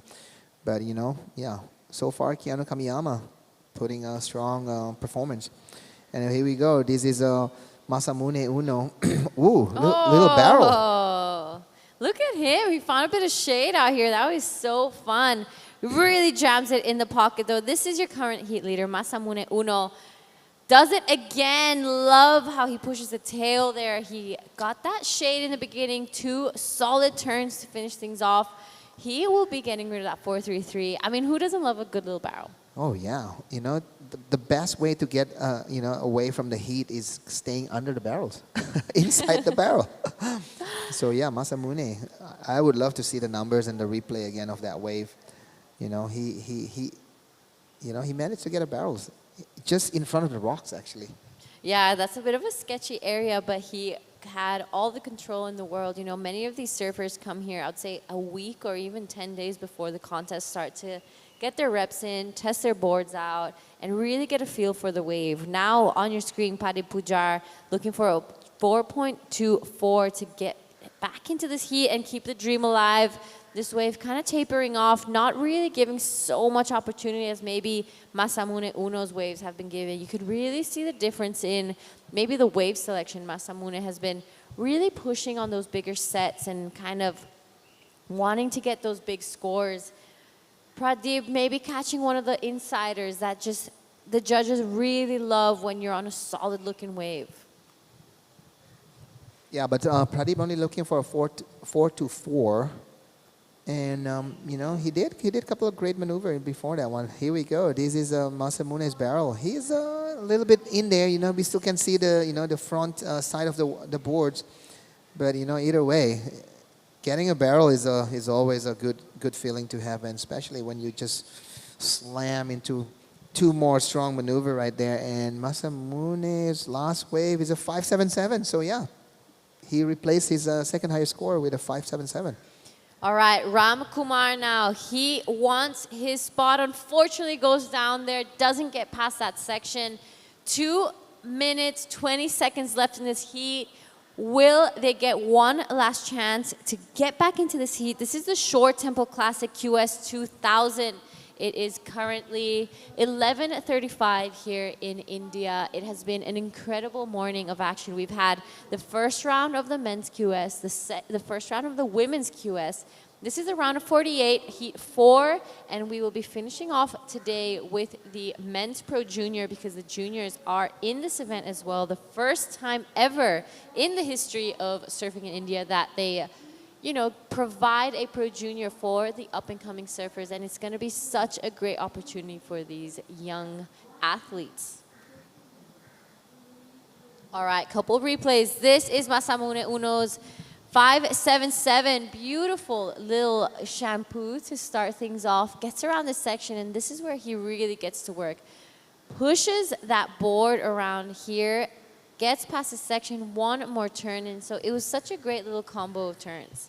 Yeah, with that full, deck grip on his board, he looks like he's an air guy, and then also, here we go. This is a Pradeep Pujar with probably, he need to go back one more time. He only looking for 351, and this is a Yuito Nagai. He's he's actually not safe, sitting in second position right now because Pradeep only looking for 351. Let's see if that last wave of Pradeep able to push him into second position. Yep, so we're about to reach that 40-second mark. You're right. It is Yuito Nagai, not in a very safe position, hasn't gotten any major scores just yet. Pradeep Pujar and Ram Kumar have the surfing to get the scores that they need. A 3.51 and a 4.04 are not big requirements at all. There we have the next heat kind of paddling out. Getting ready, round 48, heat 5, we will be seeing Ren Okano, Sanjay Selvamani, Tsugumi Watanabe, and Nitish Varun. 10 seconds left. Will they get one last opportunity, Pradeep Pujar, Ram Kumar, to get themselves into the next round? And unfortunately, they do not. So it is Masamune Uno and Yuto Nagai, our Japanese surfers, who we will be seeing again tomorrow. We're going to throw over to a quick break, and we'll see you guys in the next heat.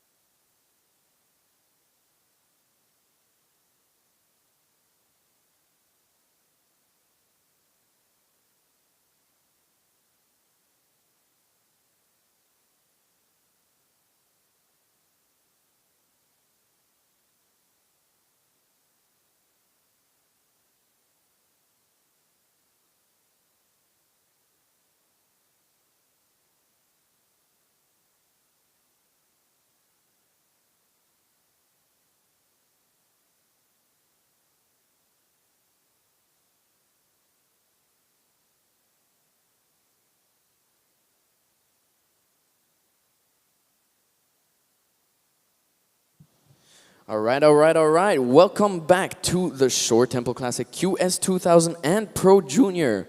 We are into Heat 5 for the round of 48. This event is organized by WSL SFI and Tamil Nadu Surfing Association, sponsored by Sports Authority of India, Sports Development Authority of Tamil Nadu, and TT Group. Thanks also to all the partners, Seabreeze, Marmaris for the venue, Madras Chronicles, and Radisson Blue for the hotels. And we have a surfer up and riding here, a surfer in white, Taro Watanabe. He's not Taro Watanabe. There's his, I just saw the yeah, second name and I was it's like... It's Sugumi Watanabe. So Taro Watanabe surf in the North American region, so he's not going to be here. All right, sad. I was hoping to see an epic surfer out there, but this guy also an epic surfer. And are they related in any way? Do you know? I'm not sure, yeah, because a lot of Japanese have similar last name. Even in India, there's a lot of Fasu, there's a lot of Kishore. Like they're not might not be related, but yeah, everybody have a similar name. So yeah, Sugumi Watanabe with a 3.17 opening ride. We have Ren Okano with a 2.5, and surfer from India Sanjay with a 0.83, and Nitish Varun with a 0.5. So yeah, still early days, 16 minutes to go. Welcome back, Percy. Surfing really good on that heat. Before we go there, we have a surfer from... Yeah, this is local boy from Mahabs, Nitish Varun. He did quite a good job in his previous heat getting through that one. Yeah. Had a little turn to barrel combo. I think the first barrel of the event so far. I hope we see some more of those. And let's see if he can get past this heat. We also have Sanjay Savamani. He is our assistant coach for the national team. And his surfing has also been improving throughout his coaching years. So Sanjay is on this heat. Sanjay's on this heat. This is the Sanjay that we know. Whoa. Sanjay is a really good surfer. He came to Bali a lot. I saw him in a couple of the competition, bringing the younger generation. So yeah, really appreciative for all the hard works for the coaches in India, bringing the next generation everywhere that they can get. Amazing way to keep pushing, developing. And yeah, we see the result. There's a Shrikant before surfing really good, really rail to rail, showing the strong foundation of the Indian surfers, the potential, and also Kishore coming up next against you, buddy.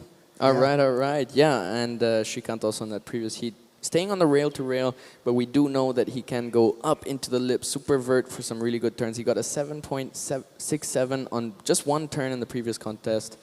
Obviously, the scale is a bit adjusted here. This is our surfer in red. This is Ren Okano from Japan, young Japanese surfer. Really have a quite. He created his name already as a one to watch from Japan. He does a lot of airs and good surfers. This is Sanjay. No, this is Nitish Varun.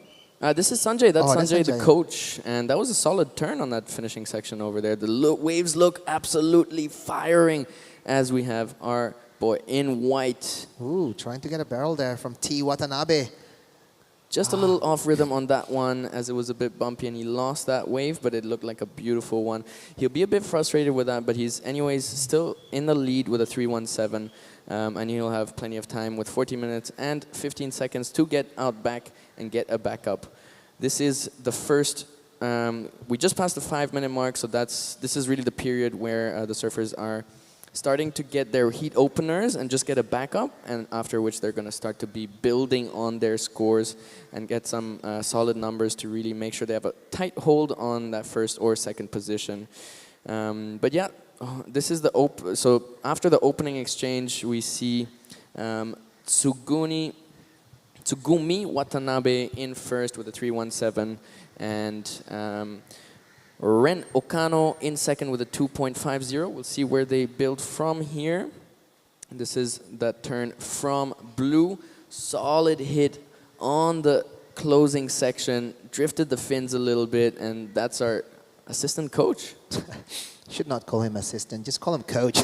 Yeah, I don't know why they call him assistant coach. Just call him coach. He has, every coach is a coach. Exactly. He has so much knowledge. I actually had him in the commentary booth in the last contest, and here is our surfer in green, Nitish Varun, going for a barrel. So yeah, he's a bit of a barrel devil, and definitely searching for those opportunities there, having some fun, getting some time with really good surfers in the water.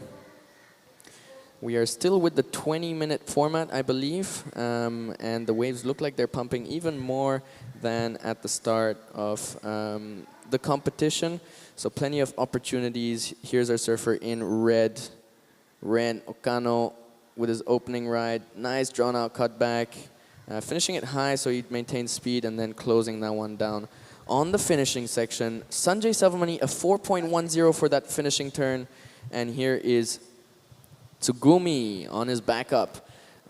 Just keeping it down the line for now, as this one has a lot of speed in it. And let's see if he finds a good section at the end. Yeah, this is probably the wave that he's looking for, because before this one, he only got a 3.17 and 0.7. And he's sitting in the third position right now, Percy. But, you know, it's going to be long gone, you know, those 0.7 Yeah, he's score right there. Yeah. He's going to throw that one out the window. Let's see what he gets rewarded for the next one. Ren getting a 4.33 on his previous two-turn combo. So he'll be quite happy with that.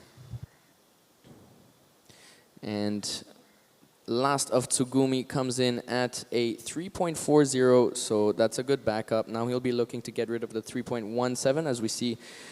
Get a look at the venue here, Marmaris Beach Restaurant and Bar. Really good place to get a view of both the temple and the surf spot. And this is why we chose it as our venue partner. That's the judging booth right there as the drone zooms in, and under the tree is our commentary booth over there. Here is Nitish on the finishing. Almost got some air on that one, but misses the landing. Yeah, what a great attempt there. A little of a, you know, straight air right there, but looks like, yeah, the board just pushing him to not able to stick it. So yeah, Ren Okano, and then also T. Watanabe sitting in second position. Sanjay only looking for a small score right now.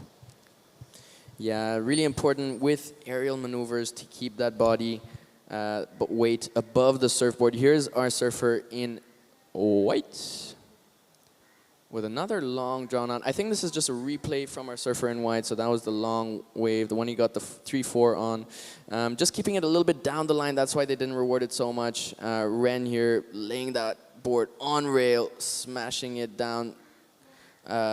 Really nice finish over there, similar to his first wave, but it looked like he might have got a little bit more work done out the back. Here's Nitish now firing behind, vertical snap, and another one in the pocket. Now kind of just going from rail to rail as he gets past that rock, looking for an opportunity on the finish, and he puts that one to bed. That'll be a good score for our surfer from India, from Mahabalipuram, Nitish Varun. Yeah, with 10 minutes to go, looks like you know, Ren Okano and you know, Tsugumi Watanabe still have to wait for, you know, Nitish Varun. He only looking for a 5.5, but you know, he only have a 1 and a 0.87, so he will need to exchange at least one of them. So this is a replay from Ren Okano. So Ren Okano here, young Japanese surfer. Nice top turns right there. Another drop wallet right there. A little bit of you know, a variety going on there, and also the finishing touch right there. I have to say, quite.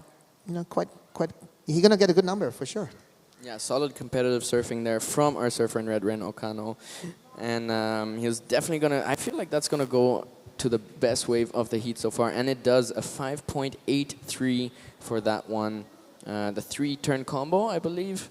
And just having a look at his profile here, he competed in the QS 6000, the Shihung Korea, that's in Korea? Yes, so yeah. Was that the wave pool event? That's the wave pool one. All right. And he came out with 33rd, so not too bad of a finish there from our surfer in red. Yeah, Ren is a young surfer. He's probably only like 16 or 17 years old kid. Yeah. Yeah, currently ranked number 39 on the Asia rankings. So in the next few years, watch out for this name, as it's going to be battling out in the ranks and making his way up. 8 minutes, just about 8 minutes to go. Situation in the water is red. All right, we're just going to look at this replay.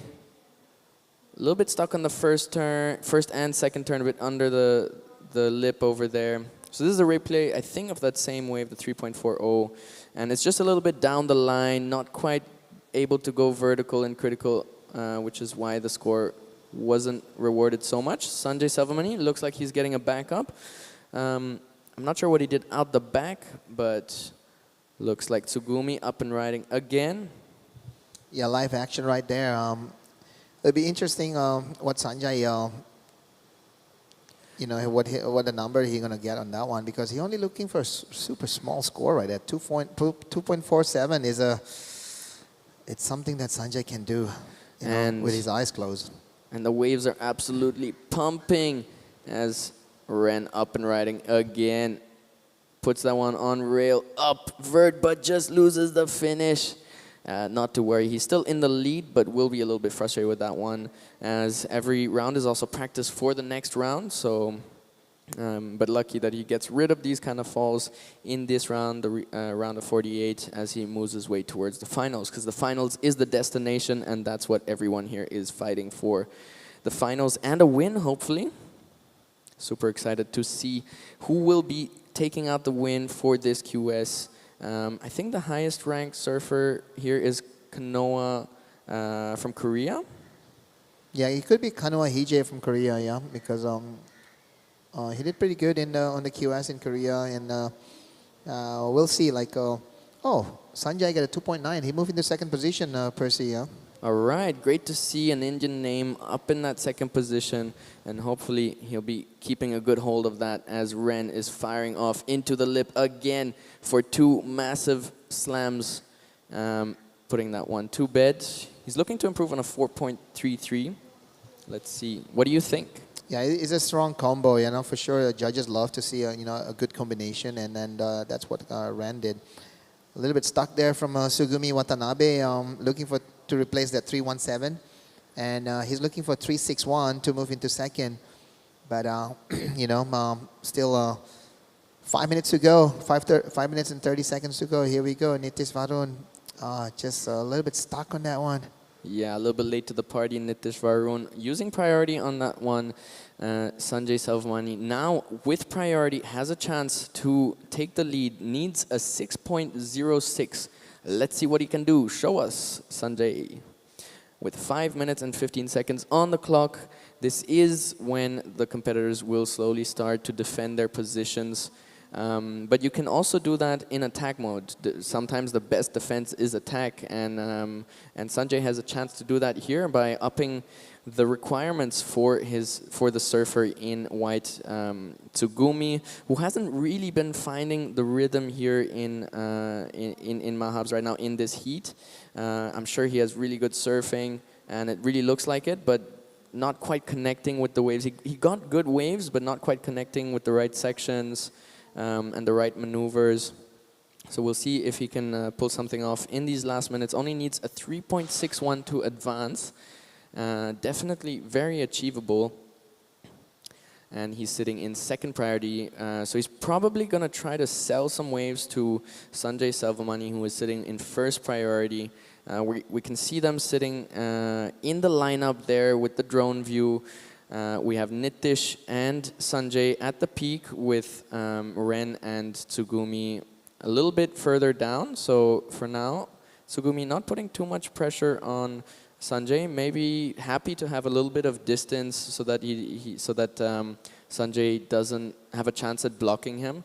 Which is, yeah, if I was in Tsugumi's position, I would either try to sell Sanjay some waves, or I would make some distance. And here is Nitish Varun with a cut back, but now unable to make it back onto the open face. Yeah, with 3 minutes to go, this is Sanjay. He's looking. If I was him, I'm going to replace that 2.9 for sure. And with his surfing, it's he's able to do that for sure. So we'll see. Is that going to be a more than 2.9? Because. Not far behind with priority now, Sugumi Watanabe looking for 361. So still open for these three surfers. Even Nitish Varun only looking for 344. Yeah, still wide open for everybody. This heat still wide open. Sanjay Selvamani's last wave coming in at a 3.4. So he increases the requirement for Tsugumi a little bit. Tsugumi now needing a 4.10. And Nitish a 3.94 to advance. The seconds are counting down though. 2 minutes and 45 to go. Priority sits with white Tsugumi. So he does have a chance here for that 4.10. Let's hope the ocean provides. Yeah, if Sugumi want to get that 4.1, now is the time, because time is ticking with 2 minutes 30 to go. if there's going to be enough chances for him, or is he going to be, need to come in a little bit and try to find a smaller or wide one. So we'll see if, any opportunity come to him. Looks like someone had a shot on the inside. Nitesh Varun under priority, doing what you would do, trying to fish for some waves on that second peak. And there are some really good opportunities that come down there. We'll have a look at this one. So yeah, this is a replay from Nitesh looking for numbers, mid 3 or a higher number of 3. Just a little bit late to that section once Yeah. again. That's not going to be the wave that, giving that opportunity of 3.94. And Yeah. hopefully we're going to see more opportunity for, all these surfers. Yeah, he did get quite a nice wave, that 3.57 with some good combination of maneuvers, a longer wave. So he definitely has it in him for that 394, but he is under priority right now in 4th priority. He'll have to fish for those on the second peak or past the rock. Sugumi sitting there in 1st priority, just praying for something to come through as Ren sits in 1st and Sanjay in 2nd. Coach for the national team, super excited for him to be, having an opportunity to compete himself as well in this international event. Yeah, with 1 minute to go, as a coach, actually, Percy, to be still able to compete is a good insight for you as a coach, to know, to get more experience about, strategy, getting around, to make your heats, So I think to have Sanjay in this event is a great opportunity for him to be able to share it to the, to his, I don't know what you call that, to his athletes, Yeah, for sure. And Sanjay is a super hungry surfer. Like, he's always out there in between coaching sessions. Even when there's a lunch break, he's out there surfing, and then he'll go for lunch for like 30 minutes and then go back to coaching. And he's super passionate surfer. I used to compete as well with him back in the days. And actually, we did our first QS together in Sri Lanka. It was a QS 3000, I think, in 2019. That was also a really fun event. Here is Tsugumi for a last opportunity for that 4.10. He misses the finish, and I'm not sure he got much out the back. So unfortunate for him, but fortunate for Sanjay Savamani. Looks like he'll be making it through to the next round, along with Ren Okano. As we jump straight into the next heat, heat 6 of the round of 48. We'll just be going on a short break before we come back with live commentary for you guys.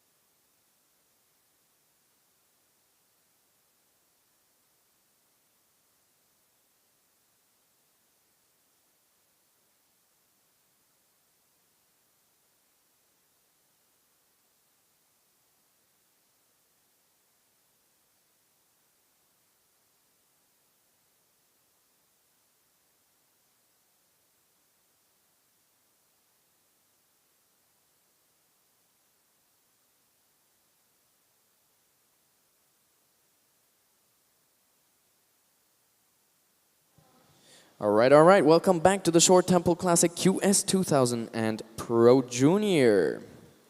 It's been an exciting morning here in the rounds of 48 and in the rounds of, the beginning rounds of the event pretty much. Especially, we have been running the women's and the men so far, and we're going into the Pro Juniors next for the men. So that's going to be super exciting to see the juniors of Asia out in the water here in India at Mahabalipuram. Such a special venue. I am sitting here, Percy, with Giada Legati. Hey, Percy. I'm so excited to be back in the booth. I just went by Joe's to get a coffee, and look at this, straight into live action. Taro Takai going absolutely ballistic, wasting no time in between turns. We see him take this one all the way down to the inside, doesn't get past the rock. We've seen a couple of the waves go and do that already now with that low tide, and we have right behind him Akilan Sekar. Doesn't get the completion on that one, but it was a great start. We have Taro Matsuno, a 5.67 to kind of get his campaign going, and it's a beautiful afternoon here in Mahabalipuram. We have reached that 12 o'clock sun. It is pretty hot, but waves are cooking, so we're all excited. And here's the replay. This is the way you want to start your heat. Vert up into the lip for the first one, gets around that section, straight into the lip again, and somehow makes it around for a third one. So 3 hits in the pocket, critical. Now goes to the rail work, and it stands up. What a good, well-selected wave also from Taro. It just kept providing opportunities. And he got a solid score for that one, a 5.67. That's how you want to start your heat. That's probably a keeper in terms of backup, and now he'll just go back. Go out the back and try to look for some higher scores.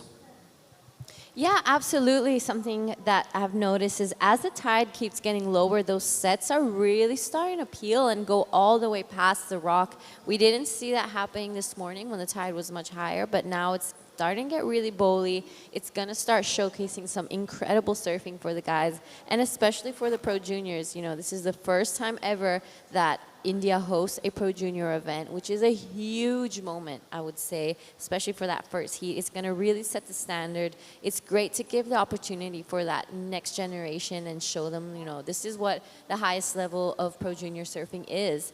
And they're going to be going against some of the best in Asia, so it's going to be a big moment.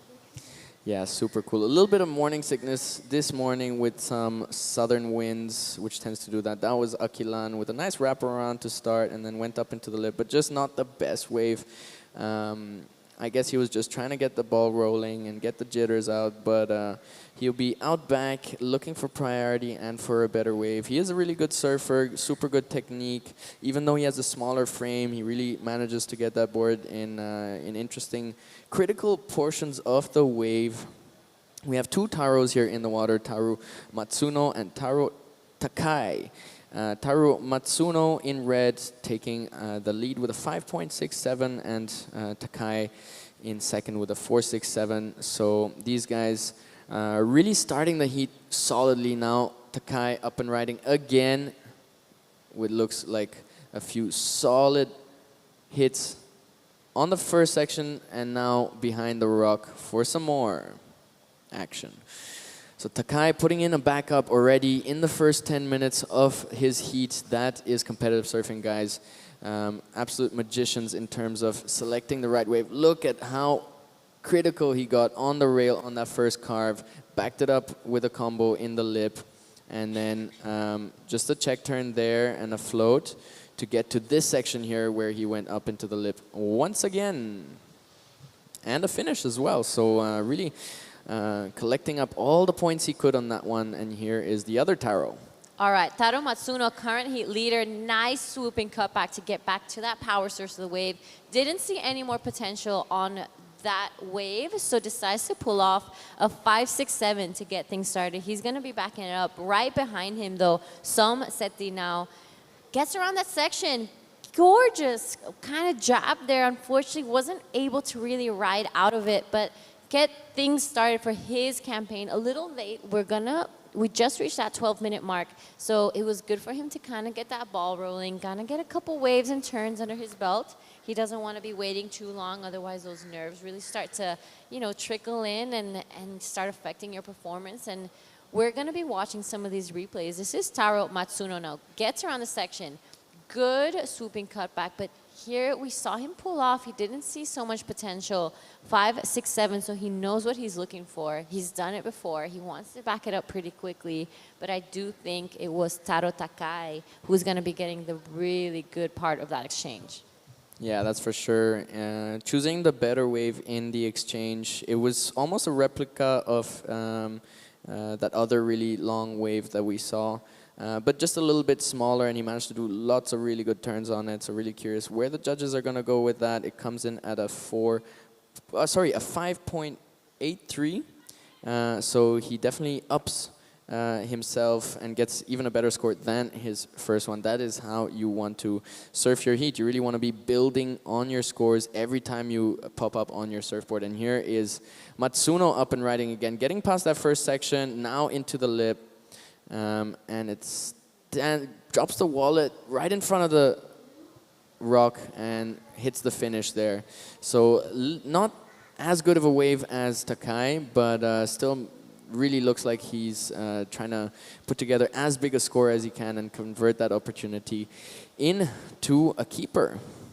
I love that wave from Taro Matsuno. That was a really good ride, especially that one turn. He big fan of spray out the back, so that's going to be a pretty decent score for him. He's going to be extending his second position, maybe going back into the lead.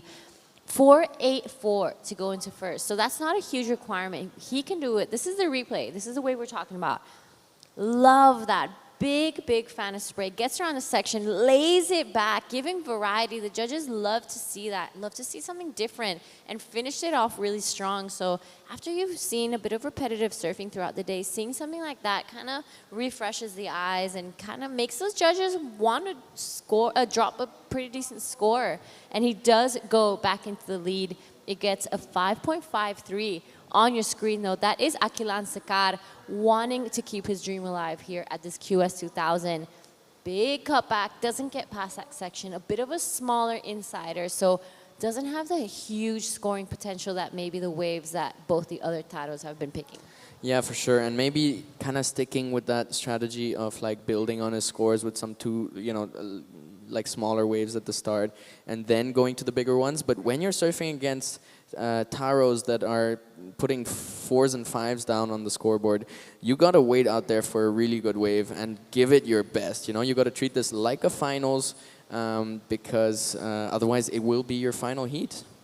Absolutely, you do not want to be bowing out so early, especially when this event has come, not so commonly around here, and it's such a great moment for all these surfers. But as the tide goes down, I say it again, this wave really starts to peel. Love the style from Taro Takai. Does it again, jams it right upside down in the pocket. Such a speedy surfer. Look how low his center of gravity is. His style is so gorgeous. Unfortunately, wasn't able to ride out of that one, but that was going to be an incredibly good score.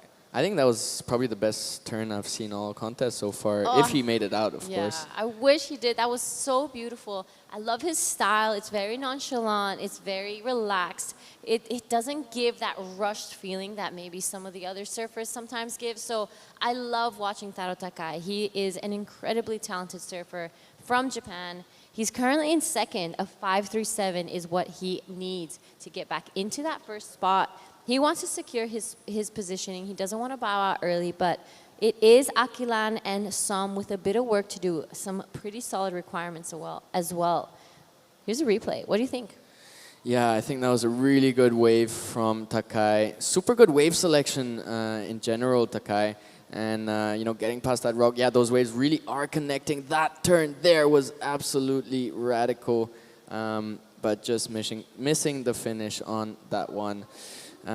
He still gets a relatively good score, a 4.90. He does need a 5.37 to take the lead from Matsuno. But he'll be out back, and with his kind of wave selection in 7 minutes, I'm pretty sure he'll be finding another one and getting another opportunity for the lead. It looks like it's a boxing match between red and blue so far here. White up and riding on a bigger set. It feels like he heard what I was saying in commentary as he's up into the lip again, now into the next section. Again into the lip, a little bit late on that one. And he goes down right in front of the rocks, but he's very familiar with the rock. Whoa. Is it common for people to like face plant against a rock? Honestly, I think it's happened maybe once or twice before. So Ramesh Budihal, he went for a joyride on top of the rocks once, yeah. And I think Ishita also had one. She was telling me about it recently. Oh God, it seems so close every time they fall off. It's so scary for sure. Yeah. I think that's like the one thing I think about the whole time I'm out there is that rock. Like I cannot get it out of my head. It's honestly like as soon as I'm on the wave and riding it, I'm like, where's the rock? Like the first thing I think about. Yeah, it's the elephant in the room in Mahabalipuram Point Break. And it is also called the Elephant Rock because it looks like an elephant. Oh my God, I forgot. That's so true. Right, so watch out for Elephant Rock in Mahabalipuram. This is Som Seti now on a good looking wave. Let's see what he does. 9.03 is his requirement, but he can break it down. Beautiful wave there. I love that ride. His board really following the lip line. He didn't waste any time to try get into that second turn. Unfortunately, wasn't able to though. There, the local crowd.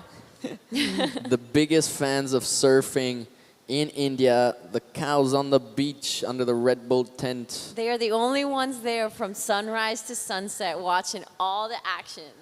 Such cute cows. I love them. I think I have around 500 photos of them from last year. They're so adorable. All right, on your screen though. Akilan up and riding another nice looking wave. Drops the wallet on the first one. Now looking to set up another one. Vert in the lip and he lands it in front of the rock. Very good friends with the rock, Akilan, a local boy. He got into the finals in the last Mahabalipuram Point Break Challenge. And yeah, so getting some good results also in the national series. Drop wallet to start. Able to get out of that one with some speed and then up into the lip. For the second one, what do you think, Jada? I was loving that. It's giving that variety that we've been talking about from the last couple waves. And here, though, Taro Takai, live action, a bit of a smaller wave, a lot of whitewash on the face. He takes to the air, unfortunately goes down. I hope he was okay. It looked like that was a bit of a painful fall, but all good. But yeah, that was a good wave from Akilan Sekar. He's definitely going to be getting rid of that 2.90. In my personal opinion, I would say that's probably his best wave of this heat. Yeah, for sure the best wave. And it's really interesting to see the approach of Matsuno and Takai. They're really full power, full action. Like even though we're into the last 5 minutes, Takai isn't backing down from taking the lead. He really wants to take the lead off. He's not going into defense mode. He's in full attack as Matsuno smashes that one. I don't know how he keeps so much speed in those maneuvers, but it's absolutely beautiful to watch as he lays that one down with a drop wallet to finish. Let's see if he can improve on his 5.53.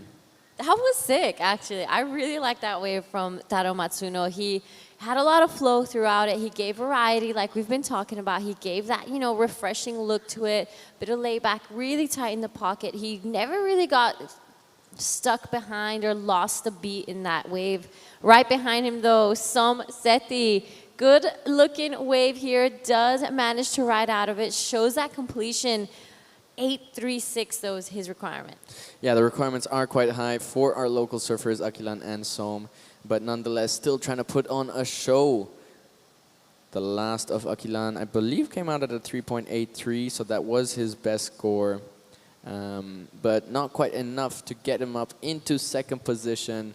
Still, they are all in here for the experience of surfing in the Asian qualification series against some of the best surfers in the region. Here he is up and riding again, putting that board on rail. I just really love his style and his technique. Like, yeah, even though he has that smaller frame, really able to put the board in super cool angles.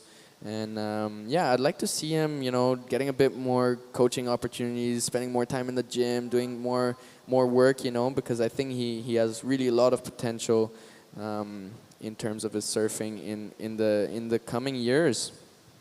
Absolutely, and there's nothing like it. I think especially now more than ever, they've really made surfing a professional sport, and since it's joined the Olympics, it's reached a whole different level of elite. There's people really taking in breath work into their routine and meditation, and a whole different approach to it. And I do really believe that competitive surfing, once you reach a certain level, it's practically all that 1% that you do daily, and those little details, because at the end you can be the best surfer, but if you don't have that emotional control, it's easy to just kind of let it sweep you away. Yeah, that's for sure. The discipline is the key in terms of really pushing the limits, and that's what surfers are doing today. They're pushing the absolute limits of what humans can do in the ocean, riding waves which are created by powerful winds out in the ocean, as well as earthquakes and all sorts of things. It's such a beautiful sport. I'm so happy to be part of this sport, and yeah, it's super exciting to see the whole journey of the surfing grow in India. Started out with here's Som with live action, just getting a little insider. He is looking for a big requirement, so I guess he's just trying to surf, trying to get a positive experience out of this. But yeah, being part of this journey for the surfers in India, we had a tsunami back in 2004 before surfing really took off in India, so we have a lot of trauma in terms of the ocean, and it's really nice to see kids getting over that, getting over their fears, getting into the ocean.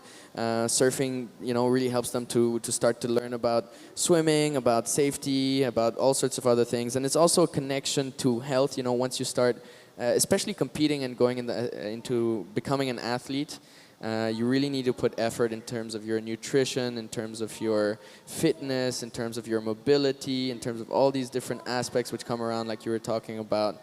And that is the end, as Takai has another go for the lead, but it looks like Matsuno shut him down with that last wave of 5, 6, 7.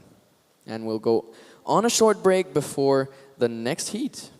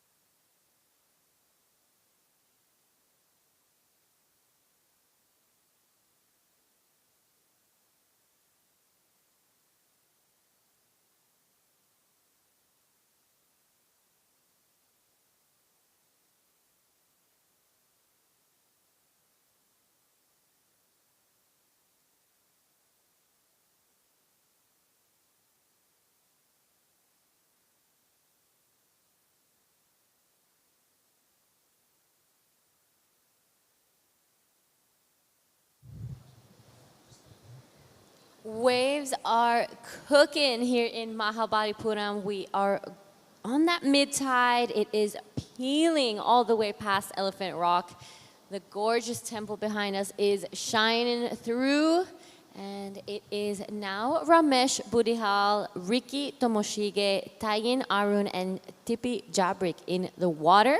This is round of 488, heat 7. We have one more round of the men's QS 2000 before we go into the men's Pro Junior. And it's going to be a great afternoon of surfing. I'm pretty excited to eat my curry for lunch. And it is Percy who is in the booth next to me. Yeah, it has been such an amazing day so far. The waves have been absolutely pumping, especially as the tide went a little bit lower from that high and the offshores kicked in this morning. A little bit of morning sickness, but still really pumping and pulsing on that rising tide. That rising tide is entering the event the event window. That rising tide is entering that event window as we go through the days. So I think finals day is going to be absolutely epic if that swell holds, because rising tide is really when the waves pulse as the most, as the tide really helps to push that the waves into the shore. And yeah, it's been really nice commentating here with you, Giada. We have one of our teammates out in the water, Tipi Jabrek. He got through his previous heat. Let's see how he does in this one. Yeah, so Tipi is back out there, second heat of the day. On his backhand, though, this is Riki Tomashige. Beautiful to blast to kind of get things rolling here. Upside down, unfortunately, back foot comes off. He isn't able to ride out of that one. He is on a roll, though. That was a really great start for Ricky. That was a really good one. It had colors of Mega Artana in it, in his style. Really deep bottom turn up into that pocket, and for a second time as well.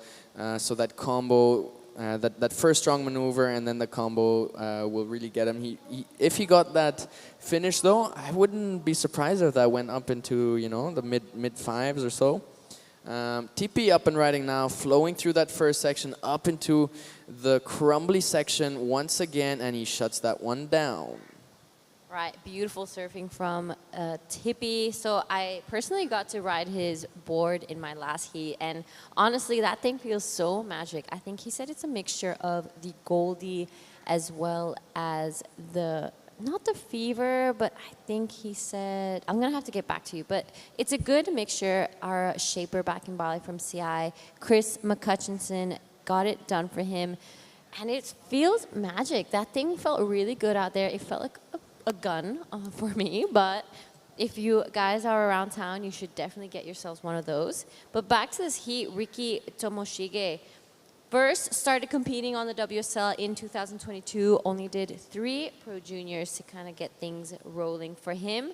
Yet last year, in 2025, we did see Riki do a couple more of the QSs. His best result is a 25th in the QS 2000 in the Open Miyazaki, and got a couple QS heats as well, but unfortunately nothing too crazy. A 25th as well in the 4000 one in Chrono Zero Pro in China at the end of the year, and was still a junior, so he got a 4th in the Nias Pro Junior and a 9th in both the Omazaki Pro Junior and the Wanning Pro. So a couple pretty decent scores for Riki Tomashige.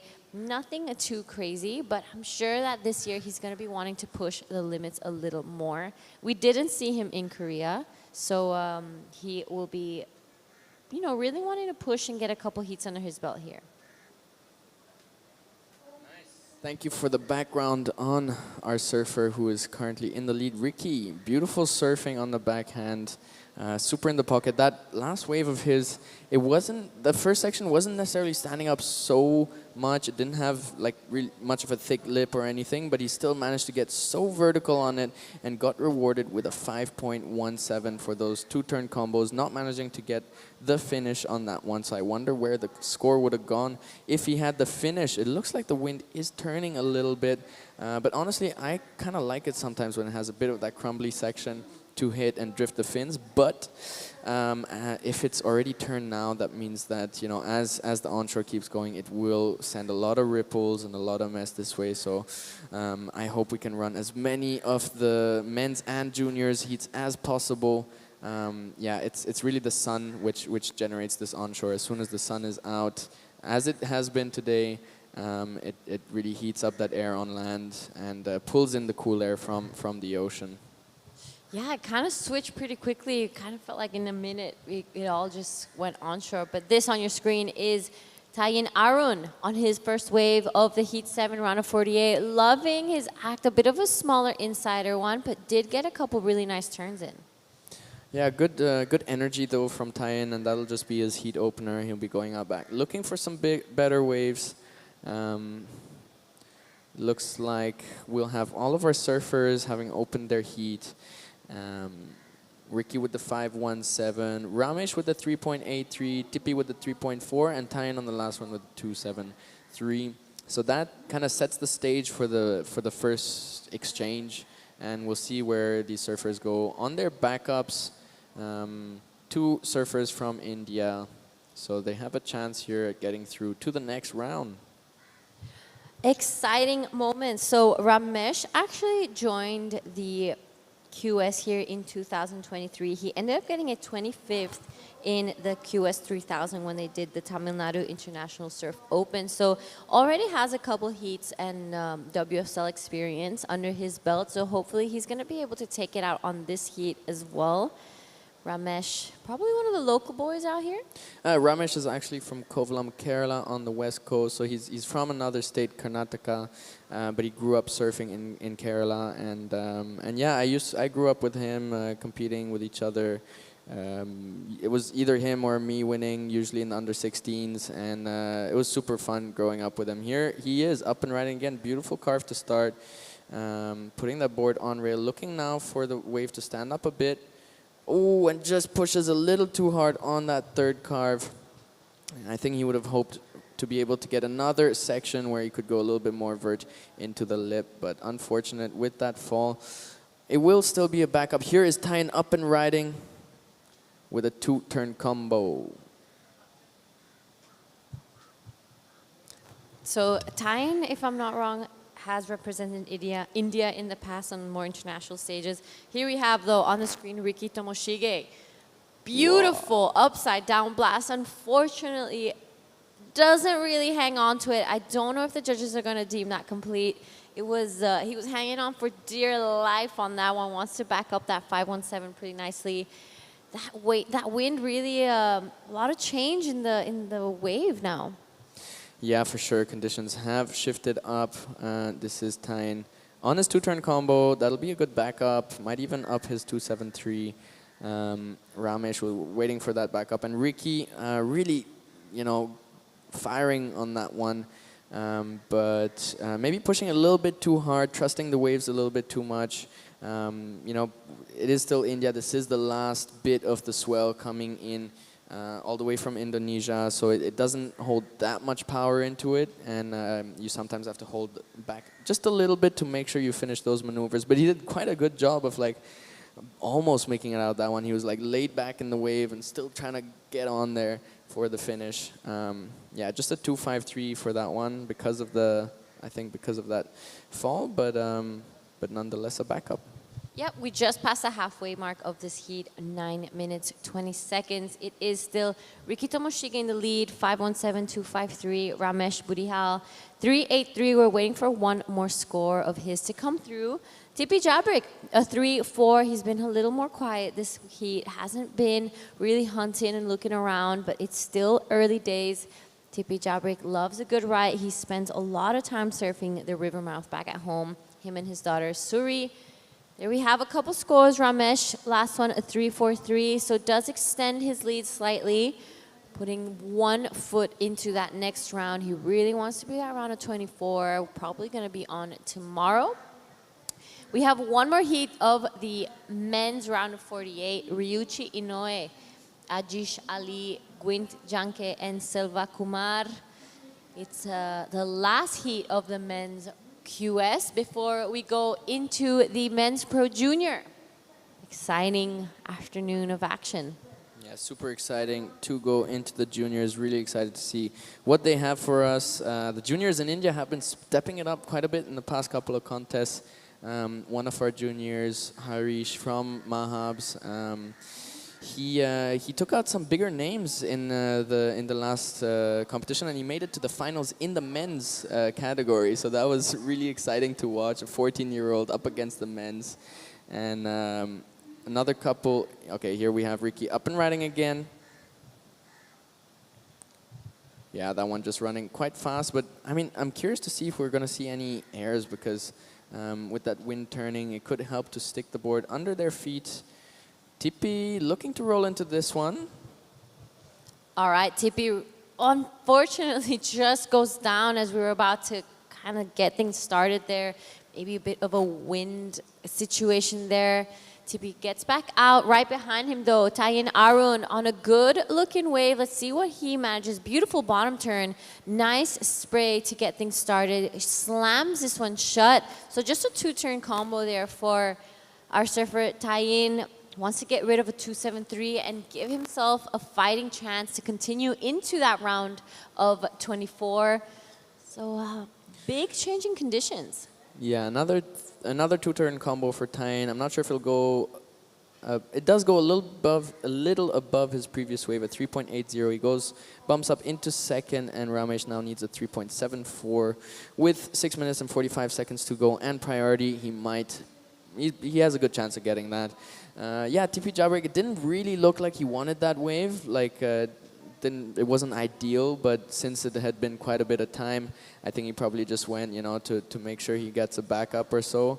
And unfortunate on the fall, but I think he's back out there looking for priority, and I'm sure he'll get another fun ride before this heat ends for sure. Absolutely. There is so many waves out there, and I'm sure all the other athletes or the pro juniors are probably taking a look at the conditions and kind of maybe thinking of having a bit of a switch in equipment and adjusting a little to the conditions, because now that it's not as clean, you might want to have something that's a little snappier, something that is a bit more reactive. Otherwise, it's easy to kind of just get lost. I think Tipi's board is beautiful when it was long and drawn out waves, but now maybe not so much. Yeah, so Jada, a lot of knowledge about surfboards. Tell me a little bit, what kind of board would you shift onto in these kind of conditions? So just having to think of what I have in my boardroom, I would probably switch onto a model called the Solution, which is a 5.5. It's a little smaller. It's really round. So it just paddles into waves really quickly, and it's just so much better when it gets a little grovel. There we have Ricky kind of sticking through with this one. Gets around the section. Good first opening turn there. Beautiful blast there. Gets it again, unfortunately goes down, but that was going to be a solid score. I think he'll be getting rid of that 2.53 with those two-turn combos. Yeah, so these surfers definitely having a bit of a struggle on the new set of conditions with that wind turning.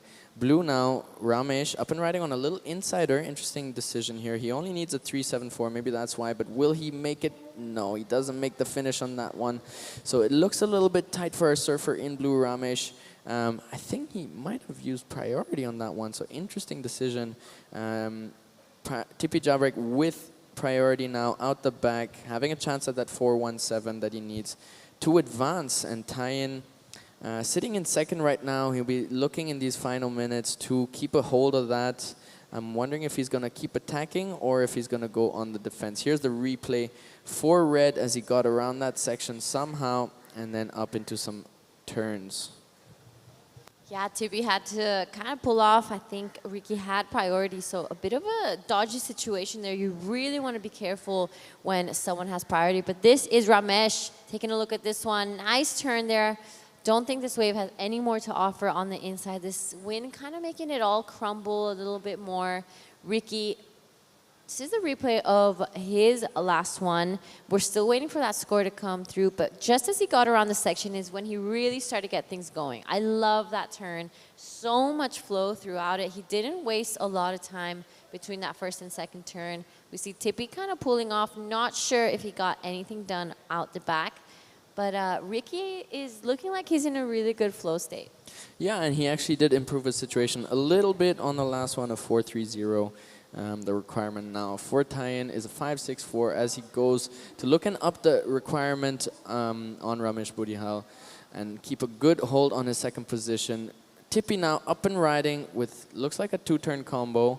He's looking for that 4.17, styling through the finish. Looked like a little claim. He looks like he's happy with that wave, so let's see if we can get a replay and see what he did out the back on that one with 3 minutes to go. I think Tippy is just happy to be out there. Like, he's just stoked to get some waves in. We both came out here, you know, just wanting to commentate and then got a couple surf sins as well. Yeah, super cool. that still frothing, still having that fun mindset. That's what surfing is all about. It is about having fun out in the ocean, and that's how it starts. Here's the replay from white carve to finish combo. So very similar combo that he's been doing multiple times here. TP taking the back end of that wave. Looks like a 3-turn combo. Needing a 417. Let's see if he gets it. We shall see. About to reach that 2-minute mark. Will Tippy Jabrick do a bit of a comeback here, or will he be back in the booth for the rest of the event? Ricky Tomoshige in a pretty solid lead, 517, 430. Next to his name is looking pretty comfortable. Tie-in in second, but it is Ramesh and Tippy with a bit of work to do, 374 and a 417. Small requirements, but as that wind really starts to pick up, it's going to start getting pretty difficult out there.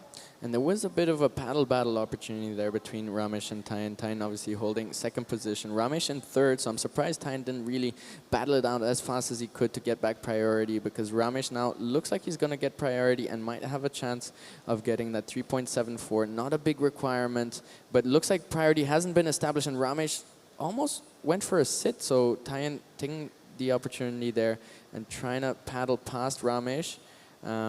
Let's see, because it's going to be very interesting, because priority still hasn't been given to any of our surfers. Ramesh having a seat. Okay, he does get second priority, so he is safe. He has an opening here to get that 3.74 off of Tyan. Tyan's definitely going to be looking to sell some waves to him that don't have much of a scoring opportunity. And looks like Ricky's going on this one.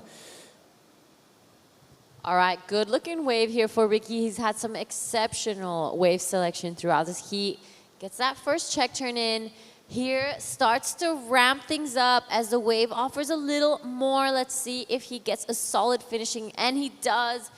Good surfing there for Ricky. Probably a bit of a victory lap, I would say. Ramesh on this one. Let's see if he gets that 374 that he's looking for. Nice first turn there. Does give a completion. I'm not sure if he got anything out the back. We're going to be counting this one down with 10 seconds. It's all eyes on Tyan and Ramesh now. Yeah, for sure. It's a tense moment here between our two Indian surfers. Ramesh just needing the 374, and he did get an opportunity. He did get a wave.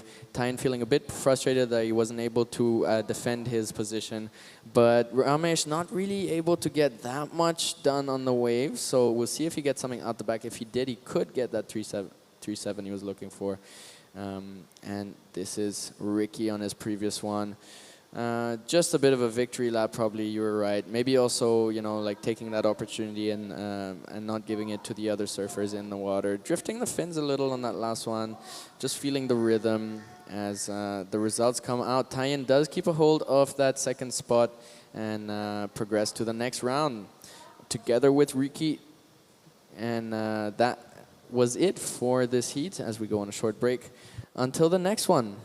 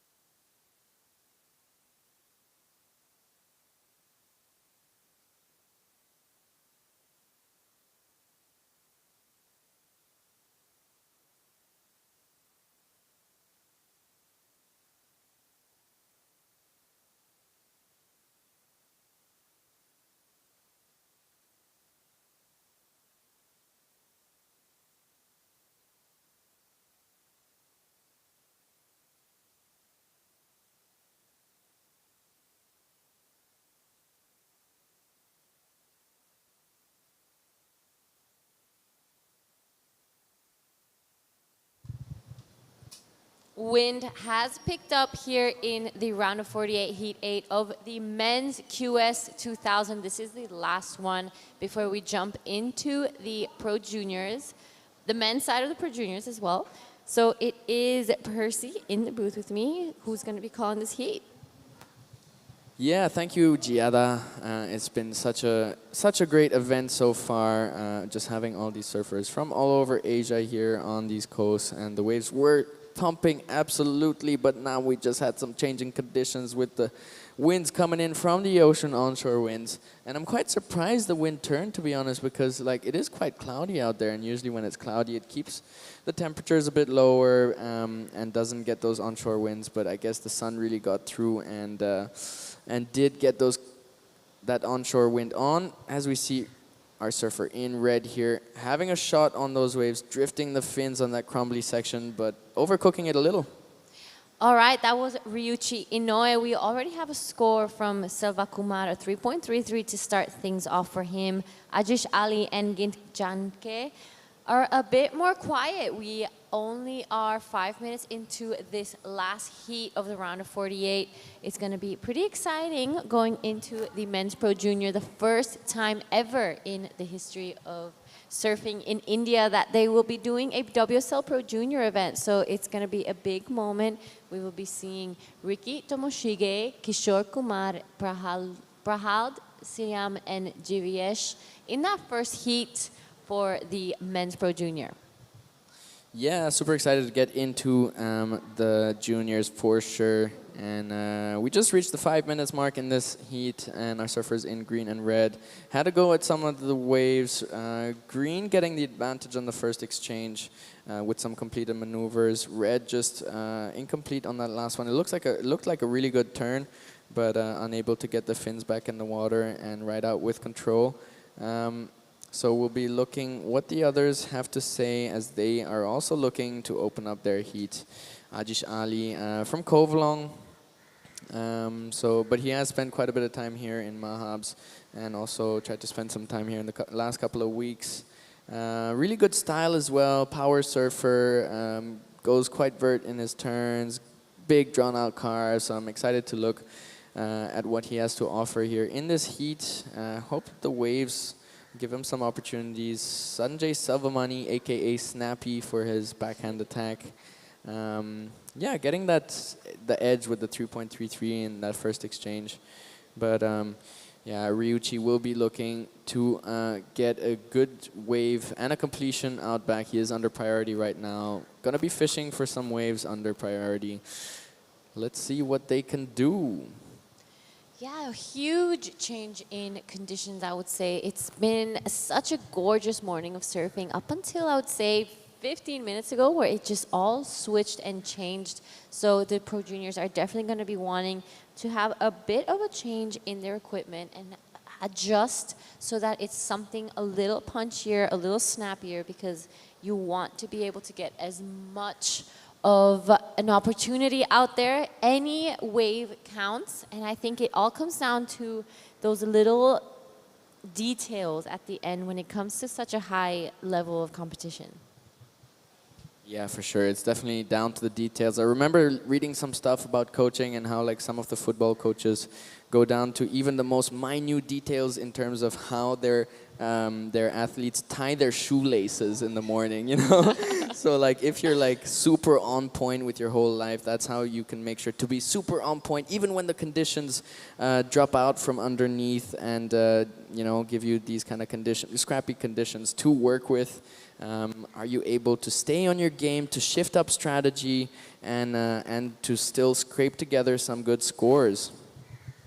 All right, so talking of scores, it is only Selva Kumar and Ryuichi with that 3.33, Ryuichi 177. Gonna be backing it up pretty quickly, but it won't be a big dent, I would say. So it's still open game for everyone. We're reaching the 12-minute mark, and we're seeing our man in white taking a look at this one. On his backhand, good-looking wave, nice first opening turn, sets it up again. Let's see what he does. I'm loving his, you know, timing with this wave. He's making sure he doesn't rush. He maybe missed a section, in my opinion, there, but really nicely done nonetheless. As we have Snappy up and riding once again on his backhand attack, just going down on that one. Yeah, Gwyn, surfer from Thailand. I've been spending some time with him in the free serves, and yeah, really cool to see his backhand approach. Looks like he's quite a heavy-footed surfer. Here, our surfer in red having a shot. Take it away, Giada. Ryuichi Inoue on his forehand. Nice looking wave, a bit of a bigger one since the start of this heat. Loving his calm, collective style. Gets around the rock, that wave not doing too much on the inside. I'm sure this lower tide isn't helping the conditions as well. We're just past that mid-tide. I think it's gonna start clamping a little more, especially with that onshore wind. So it's gonna get tough for the juniors, but I think this is such a great wave, and it still creates so much opportunity that it's such a fun, little punchy beach break, I would say. Yeah, for sure. Already in the morning and through the high and mid tide, we've seen some of the waves really running pretty fast. So now as we go towards the low tide, it's going to go even faster.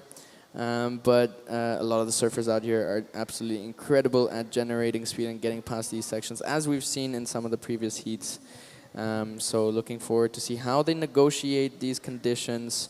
Look like Ryuichi managed to really get something done on that wave, even though it looked like it had a bunch of different sections, crumble from the onshore and so on.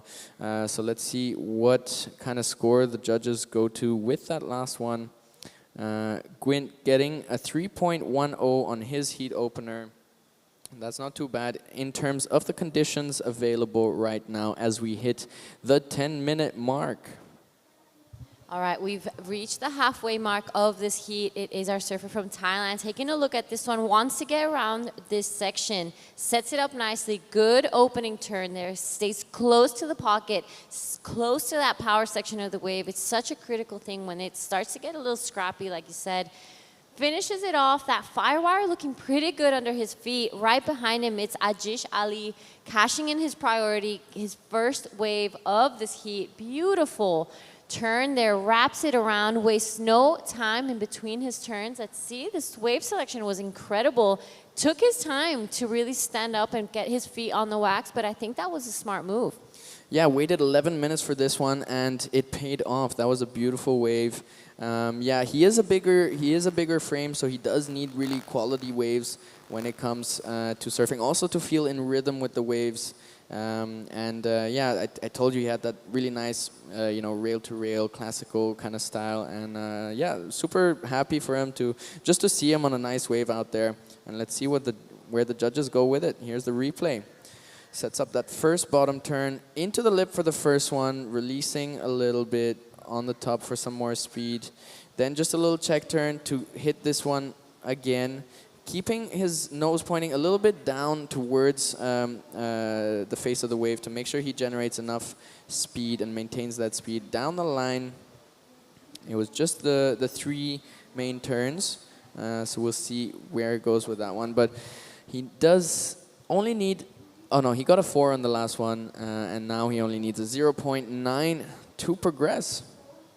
Yeah, so he got himself back into this heat, a 4, the best score we've seen drop. So he must be feeling pretty good. With 8 minutes left, that's plenty of time to get back out there, kind of redo what he just did. That was the best wave we've seen ridden throughout this heat. So I would say as the afternoon goes on, wave selection is going to be so important. And just from the screen, I think Ajish decided to kind of go with something with a little less rocker. It looked like it was a little rounder. I love the design that Lost had, and he is just flowing, and it looked really nice under his feet. It looked like that that board was kind of helping him generate speed instead of kind of stopping him, which is it's a good sign. Yeah, it has a little bit more volume. It's a Formula One Lost Mayhem, and he's been looking really good on that board since I think he got it about a year ago. It is his main board. I think it's the only one he really surfs, or the only one I've seen him surf. But yeah, when he gets those really nice waves, it looks super good. But it's a little bit harder when it's a bit more sectiony, a bit softer of a wave. So I'm glad that he managed to find a good one out there. All right, this is the wave that we were talking about. Break this replay down for us. What do you think? Yeah, just getting up into the lip twice at the start, then drawing out a big carve, and then up in the lip again for a kind of check finish. So, yeah, I think quite a good score. Let's see though what Ryuichi does on this one. So a nice little bowly one that he picked off. Ryuichi Inoue is in second. He only wants to get rid of a 177, so that is not a big requirement. He will probably be jumping into lead. He does a 387, so keeps his pace going at the short tempo classic QS 2000. We're about to reach the 6-minute mark, so it's gonna start getting really grindy out there. Ajish Ali with a 4, but wants to start get the ball rolling again.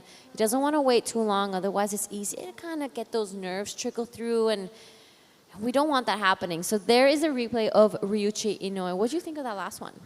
Yeah, that last one, managing to get some maneuvers in. It was a bit racy, a bit sectiony, but still managing to negotiate it. Yeah, I guess it comes around that mid three, mid-low 3. It is a backup, but he's probably going to want to get rid of it with a better wave. He has 5 minutes and 35 seconds to do that, but he is in third priority, so I'm wondering whether he's going to go back for priority again or just find some opportunities on that second peak. As Sanjay is waiting out back with priority, sitting on a 3.33. This heat is absolutely open to any takers. I mean, Sanjay in fourth position only needs a 2.04 to advance as we approach the 5-minute mark. So I don't think there's going to be much defense necessarily as of yet, as I think surfers in second and third are going to be trying to increase those requirements to have a better hold on their hopes for the next round.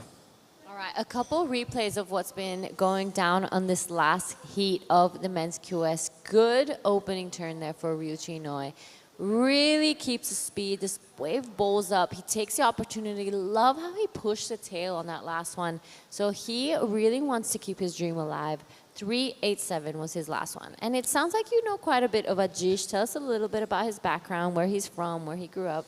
Yeah, he's from Kovalong, one of the local boys there, and he was also in the team that went to the first QS we sent any Indians to, together with Sanjay and myself. And yeah, just beautiful style on his forehand, big power surfer. Here is Snappy though, with that backhand snap up into the crumbling section for the second maneuver, looking for a 2.04. I think he'll get it and get the edge on Gwyn, but Gwyn up and riding again, also on the backhand. Getting some speed now, setting up that first bottom turn, and just a wrap around to start. Let's see if it stands up here. It does, and he goes vertical, but not able to point that nose back towards the beach for the finish. I have a feeling Sanjay might take second here as our surfer in red puts down a nice combination out back. That was beautiful surfing from Ryuichi. I love how he really laid into that second turn. That is giving the variety that we were talking about. It's giving something fresh to look at, especially as the conditions get really grindy. Giving that variety is going to be critical to get those bigger scores. And, you know, the judges are waiting to put those big scores down. You just need to do something different.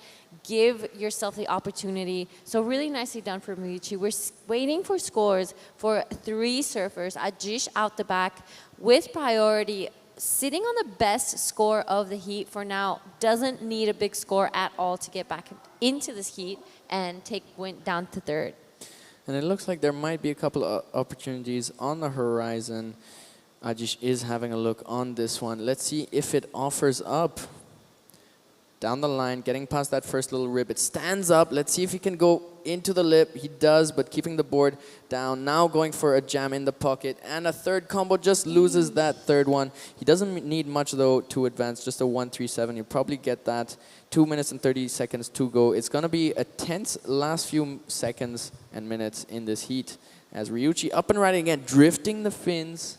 Beautiful turn there from Ryuichi as he drives past this section and looks for another one, but I'm curious to see what he did out the back because that last turn looked radical. All right, Ryuichi has that, you know, nonchalant style that I've mentioned quite a few times that I really love. It's pleasing to the eye. It's nice to see. He times his turns nicely. So Ryuichi currently in first. I think Ajish will be definitely taking on to second with that last wave that he got. We're still waiting for scores for Ryuichi and Ajis to come down. This on your screen, though, is our surfer Gwent. Nice looking wave on his backhand. Let's see. Bit more critical, really punches through that section, gets around Elephant Rock. Unfortunately, that's as far as he will be able to go. But it's going to be all eyes on Ajish now as we reach the 90-second mark. Yeah, Gwent on the last one, needing a 3.43. I'm not sure it's going to be the wave he was looking for. Just not quite. I mean, he managed to get up into the lip on that second turn, so that was definitely good. But the finish, I'm not so sure about the finish on that one. Still 2 turns. Let's see if the judges give him the nod. Right now, Ryuichi and Sanjay in first and second. With a minute left to go, let's see if we'll see some shifts in the situation and some defense action going on. This is a nail-biting finish. We're still waiting for Ajish's last score. He's been sitting on it for a really long time. Ryuichi, 5.33, extends his lead. Ajish goes to second, 3.20. Now Gwyn, a 4.10 is his requirement. We'll be seeing our man in green, Will Snappy, get one last chance, 30 seconds left. Good-looking wave. Does the turn, too beautiful turn combo. Will it be enough? 388. What are your thoughts? I mean, that was a nice combination there from our surfer in green. 388. That wave from Ajish was a 4. He has another shot here on a little one. And let's see what he can do on it. Big surfer, little wave. Doesn't mean anything. Still able to put down some big surfing. Got some maneuvers in. He's trying to improve on that 3.20 to up the requirement for green. It's going to be super tense between blue and green as we keep our eyes on the scoreboard. That little asterisk mark showing us that we're waiting on scores for all of our surfers underneath Ryuichi. But Ryuichi definitely making it through to the next heat with that last super stylish wave, the 5.33. All right, it's all eyes on green now. Did he get the score that he was looking for? We're seeing some scores come through, and I think it'll be just under what he was looking. A 3.10, not enough. It is Ryuichi and Ajish going into that next round. We're going to throw out to a quick break before we start with the Men's Pro Juniors.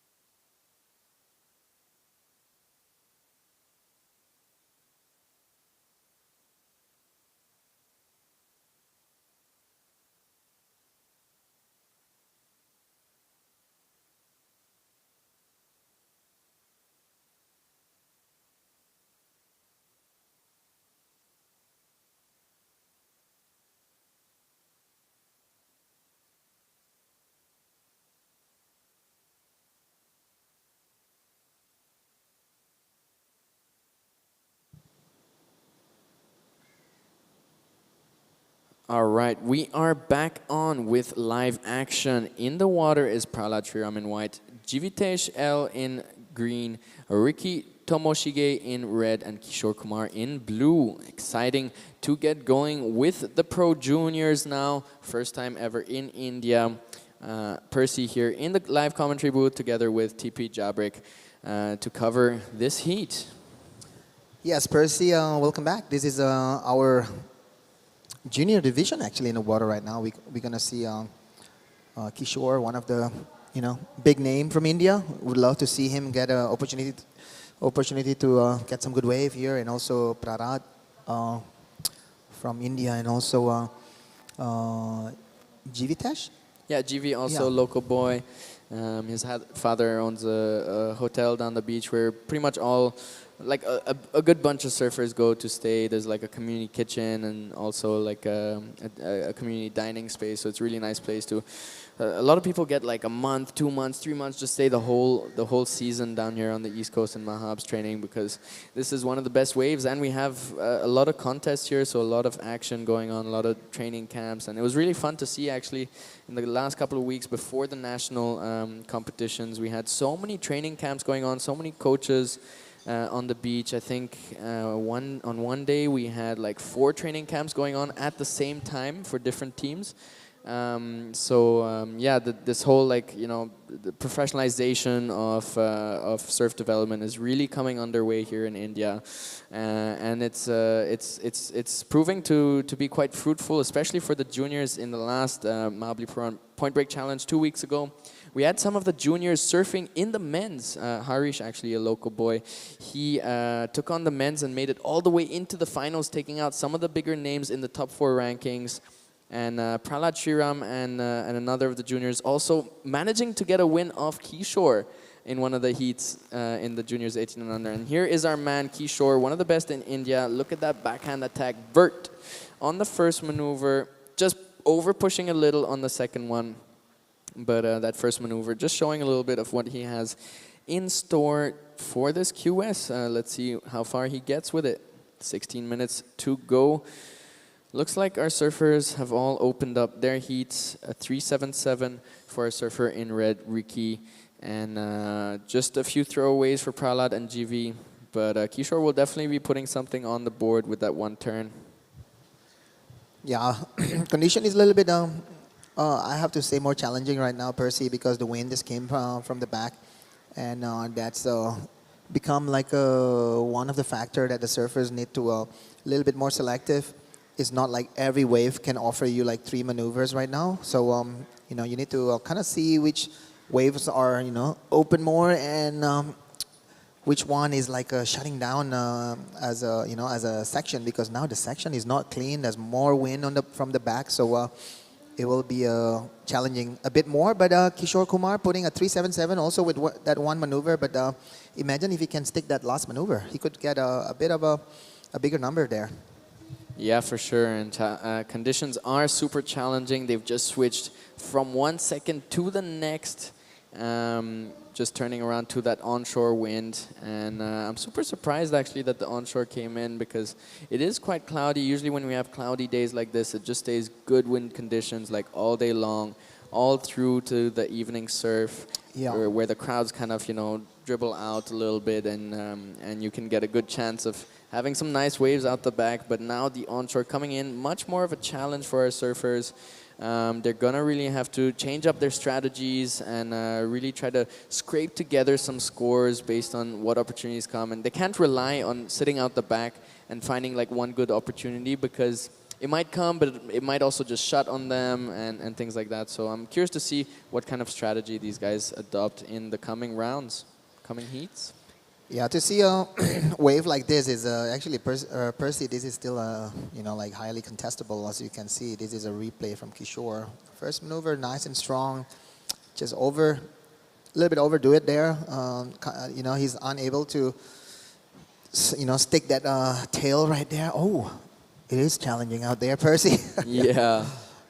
GV just losing it on a little double up out the back. Kishore, I think that section that he tried to hit, the second one, I think it was just a little bit too flat, not pushing back quite enough. Maybe more of a carving section. And here he is up and riding again, looking for a backup. Beautiful section he hits, floats it though, and now gets to hit that one, drifting the fins out the back. Beautiful little combo from Kishore, and that's his backup. Yeah, Kishore is really, his backside is really textbook, if you give him a section, he will do like a strong maneuver on it. Oh, unable to get around that one. That's Riki Tomoshige from Japan.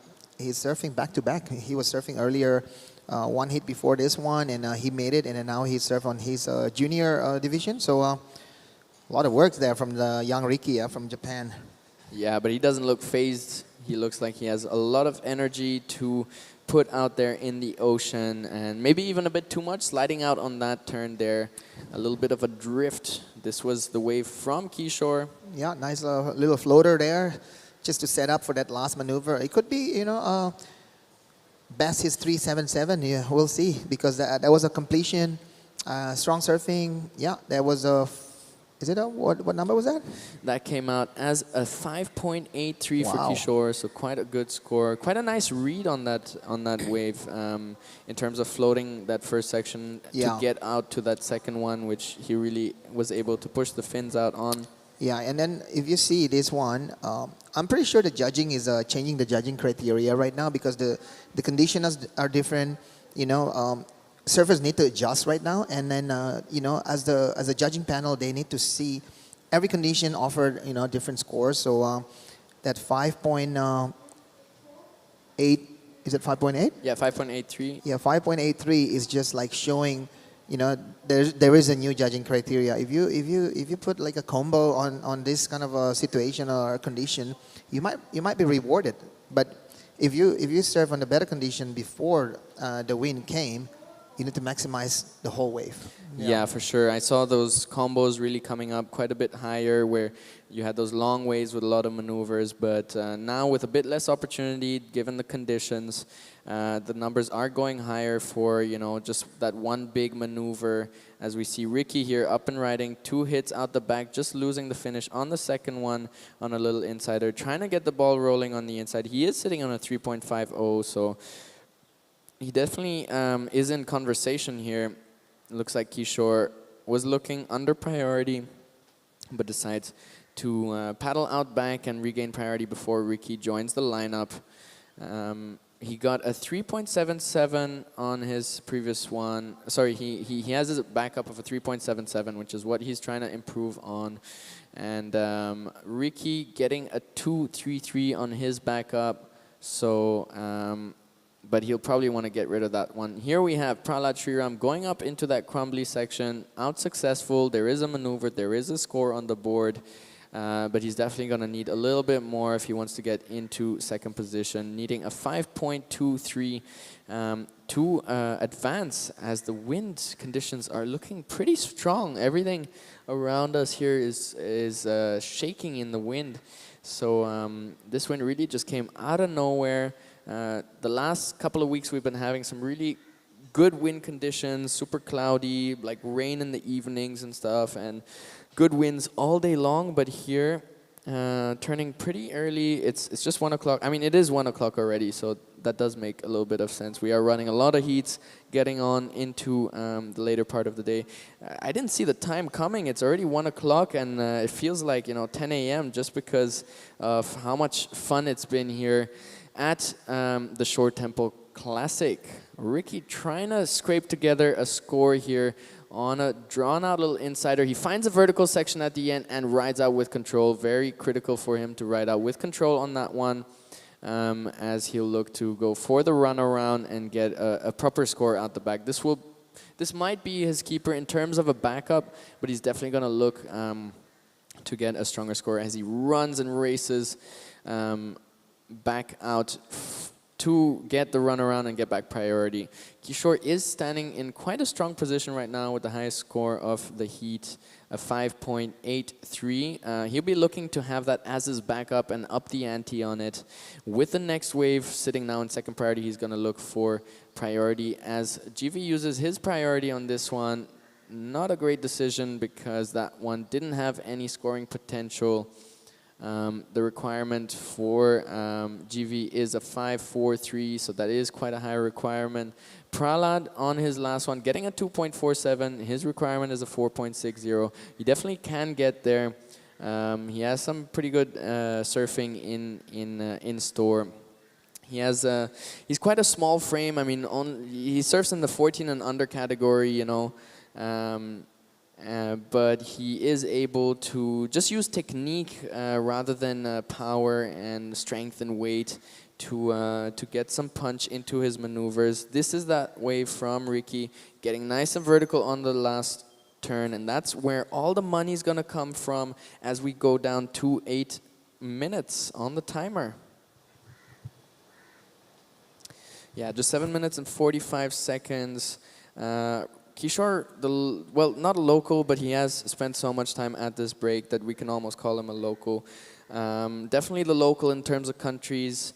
Got a strong start with the 377, backed it up with that 5.83. Most of the money coming in from that second turn, so we are seeing higher scores come in from you know, a single maneuver rather than only from those combos. And Ricky did get some scores on the board. His last one, a 3.57, so it is his best wave of the heat. But he is going to try to get rid of his second wave at 3.5 as he does need something. Well, just to up the requirement a little bit for Prahlad. Prahlad only needs a 4.6. And here he is firing again, going up into the lip. This one, you know, quite a scrappy wave and able still to generate some scores if he finished that one, but incomplete on the finish. Yeah, a little story about Ricky. He's a charger, you know. I was in Hawaii last winter, and he was like pulling into pipeline, like big barrels. So yeah, he's a, you know, those young kamikaze Japanese, you know, pipeline specials. Just waiting for, you know, big day at pipes. That's super interesting to hear, especially because he's ripping up these tiny little onshore sections here in Mahabs past 1 o'clock when the onshore hit. So very impressive, you know, like someone who surfs obviously good conditions, big waves and so forth, but also able to rip apart these little racetracks here in Mahabs. 6 minutes to go. Sitting right under Kishore is Ricky with a 3.57 and a 3.5. He's looking to get rid of that 3.50. He does need a 6.03 highest score of the heat if he wants the lead, but he is in a good position to start defending his second position. Prahlad does have an opportunity though, sitting in third position with second priority. He just needs to wait for Kishore to get a wave before he gets priority in the next 5 minutes and 30 seconds and has a shot at, well, he only has really one wave, a 2.47. So as soon as he gets a chance at another one, he will be getting a score, but he will need a 4.60, which is higher than any of Ricky's. So he's going to need a really good quality wave to do that. And the only other option would be to get 2 fresh new waves, which with 5 minutes and 5 seconds left can be quite challenging. GV, just some throwaways, not quite able to find his rhythm with these onshore conditions. In the 20-minute heat, 20 minutes is very short in terms of time to be able to generate strong scores, but Kishore quite able to do it. The 5.83, you know, both the waves he caught actually were quite beautiful. So that experience here on the break really showing through as he's up and riding once again. That one using priority for nothing on that one. Wow, looks like the wind is a bit stronger right now, Percy. There's a showing of a little system at the back of our heads here, and then we can see the wind is a little bit affecting the condition right now. But in the water right now, we have our surfer from India, GV, yeah?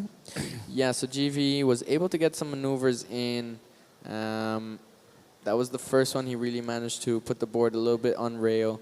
I'm really curious to see where the event organizers are going to go with this because the conditions are getting super tough. I mean, we saw those 2 waves from Kishore, but those were kind of the only 2 opportunities for scoring, except maybe this one. Ricky looks like he's on a really nice one as he goes for a 2-turn combo.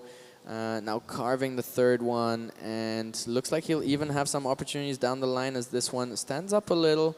Beautiful finishing looking section, and he hits it super hard. So I feel like that could be the best wave of the heat so far.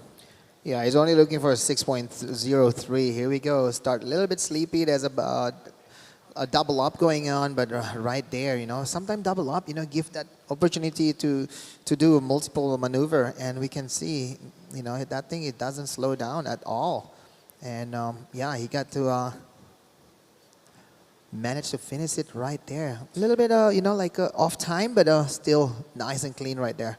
Yeah, so 3 maneuvers on a nice looking double up, which gave him quite a good face. He's looking for a 6:03, and he gets it, a 6.83. Ricky Tamashige takes the lead off Kishore. Kishore in second priority needs a 4.58 to take back the lead. We know he can get it. He's already got a 5.83, but he's gonna need to find a wave to do it. 2 minutes and 35 seconds to go. Prahlad in third position. Now the requirement bumps up to a 7.13. He's definitely going to have to split that up into 2 waves, but with only 2.5 minutes to go, that's going to be quite a tough requirement for our surfer.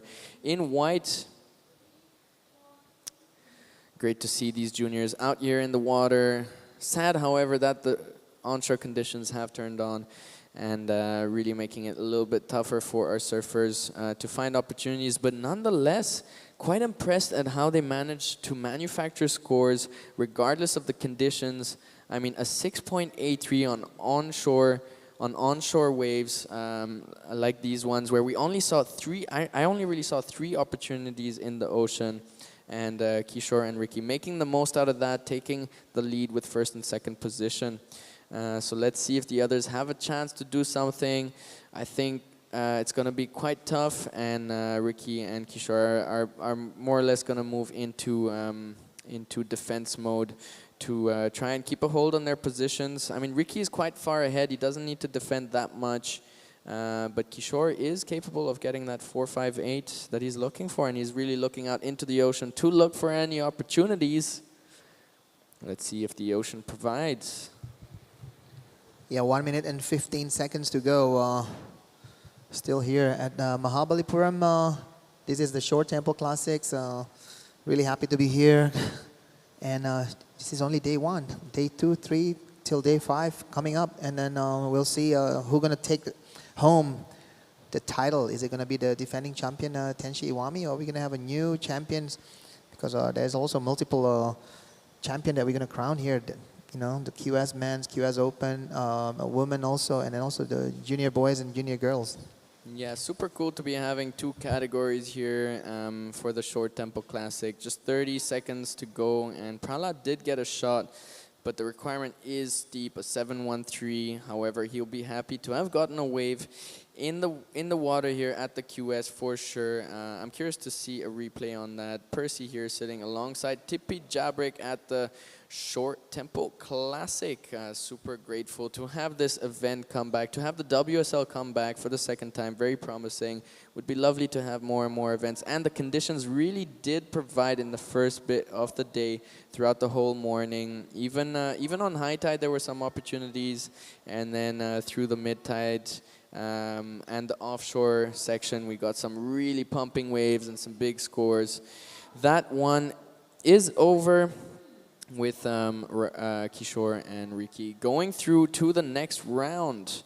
In the water right now is our surfers. Okay. Ren Okano in red, also having surfed in the men's. Masamune Uno in blue, Pradeep Pujar from the west coast of India in white, and Naveen Kumar, a local boy, in green. We'll go for a break before coming back to live commentary on this heat.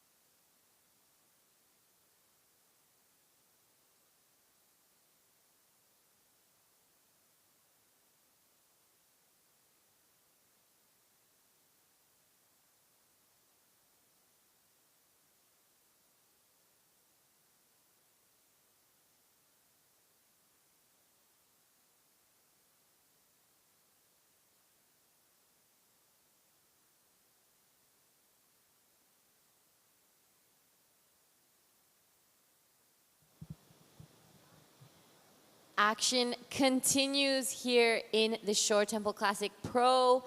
It is into the juniors now. Heat 2, round of 32, Ren Okano, Masamune Uno, Pradeep Pujar, and Naveen Kumar. So incredible action. The wind has picked up, but the waves are still kind of cooking out there. Riki Tomoshige swept that last one. Kishore Kumar in second. Unfortunately, Prahlad and Jivitesh bowing out early. But early days in this heat, 17 on the clock. Already one score to come through from Ren Okano, our surfer from Japan. And I want to welcome Tipi Jabrik back into the booth. Hey, Jada. How's your lunch break? It was good. I just had a little bit of naan, and that was it. Oh, really? Nice. I'm a big naan fan. Yeah. A naan cannot go wrong. That's for sure. Yeah. Just a naan a day. Naan a day, keep the doctors away. So 16 minutes on this heat. Heat number 2, we have Ren Okano with a 7.17. Jada. Yep, starting off super strong. It is Ren with that 7.17. That is a massive score, probably one of the highest of the day, I think. The only one who got into the 7 range was earlier on in the men's QS, a 7.5 we had. I'm pretty sure it was Riki Tomoshige, if I'm not wrong, but I'm going to have to double check that later. So early days, though. Yeah, there's a 7.5 today. That was from our Japanese surfer also. His name, he was ripping. Yeah, he's. It wasn't Ricky? No, it wasn't Ricky. It was another guy. He was a natural footer. Ricky is a goofy footer. So Ken, it was Ken something. So Ren Okano, 7.17 to start things off. We're already 5 minutes in. He is ranked 39th in the men's qualifying series. On your screen, a wave from green. Unfortunately, quick up and out, wasn't able to ride out of that last one. So Ren Okano first started competing in the WSL in 2022. He has had some experience already. Yeah. His last year, 2025. Yeah. His best result, a 9th in both the QS 2000s in Tokonoshima and in Midas Capital Omezaki Pro. Yeah. And a 3rd in the Omezaki Pro Junior. Wow. So a couple good results there from Ren Okano. So Ren is currently putting his numbers as the highest junior points right now with a 7.17. But it's Keanu Kamiyama who scored a 7.5. So he's currently sitting in the highest score of the QS in this Shore Temple Classic 2026. So we have 2 Japanese surfers putting big scores here. Yep, and it's been a bit of a trend throughout this morning. The Japanese have really been blowing up some of those scores, but the locals have been as well. They're giving out that local knowledge, and what an experience to have this QS 2000 here and see it all live and in their own home break. Yeah, if the Japanese is showing how strong their surfing is because like Japan have done their development in their country way longer than any nations in Asia. They've been doing it since the 70s and 80s. They done their their domestic tours. They done their all those competition to for the young Japanese surfers. So and then we all learn from the Japanese system. And like we see the Philippines now, they have their the tour. We have Indonesia, and now, as we can see here, India is also, coming strong. Absolutely. And on your screen, Ren Okano, currently leader, wants to back up that 7.17. Good first snap there. Really laid into it. Love that second one. Unfortunately, wasn't able to ride out of it. But he will be backing up that 7.17 with that one score. Man in blue, Masamune Uno, nice couple jabs there. Wants to get around that section. A bit of a double up, but not much on offer past Elephant Rock. He will be getting his first score on the board. 13 minutes left in this heat. Not quite at halfway mark, but not so many rides. been dropped just yet. It's a bit of a slower heat. You'd expect that maybe with that wind we'd see some more rides ridden, but I think it's maybe starting to get a little difficult to get more selective. Yeah, I remember Masamune. He was surfing the wave pool in Korea, and it was ripping. If I'm not wrong, I met his dad also, and they said they're from Miyazaki, and so it's great to see him traveling as a young Japanese competitors alongside the other Japanese, and we can see here this is Pradeep just stuck there in front of the rocks there. And he's currently sitting in second position, but still waiting for Masamune's last wave there. And, it could be a situation changing right there. Ren Okano, this is the replay of his last one. Good first job there. Here on that second one, unfortunately goes down, so wasn't able to ride out of it. Got a 3.07, so extends his lead slightly. It is Pradeep Pujar in second, 7.91, the requirement to take that first spot. Though Naveen has dropped down to fourth now, a 3.47 his requirement, as Masamune gets a 4.33 and takes Pradeep's spot in second. Yeah, Masamune was surfing really smart there, getting that numbers of a 4.33, with one single score. So now he just need a backup and putting a little bit more pressure on Pradeep and also Naveen. Naveen and Pradeep, they still have a couple low score there. Just a high 2 and also Naveen with just a couple of score below 1. So these guys need to have a bit more works to replace both of their numbers to put a bit more pressure on Masamune, because Masamune start with a good number. Yeah, and that was his first ride of this heat. So we're really starting to see that wind pick up. It's pretty difficult out there. It's starting to get a little grindy for the Pro Junior, but it's still early days. Still plenty of opportunity out there. Up next, we have Raimu Yamamoto in the red, Aoi Ogure in the blue, Yogesh in white, and Sheikh in the green. That is going to be the heat 3 of this round of 32 for the Pro Juniors. It's going to be all the way up to heat 8, if I'm not wrong, of this round of 32. We'll be finishing off today with the Pro Junior men's, and it's going to be an exciting start tomorrow. Hopefully soon we will see the women's tomorrow Pro Junior kind of taking to the stage. And while there's a bit of a break in the action, we're going to throw it over to Percy with the winner of the last heat.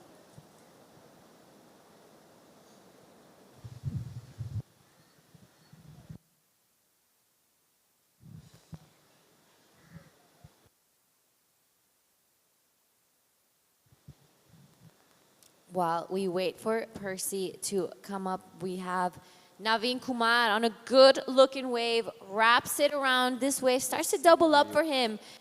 Unfortunately, goes down right in front of Elephant Rock, but that was looking like it was going to be a pretty decent score for him. Still hasn't really been able to ride out of a score. He's still sitting on 0.8 and 0.6. I think this is probably going to be his best wave of the heat, but wants or needs to do a little more, as Masume Uno is just sitting on that 4.33. So it's early days, but it is not over just yet. Pradeep Pujar with a bit of work to do, 2.01 to get into that second spot. 9 minutes left. Early days. Ren Okano with that 717 next to his name is sitting pretty comfortably out in the lead. He wants to back it up pretty quickly and build up his house, because you never know what could happen in the heat. This is your current heat leader, though. Taking a look at this set. Sets it up for this first turn. Good first opening gouge there. Does it again. A bit more jabby there. Tries to get around this section. Unfortunately, it just crumbles away from him, but that is going to be getting rid of that 3.07. Yeah, I have to say that's one of the best two-hit combo there of this heat. I'm pretty sure that 3.07 gonna go outside his door anytime soon. As you can see here, boom, big one, vertical, and the tail was, kind of like spraying that big fan. Yep, the judges will eat that up. I don't think it's going to go close to that 717, but it's going to back it up really nicely. So that's exactly what you want to do. He can kind of sit out there now and wait for a really decent score. So 583 for the last ride of Ren Okano. He is flying out into that next round. On your screen, though, this is Pradeep Pujar in third, needing a 2.01. Good second turn there. Unfortunately, goes down. Isn't able really to ride it out. 201 could be the requirement, but Masamune only sitting on that 433. And we're going to throw it down to Percy with the winner of the last heat.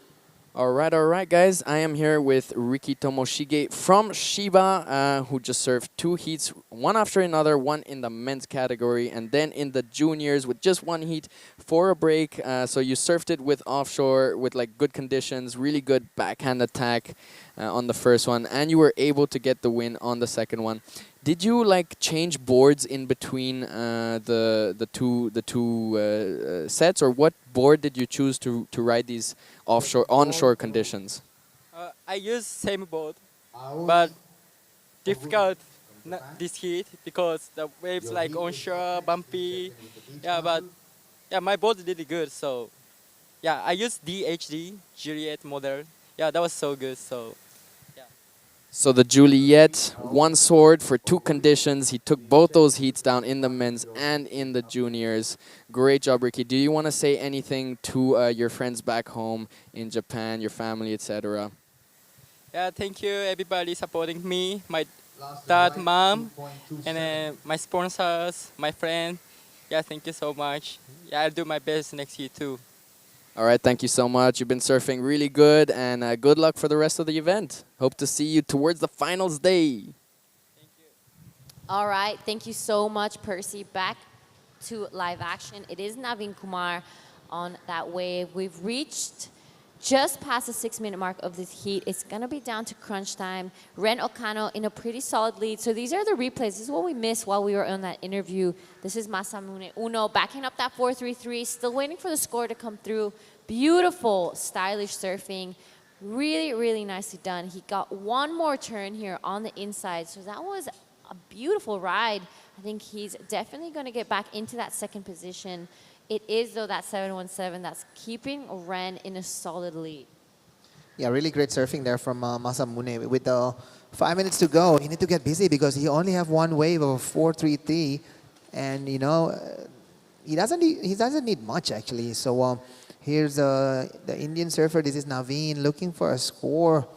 Quite a big number right here, right now, because Masamune just extend his lead. Just unable there.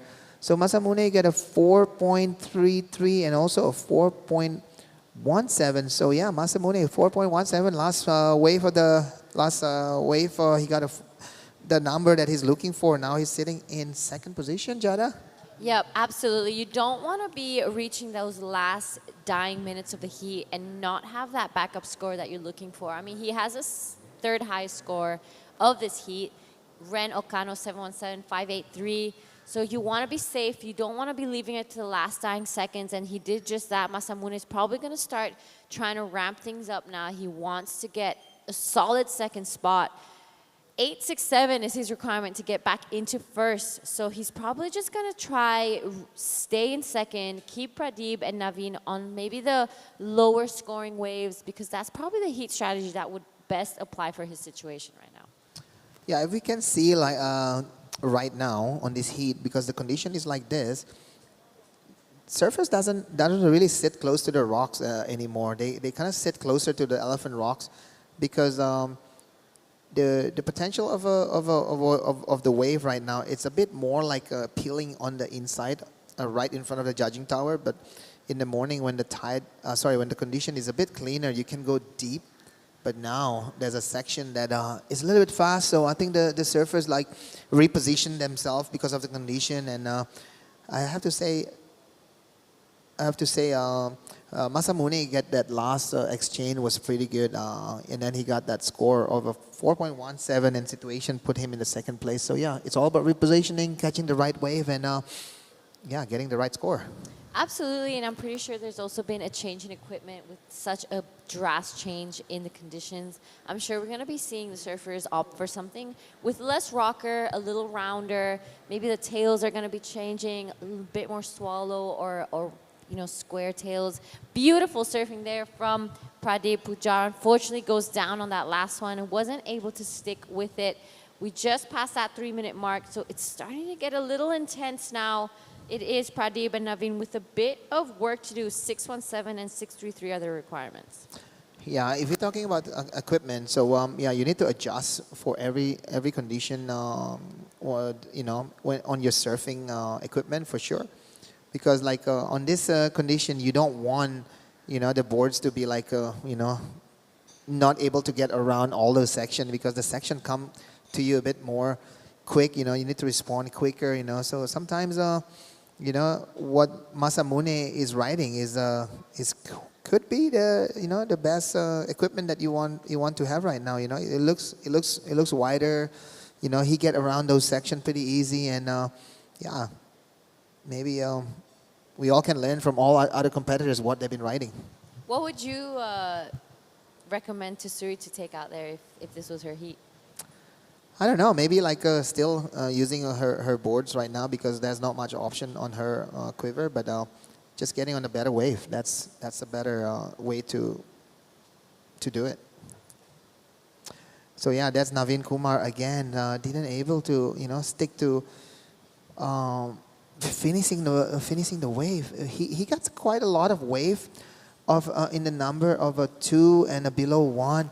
He have the ability to do all those big maneuver. It's just like his finishing touches is he always fail, and I think he need to be like step back a little bit and trying to connect more of the wave rather than going too big. So I don't know if Naveen can learn from this video in the future and from this replay, and then also he can see like he have everything, but he just need to link all his technique together and get the score.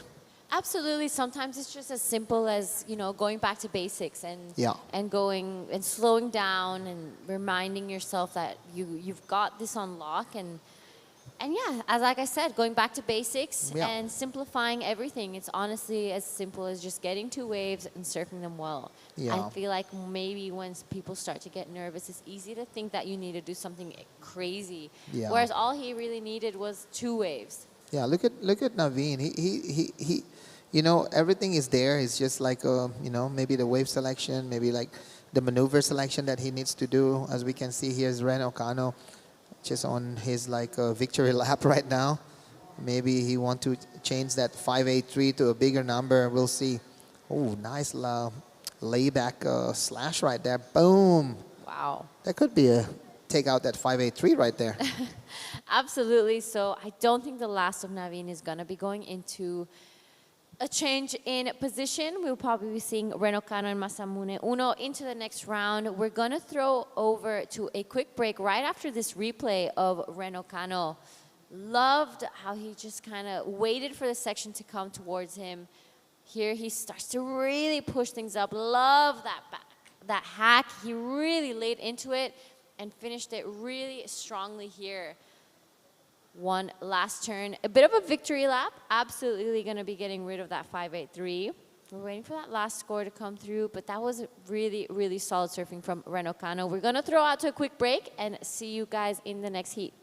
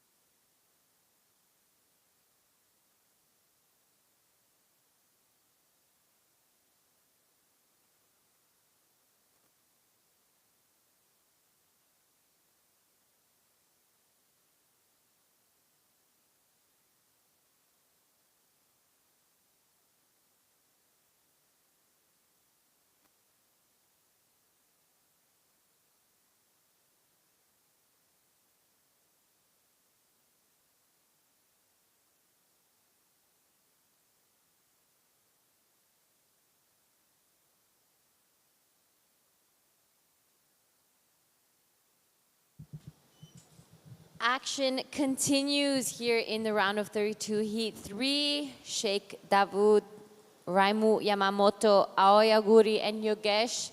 In this heat, Sheikh started off with a 2.17.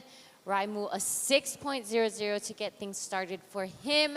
It is an exciting afternoon. We've had quite a drastic change in conditions from this morning, but it's still cooking out there. There's still plenty of opportunity. We've moved into the Pro Junior men's, and we'll be finishing off today with this round and starting off bright and early again tomorrow morning. I want to welcome back in the booth Percy. Yeah, for sure. And Ren Okano really showing that there still are some opportunities out there with a 13.34 heat total in the last heat in the water now. I can give some background on the Indian surfers. So Sheikh Davud only started surfing about like 2 years ago or something like that. But he's been improving really fast and getting up in the ranks of the juniors. Yogesh A is the younger brother of Kishore Kumar, and his goal in surfing is to beat his older brother. He's been getting a little closer to that this year. His surfing has come so far from, we did a training camp in November in Kovalam, Kerala, on the west coast, and he was super scared of any bigger conditions and stuff, and not really going in. But then we pretty much sent all the groms in the middle of the bay where all the big closeouts were going, and they all just had to figure it out. And at first he just paddled out miles away just to run away from those He's closeouts. like, I'm out. I'm out of here. But then he actually managed, because he was so far out, like he caught one of the bigger sets, and he saw that, okay, it's not that bad, you know. And now he's charging, like in the last event, I think he got a 7 for just one maneuver, really attacking those lips. So here, unfortunately, however, a little bit crumbly. I don't know if he'll get those same kind of sections he did in the last event. He actually took out the last event in the juniors, in the 14 and under. So he's coming off a win. He'll have that confidence with him going into the juniors here for the QS. But this is a different game because we got QS surfers from all over Asia competing here. Tell me a little bit more about maybe some of the other surfers. Do you know any of them? So Raimu Yamamoto is our surfer from Japan, and so is Aoyaguri. They have been doing the rounds for quite a while, so it's exciting to see them out here. This is our surfer in red, beautiful style. We saw him on the QS earlier, so has had a bit of a warm-up session, I would say, out there, besides the actual warm-ups. And he is looking in great form, riding that Mikey Feb short, a new model that CI just dropped, and it's looking really good under his feet. Yeah, I saw that board and I was frothing, craving for something like that. Already the twin pin seems like such a magical board, and this must just be so cool. He looks super confident and seasoned as a competitor. Laying down a good combo out the back and then just waiting for this one to stand up again. Super patient with the wave, really surfing the wave at its pace, drifting the fins there a little, and carving when it slows down, going into the lip when it offers. So really nice wave there from Raimu Yamamoto, and we'll be seeing a solid score, and it does come in at a 5.17. So he's already sitting on a 6, and it came in at a 5.17. He is comfortably in the lead. This, I think, is the best start I've seen in this event so far. A 6 and a 5.17 back up in the first 5 minutes of the heat. I mean, he could pretty much go on holiday right now, but you never know what the other surfers have in store. It's never too sure. He'll definitely be wanting to build on that 5.17. Sheikh Davud, just a 2.17 to start. He'll be looking to get a backup and probably up the ante on that one. Yogesh probably going for a stumble on the first wave, and Oguri still looking to open up his heat. Yeah, so Raimu Yamamoto first started the WSL in 2022, where last year he ended up 93rd in the men's qualifying series ranking. His best result in the qualifying series was a 9th in the QS 2000 in Hamamatsu, and a 5th and 7th in the Omazaki Pro as well as the Hyuga Pro juniors. So he's had a pretty good year, not so much competing. I wouldn't say he went really international as much as he would want to. Whereas our surfer in blue, Aoi Oguri, last year ranked 81st in the men's qualifying series. Had a bit more of an international year. He ended up going to Baler in Philippines, the Taiwan Open of Surfing. He went to Siargao as well as Korea and Nias and Krui. His best result was a 33rd in Baler.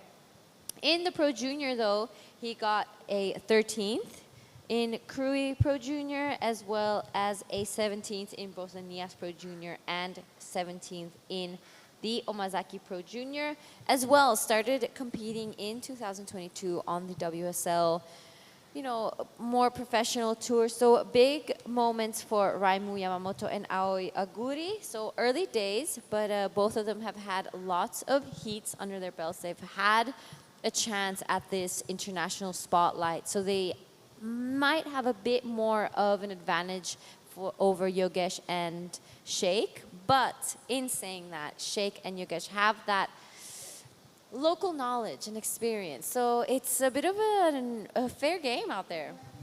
Yeah, and our surfer in blue waiting out the back does have a lot of experience, so just keep your eyes open for what he will do as we have some solid sets rolling through. Aoi, definitely a seasoned competitor on the international stage as well. Sheikh and Yogesh, definitely gonna be their first ever QS event, I believe. They were, Yogesh at least did make it over for the World Junior Games in Peru last year. So that was really his first shot probably on the international stage. But Sheikh, definitely first time for him. So really happy for these guys to get a shot here, and so grateful for the WSL to come here and work together with the Surfing Federation of India as well as the Tamil Nadu Surfing Association to put this competition together. Here is our local boy Yogesh putting a beautiful rail down carve on that wave, looking to get through to the next section as but he will get a solid score on that one just to start. Better than his 0.83, that's for sure.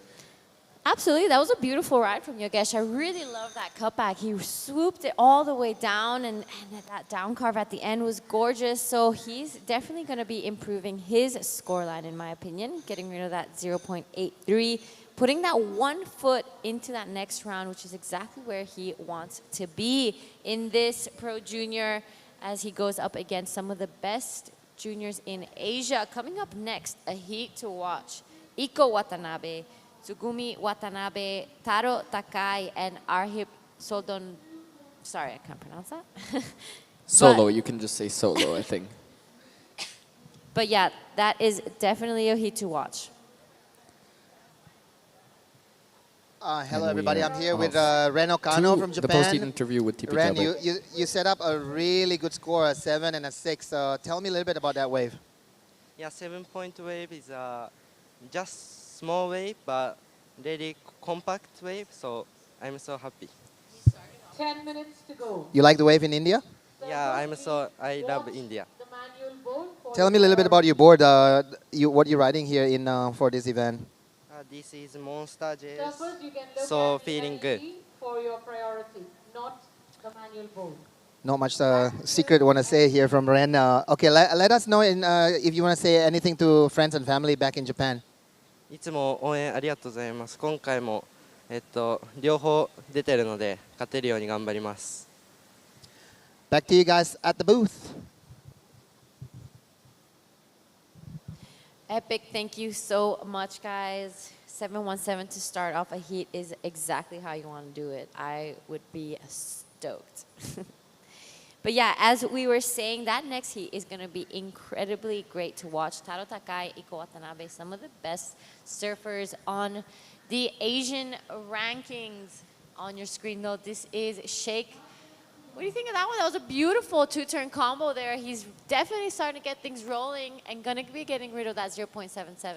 Yeah, that was a nice wall as well. Like, really nice wave selected, and it really does show that the conditions, even though the onshore has come through, are still providing opportunities. A 3.33 on the last one for Sheikh Dawood, and that bumps him up into the second position. Here is the replay, drawing out that first turn and then jamming it just a little bit in front of the pocket, so that's why there's a lid on that score, as we have our surfer in red now, laying down some big ones. The last one, a drop wallet.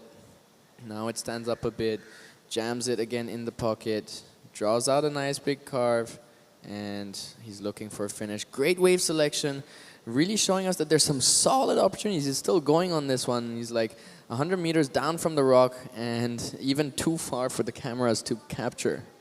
That was a great ride from our man Raimu Yamamoto. I really love his style. That board is looking incredible under his feet. He could possibly be getting rid of that 517 pretty soon after that scores drop. So Raimu picking out a bit of a gem in these conditions. He rode it nicely all the way through. Didn't really miss a beat here. He took out all the opportunities. Loved how he just laid into that last one way past Elephant Rock. Look at that. That was insane surfing from Raimu. I think this is going to definitely be the best wave of the heat. Best wave of the heat, maybe best wave of the day. I mean, I would give this guy an excellent score for sure on that wave. He put together so many massive turns, especially that first one. I love those fin drifts with the fins just gliding over that center of gravity. And yeah, some powerful jams, some great carves, a lot of variety, a lengthy ride. I'm really curious to see where that's coming. He's already sitting on a 6 and a 517, and we're seeing that experience, that competitive experience, and really that ease that he has on the waves, super patient, surfing the wave at its pace, and that wave selection. I mean, we thought it was almost going to be done with these conditions, but he was able to find that one. All right, live action, our man in white, and he sticks through it. Unfortunately, just goes down. I thought he had that one for a second. I thought we would see him pop back up, but that was such a good wave from Yogesh. He really went for it. He didn't hold back. Beautiful surfing there from our young man. Yeah, so that's what I'm telling you, when he really grew a lot in terms of his commitment to sections, and now he just goes for the biggest sections and fires all his shots at them. He has landed those kind of maneuvers in the past, and even a little bit more critical ones with some fin drifts. So I'm really curious to see if he's able to get an opportunity here. It would be nice also to see him put down some combos. He is really more of a one-hit wonder kind of guy, but it would be good if he can put some combos. In terms of his scoreboard, right now, Sheikh Dawood still sitting in first. I mean, I wonder if Awi is even in the heat right now, because he hasn't caught a wave at all, and it's down to 5 minutes, so I think he might not be in this heat. Maybe if he's surfing in the men's, maybe just choosing to focus fully on the men's and not have two back-to-back heats like some of the other competitors here. But I'm so curious to see that last score for red, because I mean, I would go up into the 9s with that one. If Yogesh could get two of those turns together, he would be definitely going into excellent. I mean, that was some great surfing from Yogesh, and I really do hope to see him get another couple opportunities to get himself back into this heat. Sheikh in second, a 7.84 to, you know, get back into a leading spot. Raimu Yamamoto, 9.03. That is the best score of the day. He took that wave all the way from the top of the peak, way past Elephant Rock. So that is a massive number for our man in red. Massive number for Raimu Yamamoto. And yeah, really cool to see these kind of experienced competitors, just how comfortable they are in the water, how comfortable they are in the heat, how comfortable they are on the wave, and what kind of techniques and so on they use. Like, I did experience it a few times when you're able to really get in rhythm and really almost surf those waves in a relaxed mode, laid back. Everything just clicks together, and this is what's happening for our surfer in red right now, Raimu, who is miles in the lead with a 9.03. Here's a replay of that one. Up into that fin drift section there. That's why I love these crumbly onshore conditions. Jams that one, a bit of a drop wallet, giving some variety. Now waiting for this wave to stand up, being patient.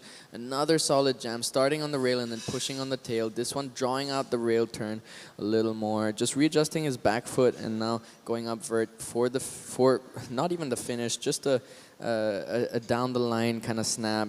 Cuts back on that one as the wall builds and then almost finishes. So he didn't even finish that wave. If he did finish that wave, where would the score have gone?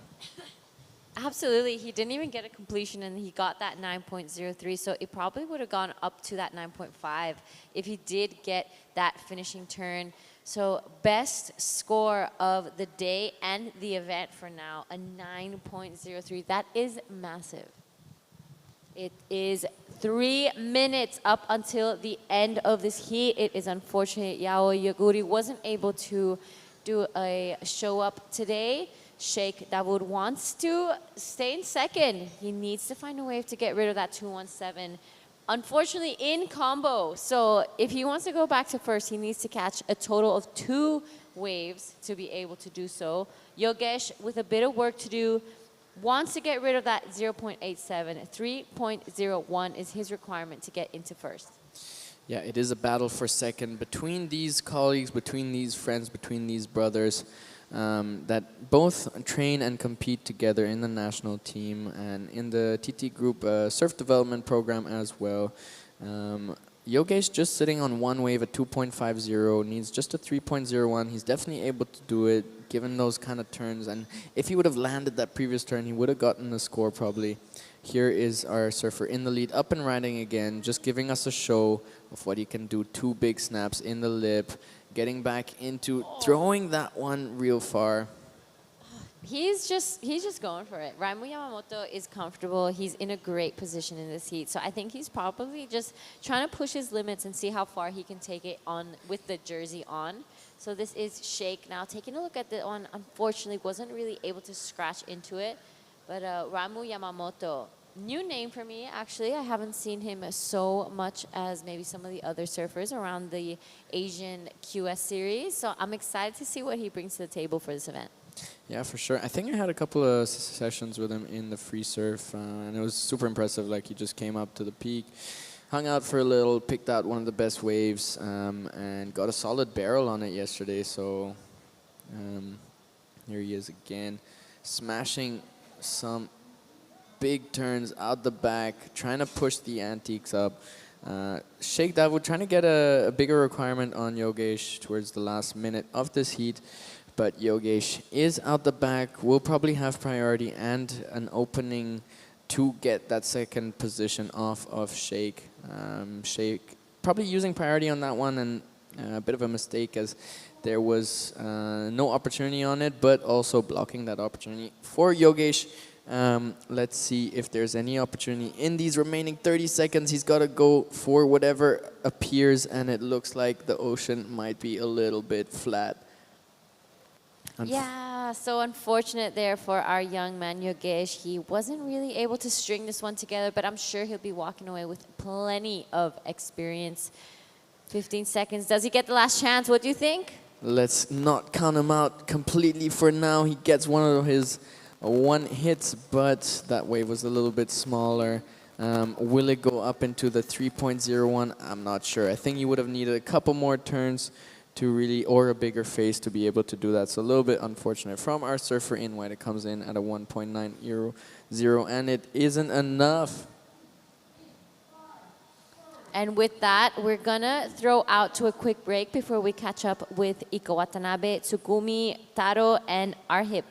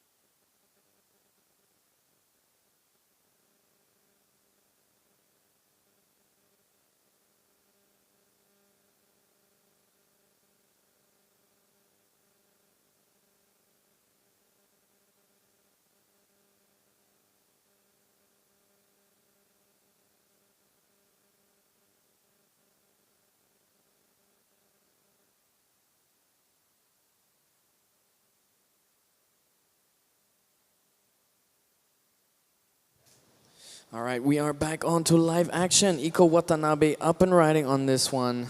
Throws the fins for the reverse, and that looked absolutely effortless from our surfer in red, Iko. I think he was here for the Asian Championships last year, and he already put on quite a show then. But he's back for some more right now. In the water, we have Taro Takai, Arhip Solo Dove, Iko Watanabe, and Tsugumi Watanabe. Two Watanabes. I'm not sure if they're related, as we have a lot of similar second names from Japan. 17 minutes on the clock. Percy here in the live commentary booth, joined by Tipi Jabrik, legendary surfer from Indonesia. Take me through this one from Iko. Yeah, this is one of an amazing opening right here from Iko.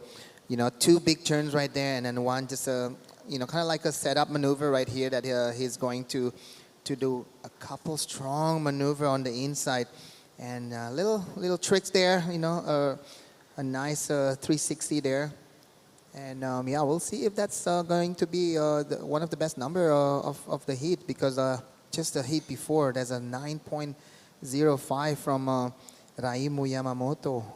That was amazing surfing there from Raimu, yeah.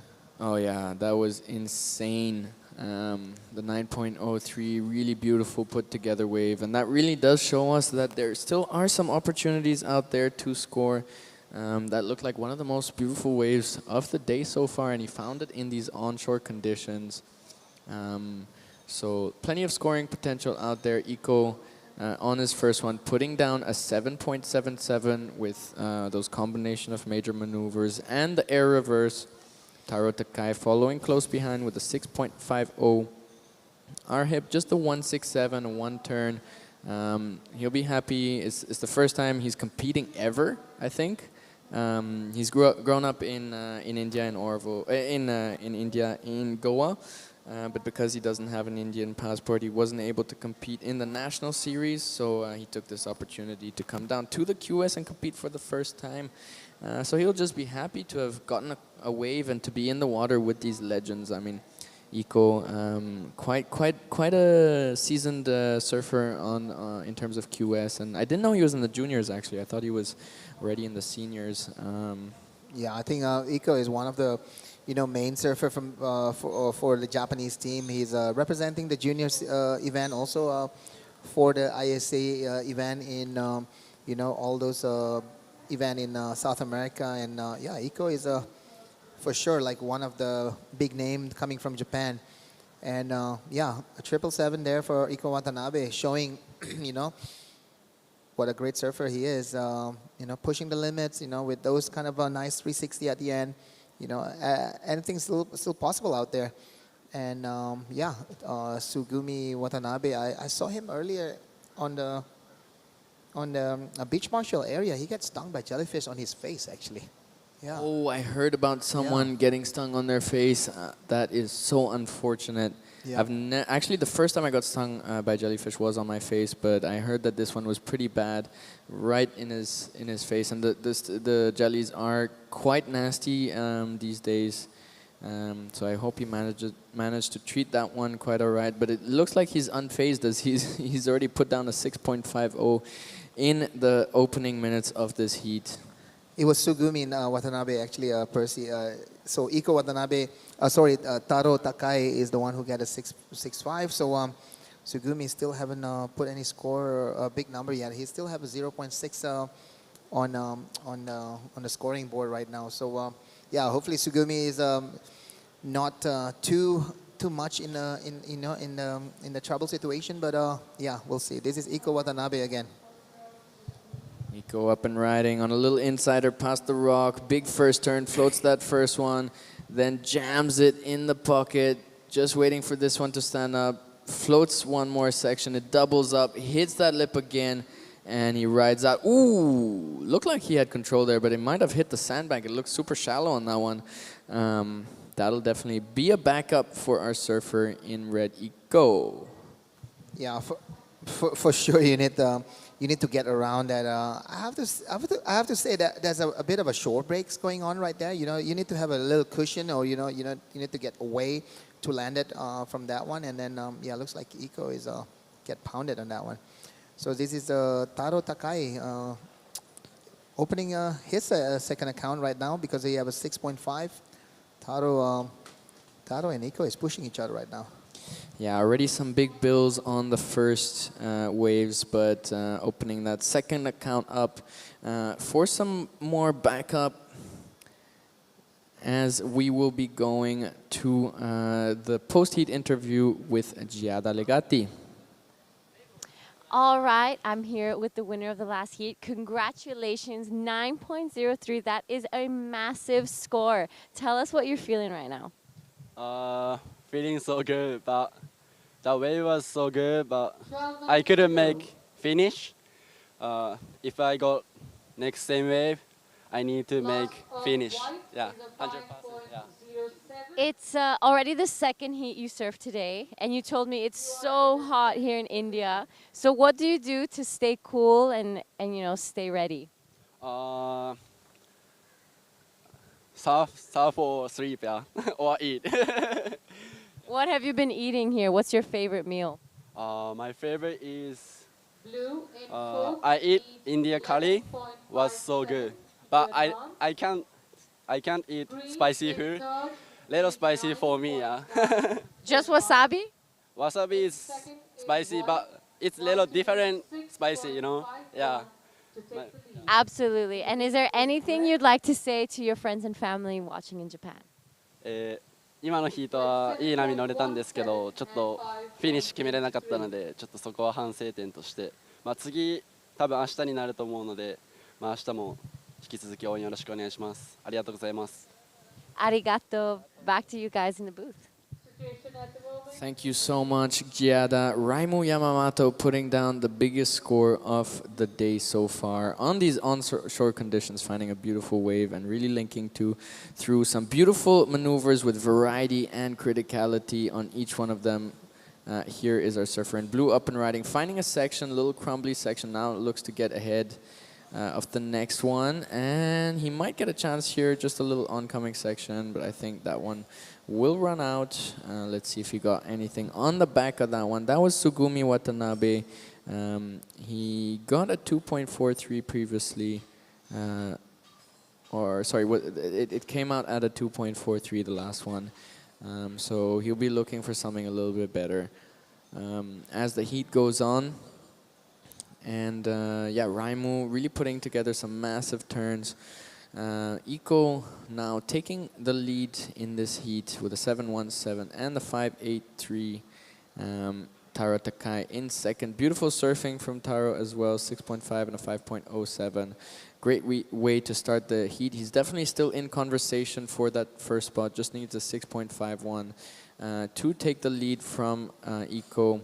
Iko will be trying to increase that requirement, but right now both of those, well, Taro actually sitting in second priority, so he's going to be waiting at the peak to find a better one and see if he can take that lead off of Iko. 9 minutes and 10 seconds to go. The juniors so far has been an absolute rampage. Really cool to see the quality of surfing in these juniors. I believe the age cutoff is around 20 years of age. Yeah, it's 21 and under, so I think you need to be 21 years old, during the final. So the final of the World Juniors this year the plan is gonna be in El Salvador for the WSL World Junior. All right, El Salvador for the WSL Pro Juniors, and all the teams are going to be getting ready for that event down there. It is a massive event with hundreds of surfers from all over the world. All the teams come together. We sent our team there actually also last year, and just hearing all the stories and everything, it sounded like such a good event. But these Japanese looking like they're going to have a solid shot at taking out that one. With the quality of surfing they're putting in over here. Obviously, all the countries of the world will be there because it is the World Juniors. Yeah, so the WSL World Juniors is, Asia is one region. They have South America, North America, there's Europe and Africa. So every region, I think they have the representation of, Asia have 3 men's, and if I'm not wrong, there's 2 women's, or 4 men's and 3 women's that are represented from this ranking. So this event in India will determine the ranking for the junior series of WSL, and the final will be next year in El Salvador. So yeah, El Salvador is one of those countries that putting a lot of investment for surfing, and with that they hope become a surfing and also tourism destination. And here we go, talking about destination. Here's Iko Watanabe going fast into his destination for sure. A big number. That's what he's looking for. Yeah, the destination is the finals for Eco, and that's what a lot of these surfers are going to be battling for. And so taking every round, even though they're comfortably in the lead and so on, they're going to be taking every round as a ramp to build confidence and experience here at this wave towards the finals that will be held 5 days from now, well, 4 now. But already showing a lot of really great contenders for the win from our surfers from Japan. Here's the replay. Just fading that first turn and then into the foam section for the second one, pushing on the tail, now getting onto the lip as well. So what I find really impressive is how these surfers are able to really surf the wave to what the wave is offering. So they don't over surf it, they don't over push it, they don't force some maneuvers through.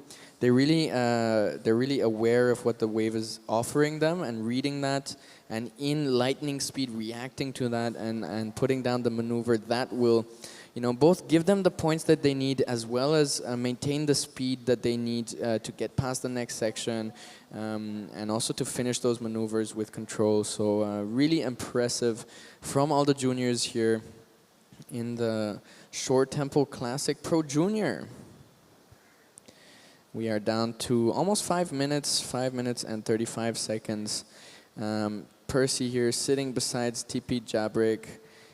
Tell me, Tipi, have you made your way over to Japan anytime recently? And what is it looking like over there? How are they generating all these really high quality surfers? Yeah, I've been competing in Japan since '96, so it's been I go there, competing and also learning how the Japanese create such a strong numbers of surfers. And I have to say one of them is the it's not only the wave, it's not only the person, the surfers, but it's the ecosystem. As soon as you're a young and upcoming surfer in one of the surf spot, the surf shop in that area will spot you, and that's the beginning of the sponsorship, the support system that they give to the young Japanese surfer. So it's a bit different anywhere in the world, but in India most probably the Surf Federation will the one that come up, but the Surf Federation have limitation. They have a limitation of who they can support. They only can support the top guys. But if we can have a support system that a lot of surfers can get the support, like Surf Shop, for example, that's really helps to generate these kids to keep progressing. So I think the difference between Japan is their Surf Shop is really the one that help the generation to go up, because surf shop means they get a free boards. They get a, not even free, maybe they get a really good discount for surfboards in the shops, wetsuits. So they go up and progression, and the surf shops invest them more, and then, the company pick them up, I don't know who, maybe Quicksilver or Billabong or some a Japanese wetsuit company, Japanese surfboard manufacturer. So I have to say that's one of the reasons why the progression is there. They've been identified since day one. So that's a major supports that I can see the difference between Japan's and other places, yeah. Yeah, really cool to hear a little bit more about how it happens there, and cool to hear also that it's been going on since so long. Obviously, you going there for competition already in '96. So yeah, it really sounds like that whole ecosystem is super well developed, as we see Taro Takai up here with a drawn-out swoop of a turn just up into the lip, and he doesn't see much opportunity on the remainder of that wave to keep going. Yeah. So if you see like most of the Japanese surfers on their surfboards, you will be able to see you're gonna see a lot of stickers on their board. You know, if you go to India, you know, there's a different kind of industry that's supporting them. You know, so but in Japan, you're gonna see like there will be one surf shop sticker on their boards. That's guaranteed. So Yeah. you know, like I don't know, like Ren Okano was sponsored by this shop called Murasaki Sports. I don't know if Eco also have a surf shop sponsor, you know. But if you ask any of the Japanese, what is their first sponsor? Most of them could say like a surf shop.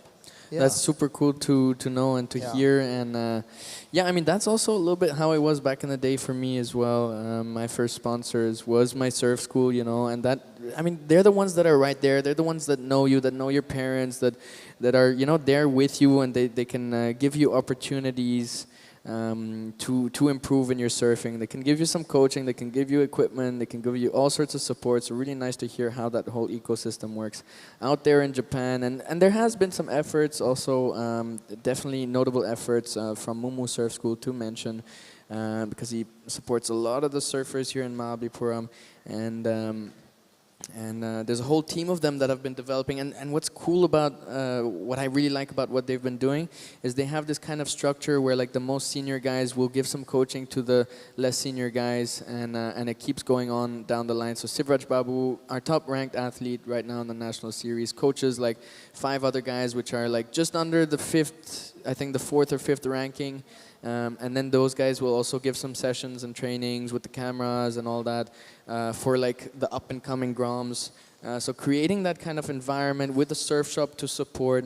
That model is there in India. We just need to keep pushing it. And if you hear that as a surf shop out there or a surf school out there in India, like do take notes. You know, this is how Japan managed to make it up into the big leagues. You know, they have a surfer up in the CT. They have some in the Challenger Series. And they are absolutely dominating the QS these days. Here's our surfer, Iko Watanabe, one of their top athletes representing them in many international events, such as the Shore Temple Classic, as he drifts with an air reverse, just losing the finish on this one.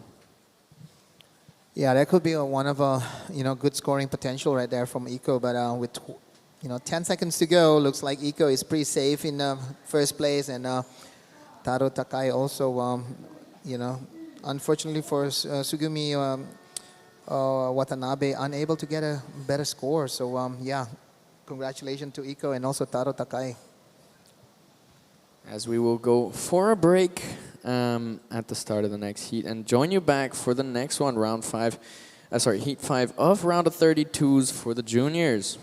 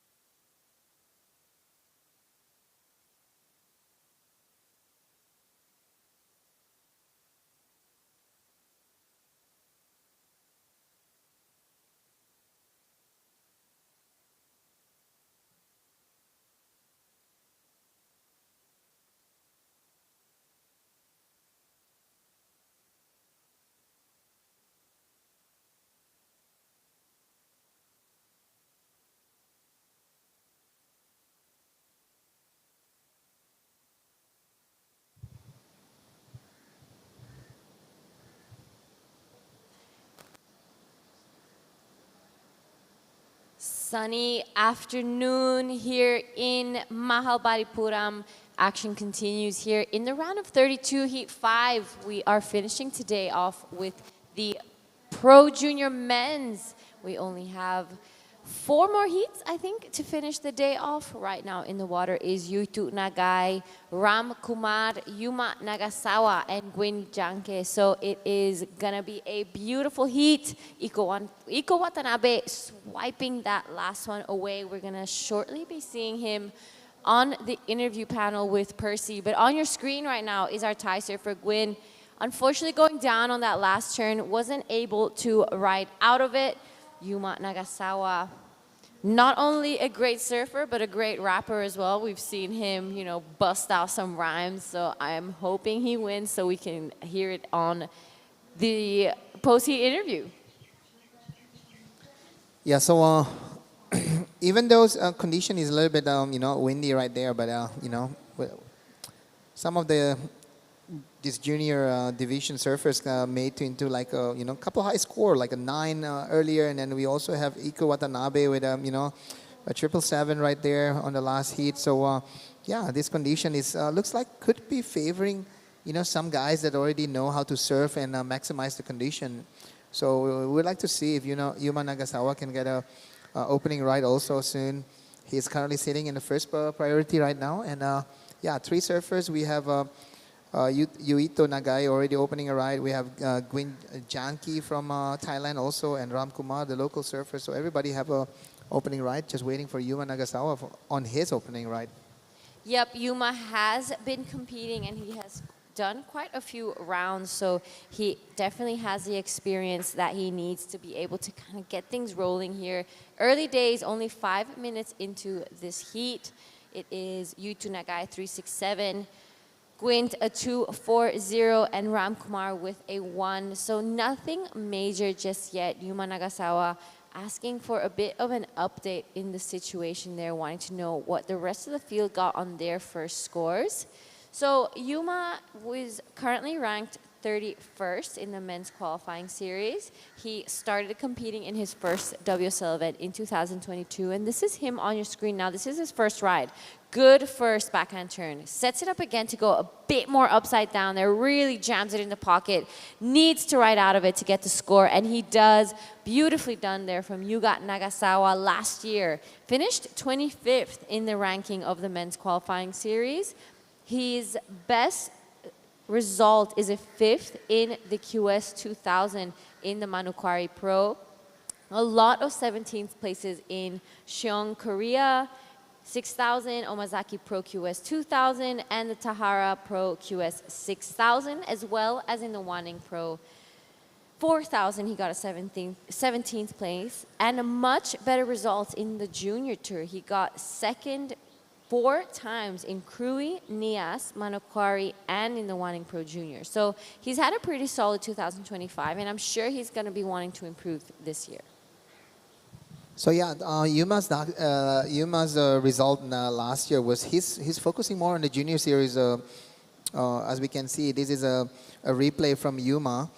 So yeah, Yuma was really focusing on the junior series last year. As we know, he finished second, and then he represent the Asian region on the World Junior Finals. In it was the World Junior was it was in Philippines, no?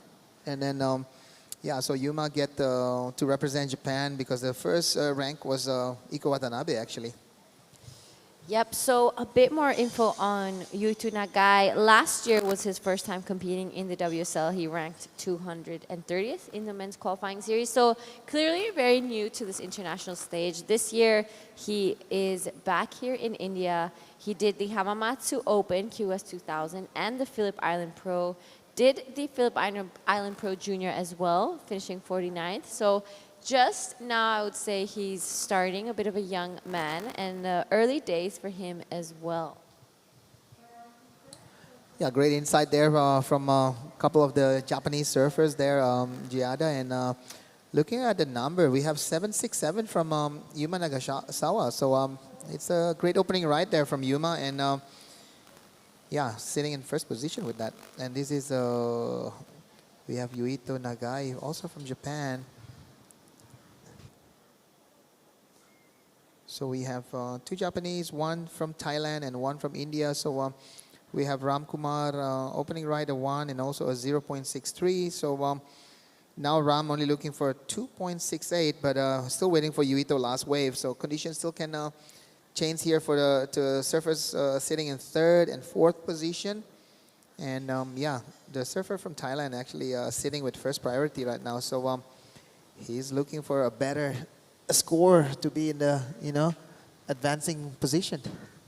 Yep, so the tide has already started to go down. We have had some incredible conditions throughout the morning. Then unfortunately, I would say around midday or at 1, the wind did switch. But while there's a bit of a break, we're going to throw it down to Percy with the winner of the last week, Iko Watanabe.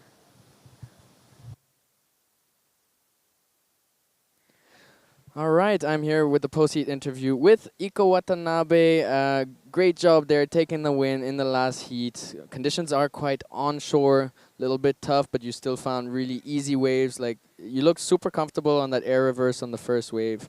I was noticing that you're able to really do different maneuvers on different sections.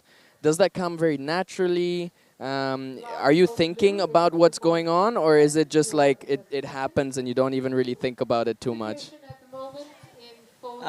So with bumpy, very nervous jellyfish, many jellyfish, very nervous, oh, very scary.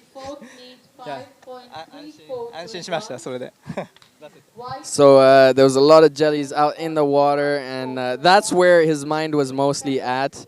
I think in terms of the surfing, everything just came super naturally. It's your second time in Mahabalipuram. You surfed in the Asian Championships last year, right?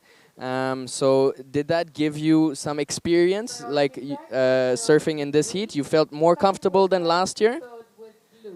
まあラストイヤーは結構いい思い出はないんですけど、まあ今回は波とサーフボードも相性もすごくいいので、次のヒートからも頑張ります。応援よろしくお願いします。All right, cool. What are you looking forward to in the remainder of your season going forward towards the World Juniors? Feel free to answer in Japanese. そうですね、ワールドジュニアは狙っていて、そのワールドジュニアでもうチャンピオンになることが今年の目標でもあるので、これからも、これを制覇してまずワールドジュニアも頑張りたいと思います。One of the biggest contenders for the win here at the QS 2000 Mahabalipuram. Anything you want to share with your friends and family back home after this win? 家族、スポンサーの皆さん、友達、いつも応援ありがとうございます。次のヒットも頑張るので応援よろしくお願いします。Let's go! Let's go! Back to you guys in the booth. Thank you so much, Percy. And Iko Watanabe, a bit of a highlight, I would say, last year. He had some incredible heats strung together, and he seems like he really connects well with this wave. We are back to live action, though, a couple replays while we were gone. So this is Gwyn on a good-looking turn and wave on his backhand. Gets past Elephant Rock here, wraps it around nicely. Let's see what he did as this wave bowled up for him. Nice, strong jab there. Unfortunately, nothing else as he got down the line. So I think the last one came in at 3.00. Yuma Nagasawa, a 7.67 to start things off. So a solid start for our man in red. Yutu Nagai, 3.67 and a 2.67. Another replay from Ram Kumar. Unfortunately, goes down there on that closing section, but Gwyn a 3.00 and a 2.40, and Ram Kumar a 1 and a 0.87. So it is Gwyn and Ram with a little bit of work to do in this heat. 3.35 and a 5.34 are their requirements to be able to kind of keep their dream alive and go on into the next round. Unfortunately, Gwyn did bow out earlier on in the QS, so this is kind of his second chance. Yeah, for sure. You know, like when you have a double division like this, of course, you're going to maximize the potential and do both of the division, and if you get two good results on both division, I think it's also a good confidence for you to, as a surfer, to keep going on your career. So this is Yuma Nagasawa's wave number 2. Can he get? Yeah, that's quite a good backup score to have, Giada, because with 7.67, if he put another like a score there, it will be put a lot of pressure on the other surfers to be able to catch him up. But yeah, a little bit of crumble there, just wall climb right there, white wall climb there, another floater, and just one finishing maneuver right there. We will see if that's gonna come close to his first score. But yeah, the first one was a really good opening ride, multiple maneuvers. Yeah, I think the judges want to see like quality rather than quantity, and yeah, we'll see what's the score going to be on that one. Absolutely, and that was a great ride from Yuma. He's going to be backing up that 767 really nicely with that one. It was such a strong finishing. He had a lot of flow throughout that wave. He timed it well too. It's not easy when this wave keeps like crumbling, and reading it properly can get pretty difficult. So I think Yuma has been kind of putting that on lock of 4.83 to back up his situation. Now it is Yuto Nagai in second with an 8.83 requirement. So Yuma is looking like he's in a pretty good position. Yeah, for sure. If you're second, if the other surfer is looking for an 8.83 to catch you up, I think that's a big task for Yuito Nagai. But if Yuito can sit on second, I think he's pretty happy to advance into the next round. Here we go, Yuito Nagai, just a little bit out of the balance there, and stuck on that last maneuver right there. But this is actually Gwyn's opportunity to take that lead from Yuto Nagai in second position, because he's only looking for 3.35, and I'm pretty sure all the Thai support crew here in Mahabalipuram want to see if he can get a good wave, and yeah, advancing, because there's more of the Thai contingent also in this event that want to to see their countrymen moving forward. Yep, so Yuto Nagai just on a bit of an up and out there, unfortunately wasn't able to ride out of that last one. So he wants to get rid of that 267. He wants to probably extend his lead, but it is Gwent pretty close behind, just breathing down his neck. At 3.35 is not a big requirement at all for our man in white. He has priority, probably opting to wait for a bigger set and get a more solid score, because he knows that he really needs it, especially as we're winding down this heat and we're reaching the last 5 minutes of it. So it's going to be a pretty critical situation there for Yuto and Gwent. Yeah, for sure. Yuto and so Yuma and Yuto actually the one that been super selective. They only catch 2 waves so far, but yeah, Yuto Nagai is the only surfer that catch 4 waves. So everyone is super selective. Yeah, the opportunity is there, but you just have to make sure that they give you the open section, because the wave is kind of tricky out there right now.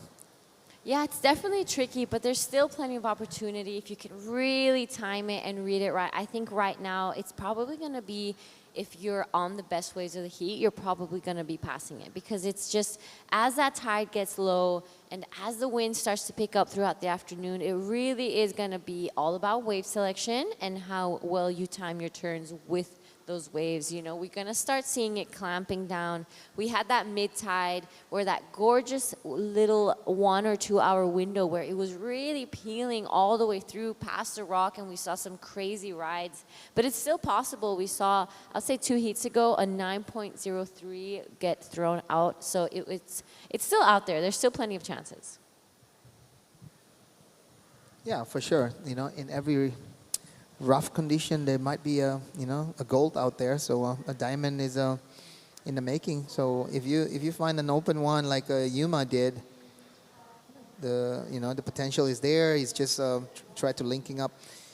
Sometimes linking up maneuver is not about like over forcing it. Like you need to go up and down with the same speed of the wave, because if you're if you like pushing it and you're in front of the wave, you're gonna lose all the speed.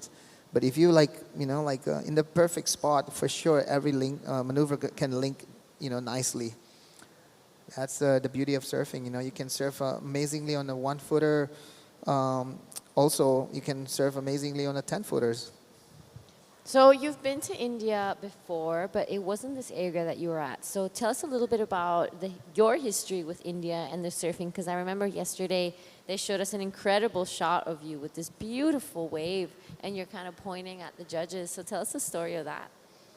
Yeah, there was a competition 10 years ago here in Kovalong, and the condition was really, really good, and I was surfing with a young Raditya Rondi, and he just linking up a lot of maneuvers, and I was like, I cannot beat him with doing what he's doing. So I was waiting for sets, and there's barrels going on, and I need an 8.5, and that barrel the judges give me an 8. So yeah, a little bit short, but I was so happy. Came out from that barrels, and I just pointing to the sky. I wasn't even pointing to the judges. I was like, saying like this wave is like amazing. So happy to be in India and get a barrel. So that was my expression. I wasn't like claiming or anything. I was just like, I don't know, just happy to get a barrels. Every surfer's dreams is barrels. I don't know about, many surfers in the world, they want to do airs, this and that. But for me, barrels is like one of the purpose of surfing. Absolutely. Yeah. And there we have our man in white, Gwyn Janke, just finishing off a ride. He needs a 3.35 to keep this dream alive with 30 seconds left. So that would probably be one of his last opportunities, as Yuma and Yutu both have first and second priority. So where do you think is your favorite wave in the world to get barreled? It's a tough one, Oh, come on. You've got it. I know you've got it. Don't say Pererenan, because that will be so disappointing. No, one of my favorite barrels, probably my backside barrels at Padang when I was younger. It's challenging. It's home. To be able to dominating there when I was young with the boys like Rizal and a couple of the other guys. It's Padang is for me is one of the special place. That's for sure. Absolutely. And that's why they have such a special contest, the Padang Cup, which will hopefully be running really soon. And we'll get to see that all go down, as unfortunately many of the Indonesian surfers weren't able to come and compete in this event because of it. And with that, I think we're going to throw out to a quick break. It was Yuma Nagasawa and Yutu Nagai taking that last one out. And we'll see you guys in Heat 6.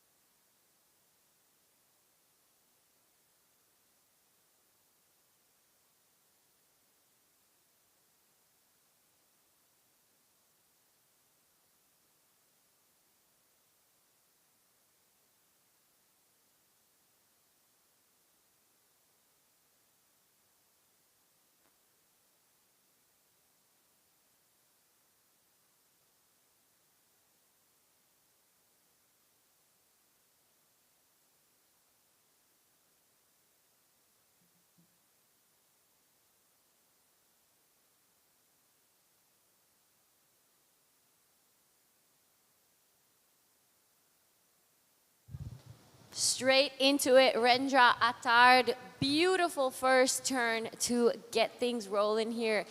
Love that second one. Really pushed the tail around, and he gets a bit of a bowly section here. So Rendra really loving what he's doing on this wave. This is his first heat in the QS and Pro Junior, sorry. So right next to him is Taro Matsuno, also waiting for, sorry, Taro Matsuno starting off with a 6.33.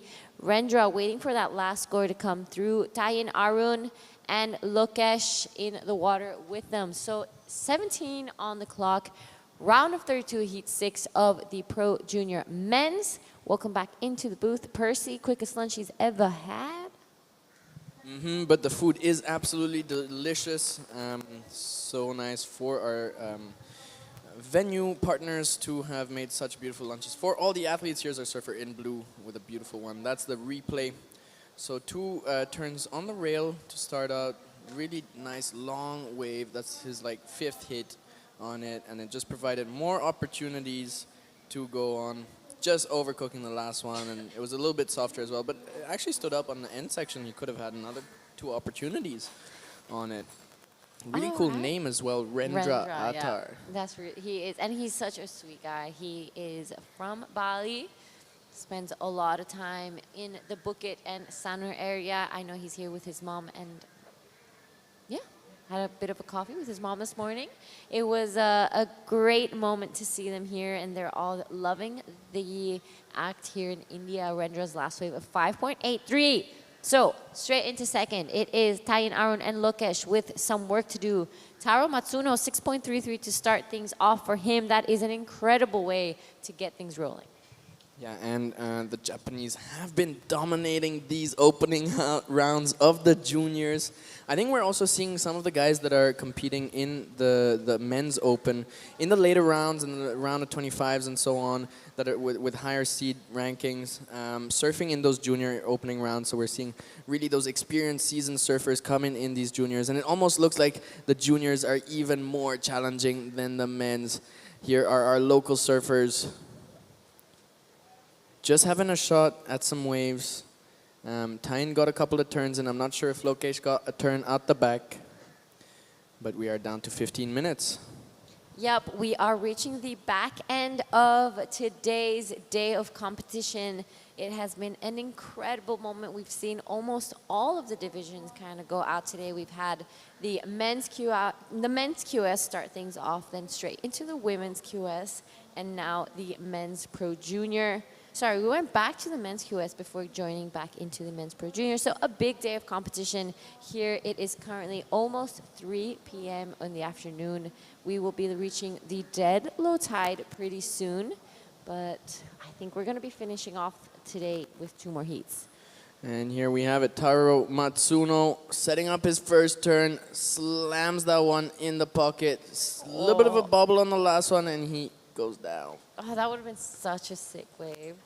That 2-turn combo was absolutely ballistic. He went ham on that first one. Unfortunately, did fall on the second one. Let's break it down. So this is our surfer from Japan, Taro.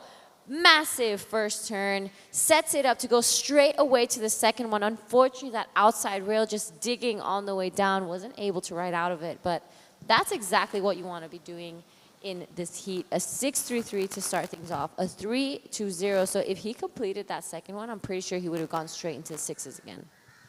Yeah, and just look at how low he got on that second bottom turn. I mean, not only his hand was close to the surface of the water, his chest was close to the surface of the water. I didn't even know you could go that low on a bottom turn.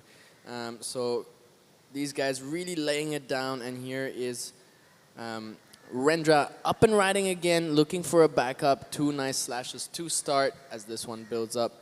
And he floats it to finish. Well, that floater was pretty sketchy. He almost fell off. So while we wait for those scores to come through, we're going to throw it down to Tippy and the winner of the last heat, Yuma Nagasawa. Okay, I'm here with Yuma Nagasawa, the winner of last heat. So yeah, amazing surfing from Yuma. Tell me a little bit, Yuma, is this your first time in India? Yeah, first time in India. So fun. Tell me a little bit about the wave. Yeah, pretty fun wave, but a little bit back difficult, but I like difficult wave. Yeah, I like it. So yeah, Yuma, you get a 7.67 on that wave. So tell me a little bit. Do you like what is in your mind about surfing today on this heat? Yeah, I saw the Blue, you're now ocean. right. Is it Oh, looks so good 4.1? wave. And just Taking you having to the fun lead. and cruising. Yeah. Situation at the moment. Yeah. So Yuma is no stranger on the on WSL event in Asia. So Yuma, you want to say something to friends and family in Japanese? あ、In 長澤 green. です。いつも見て応援してもらってありがとうございます。ちょっと久々の試合でワールドジュニアもかかってるし、QS もあるんで、ちょっとバックサイドを思いっきりスプレー上げてぶち上げようと思うんで、チェックお願いします。おおき Green, に。you need Gambate Yuma-san. So great surfing and good luck for the next round. And go back to you guys. Epic, thank you so much. So, to give you guys a bit of an update, what went down, the last of Rendra, a 4.10 jumps straight to the first. Taro Matsuno, a 3.20 for his last one. Dropped on the second, but doesn't need a massive score to go back into the lead.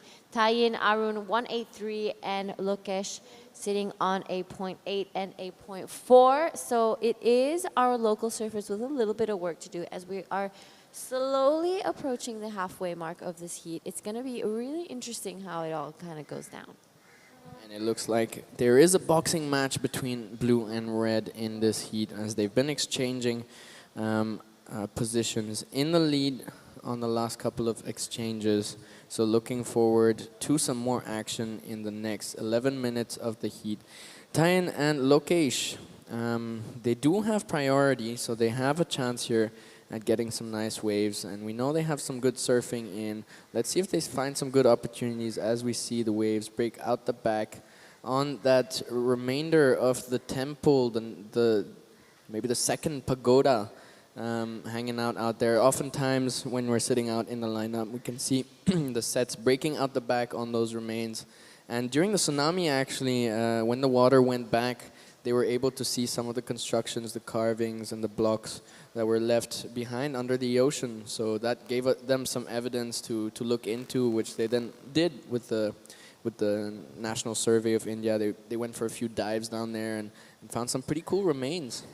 That's what I was going to ask. Is it possible to like actually dive and check it all out, or is that not a thing? I wish. It was possible at a point, and Mumu was actually part of the first dive school around here as well, called Temple Adventures, which is all about going and exploring those temples, right?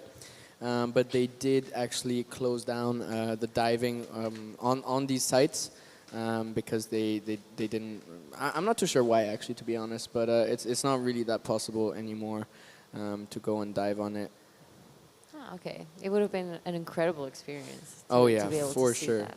And what's really cool is there is a bit of a diving scene. It doesn't really look like a diving place around here, but there is a bit of a diving scene. And what they do is they build all sorts of artificial reefs.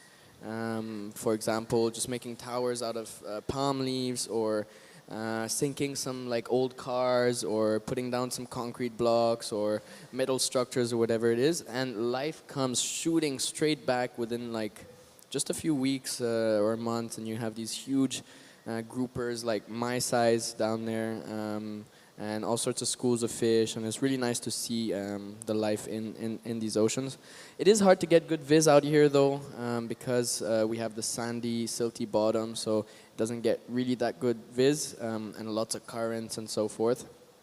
But around April, May, when it's flat on this coast, they do go for some pretty cool dives, and we've actually even had whale sharks come into the surf spot, I think. Yeah, like I think last year or the year before. It was insane. Oh my God, I would freak out. That's amazing. It was a baby whale shark, and it made its way all the way into the surf spot to say hello. That's gorgeous. Did you see it? No, I wasn't there. No. Yeah. That is seriously that's a opportunity of a lifetime, being able to see something like that. That is amazing. Oh, Yeah. no way. And it happened during a period where there was a lot of plankton and these like little krill. So like we would just be sitting out in the lineup, and you have like thousands of these krill just jumping up and all over and getting into your clothes and everything. And so those whale sharks and things would come to the coast try and get a bite. And actually, just a couple of weeks back on one of my trainings here on this beach, my girlfriend and I went out on the veranda, and we just all the waves were just lighting up with like flashing blues and greens, and that was all the bioluminescent plankton. As we have our surfer in white up and riding on this one. That was a great turn from our surfer, Tain Arun, fighting to get back into a second position. 7.70 is his requirement to be able to keep his dream alive here in the Pro Junior. But I'm pretty sure that might not be the score he's looking for, but it does lower his requirement. So chips away at his score, 2.60, 6.9 now to get into a second. Yeah, it does chip away, 6.93. That's a big requirement. Let's see what he can do. There are some good opportunities out there. We've seen it in the past heats. We've seen numbers going up into the 6s, the 7s, the 8s, the 9s. So definitely some opportunities. Let's see what they can do with the waves and the conditions that are available. It is already 3 p.m. We are approaching the 3 p.m. mark, so we've had a super long day, but it doesn't even feel that late. Because there's been some amazing action out in the water from all these surfers from all over Asia, and it's been such a joy to watch. Right now in the water is surfer Rendra Attar from Indonesia, Taro Matsuno from Japan, Tain Arun and Lokesh, Tain from Kovlong and Lokesh, Local Boy from Mahabs. So let's see if they can do anything in these remaining 6 minutes. I mean, at this point, I think they'll just be willing to get a wave and put a bit of a show that they can put some maneuvers down. And, you know, obviously, if you get the score requirement, then that's great as well. You're right. I think at this point, it's probably safe to say as time winds down, you're going to start having to think to get that score on that one wave. You're going to want something to really give that wow factor. Otherwise, doing it in two is going to be pretty difficult, especially as there is a priority system, and both Rendra Attard and Taro Matsuno are both extremely talented surfers and have had a lot of heats under their belt, so they know how to use that priority to maybe take away that advantage to some of the other surfers in the heat. So it's a difficult position to be in as you reach that 5-minute mark. Yeah, definitely. But it is possible.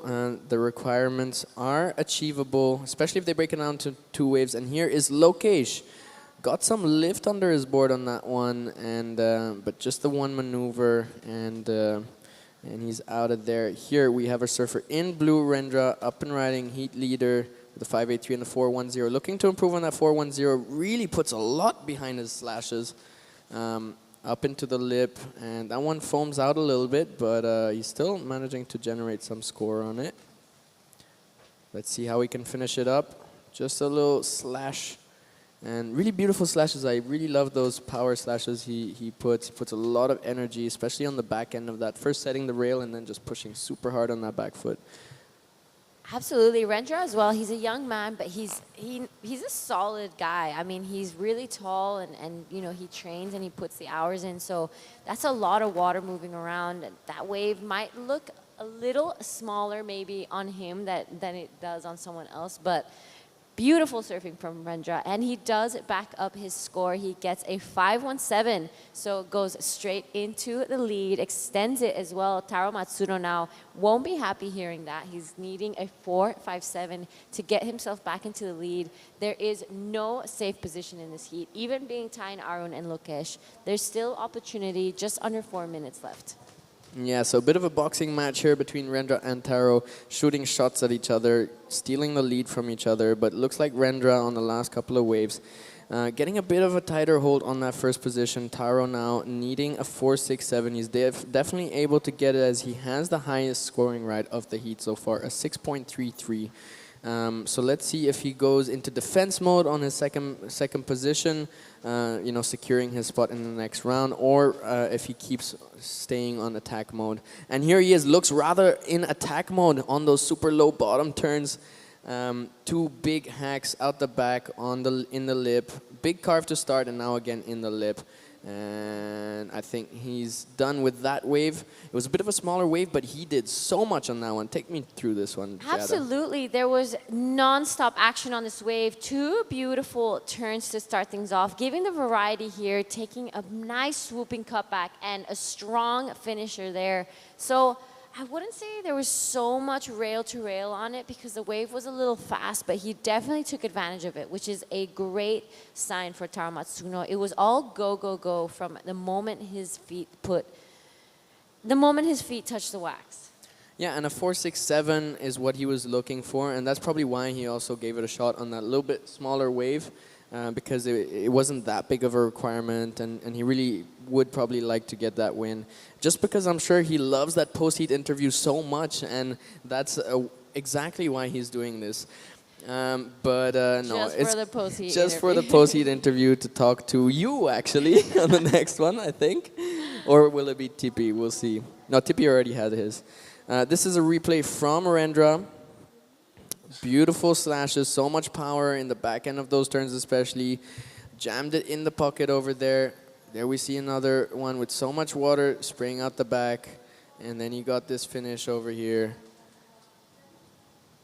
Yeah, beautiful wave there from Rendra. I love how he really pushes into it. But the last of Taro comes in at a 6.30. So goes back into the lead. He'll be feeling pretty good about that. It is Rendra in second. 6.8 is what he needs to be able to get back into first. But it is all eyes on Tyne, Arun, and Lokesh, who are probably going to have to get a one wave to be able to get the scores they need. 8.4 and 8.9 are pretty massive requirements. At this point, they need to pull some magic out of their pockets, and this is Tyne up and riding, getting past that first section, going up into the lip, just keeping the nose down the line for speed to get into this next section. He goes up one more time, brings the nose straight down, but goes down on the finish. And Taro Matsuno on the last one. That, guys, is how you surf up a wave. A 6.30 on a wave that looked like it had the potential for a 4. That is really how you can, generate manufacture scores out of whatever it is you're given. And that's what you have to do in these kind of onshore conditions, is really, make the most out of every opportunity. So Taro really doing that, and he is rewarded with the lead. Rendra now having a chance, but needing a 6.8, so that's the highest scoring ride of the heat so far if he wants the lead back. But he does have a solid hold on second position right now. Tyne needing an 8.40 to take that lead. All right, and it's looking like we will be counting this one out. I think it's safe to say Taro Matsuno and Rendra Attard will be going into the next round. We're going to throw out to a quick break before I have a quick conversation with Taro Matsuno, and we invite Tippy Jabrick in back with you in the booth. And he got that post-heat interview with you, didn't he? Yeah, yo.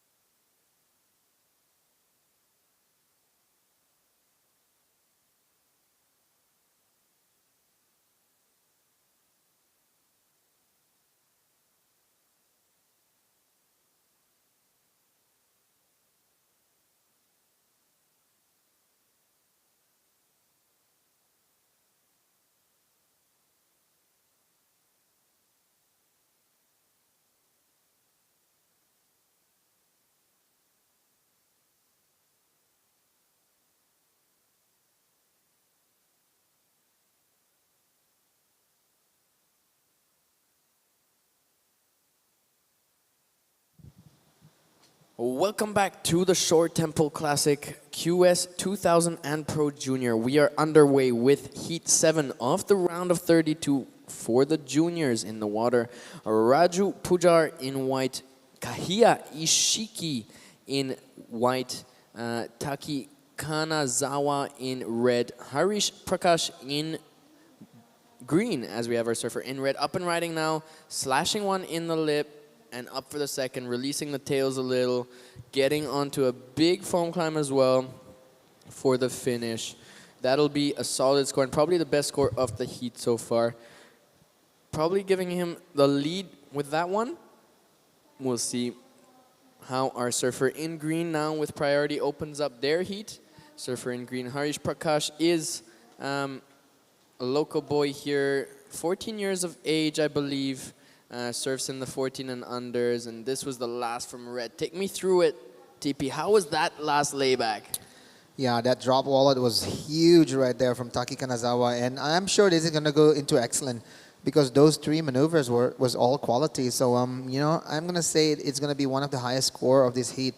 You know, maybe one of the highest score of the day also. You know, close to what's the 9.03 that we saw, and also in the junior division. So, you know, great surfing already unfold here. You know, in the beginning of this heat, 16 minutes to go. Taki Kanazawa looks like he's feeling at home here. Yeah, some massive turns by our surfer in red, Taki Kanazawa. Definitely some of my favorite turns of the event so far. That drop wallet was insane.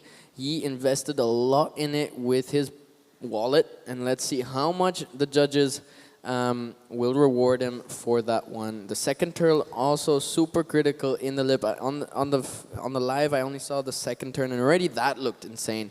Yeah, but the first one. Yeah, so Percy would love to ask the broadcast team also to let's do another replay of that Taki Kanazawa. Look at here. So this is the big drop wallet. As you can see, you know, all hamstring, all back muscles are working right there, and he doesn't lose any speed there into another strong maneuver. A bit of a big whip tail slide there on that last maneuver right there, and you can see Taki Kanazawa, a 9.23, highest score of the day. 9.23, highest score of the day, and even higher, 9.33, crazy.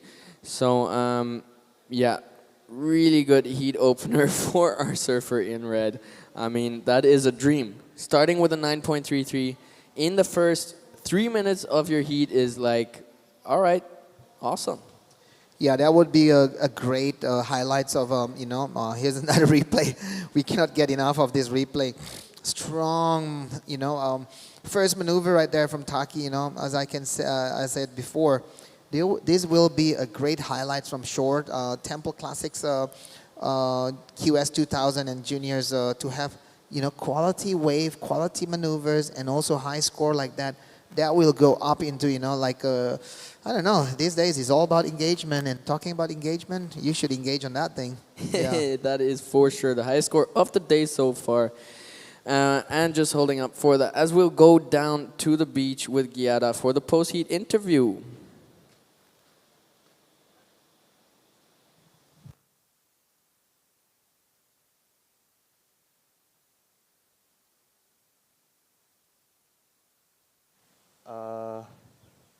But onshore condition, I got in the water very good way. And is this your first time in India? Yeah, What do you love about India? India very good place because food good. Is this your first international pro junior? Many time. And tell us about who you're here with. Who your friends are here. Situation Friend? in Friend? the lead Sorry, is who- red with Who, 9 India has a lot of insects as well. Who's your team? Who are you in India with? with Team? 1.5 and 1.43. Ren Okano. All right. And what would you like to say to your friends and family back in Japan? 応援していただきありがとうございま 12す。 minutes こ and のラウンドも 45 seconds to なんと go. か勝てたので、次のも集中して頑張ります。応援よろしくお願いします。Thank you so much. Arigato. Back to you guys in the booth. Thank you, Giada, for that one. And that was Taro Matsuno with the 6.33 and the 6.30. Insane bottom turn on his waves. I mean, I've never seen someone get that low.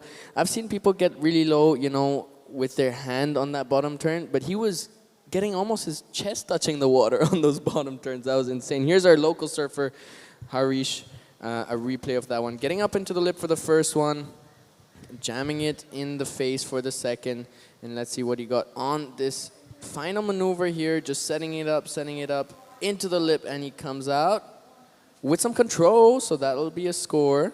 Is that Bonda? That is Bonda, my friend. Okay. So Harris is actually Bonda. I didn't know that. I was expecting Bonda on the That's his on the nickname. Hydro. Yeah, that's but his where is nickname. Bonda?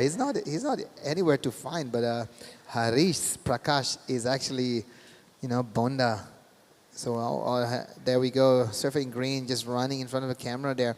So yeah, Taki Kanazawa just looks like he's on his own right now with a 9.33, and Harish Prakash with a 3.33. So yeah, Kaheya Ishiki also with a 1.5, 1.43, and we also have Raju Pujar. So second, third, and fourth is actually the battle for second between those three surfers. Yeah, and I think we had a little bit of a scale shift after that change in the wind conditions in the men's, but with the juniors now, I think that scale has shifted all the way back up with these last couple of 9s and high goods and the 6s and the 7s. So now that wave from green as well, putting a few turns, one in the lip, one on the face and so on, finishing it strong as well. Just coming in at a 3.33, that just shows you how the scale, the judging scale, has quite a big lid on it, given those giant scores that have been dropping for surfers such as Taki, with that 9.33, who, sitting out back with second priority, does have a chance to get a second wave of backup, and if he backs it up, he's gonna be quite untouchable. And it will be a fight for second position. Right now, Harish making a bigger statement in terms of that second position with the 3.33. But Kahiya and Raju still having some chances out the back. Priority does sit with Kahiya. He's looking for a wave out the back. Kahiya, that looks like I think he surfs from Indonesia, right? Like he is Japanese, but I think I was speaking to the team a little bit in the water, and they were telling me that he does surf quite a bit in Indo. He lives in Indo. Yeah, all right. He's not surfing a little bit. He surf every single day, around Kuta Beach, Canggu, and Uluwatu. So yeah, I think Kaheya, we have to say like he's one of the community kids that grew up in Kuta. So yeah, we love to see him advancing from this round. So here we go, Kaheya, taking advantage of his priority situation. Taki Kanazawa was trying to get a wave there, but Kaheya said like, "Oh my God, watch out there, buddy." Yeah, that rock is it's not only the wave that you need to watch about all those sections, but the rock is waiting for you. So yeah, it's almost like a gladiator pit here. If it's not the wave, is the rock. So you need to manage all your your vision. Doing maneuver is one thing, getting around the rock is the other thing. Not getting slammed into the rock is probably like the last thing you want to do here. Yeah, that's for sure. And Kahiya Ishiki putting down a score at 2.93 will get him up into second position. Harish now, local boy Bonda, aka Bonda, needing a 1.10 to take back that lead. So still achievable here. There is a bit of a boxing match between blue and green for that second position. Let's see if Raju can also get into that conversation, as priority sits with Taki out the back, as he's going to be waiting for some good looking sets. 8 minutes and 15 seconds remaining on the clock. It's been such an exciting day of competition. I think we only have one heat left for the juniors.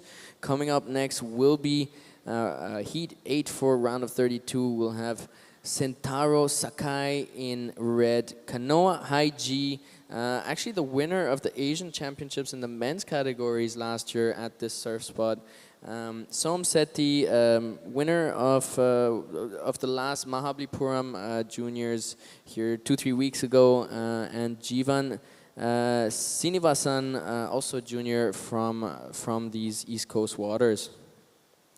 7 minutes and 35 seconds to go. You've seen Harish since quite a few years. What do you think about the rate of progression in his surfing? He is one of the biggest up-and-coming surfers, especially in that under 14 division. Yeah, tell me a little bit about what you've seen him grow in the last few years.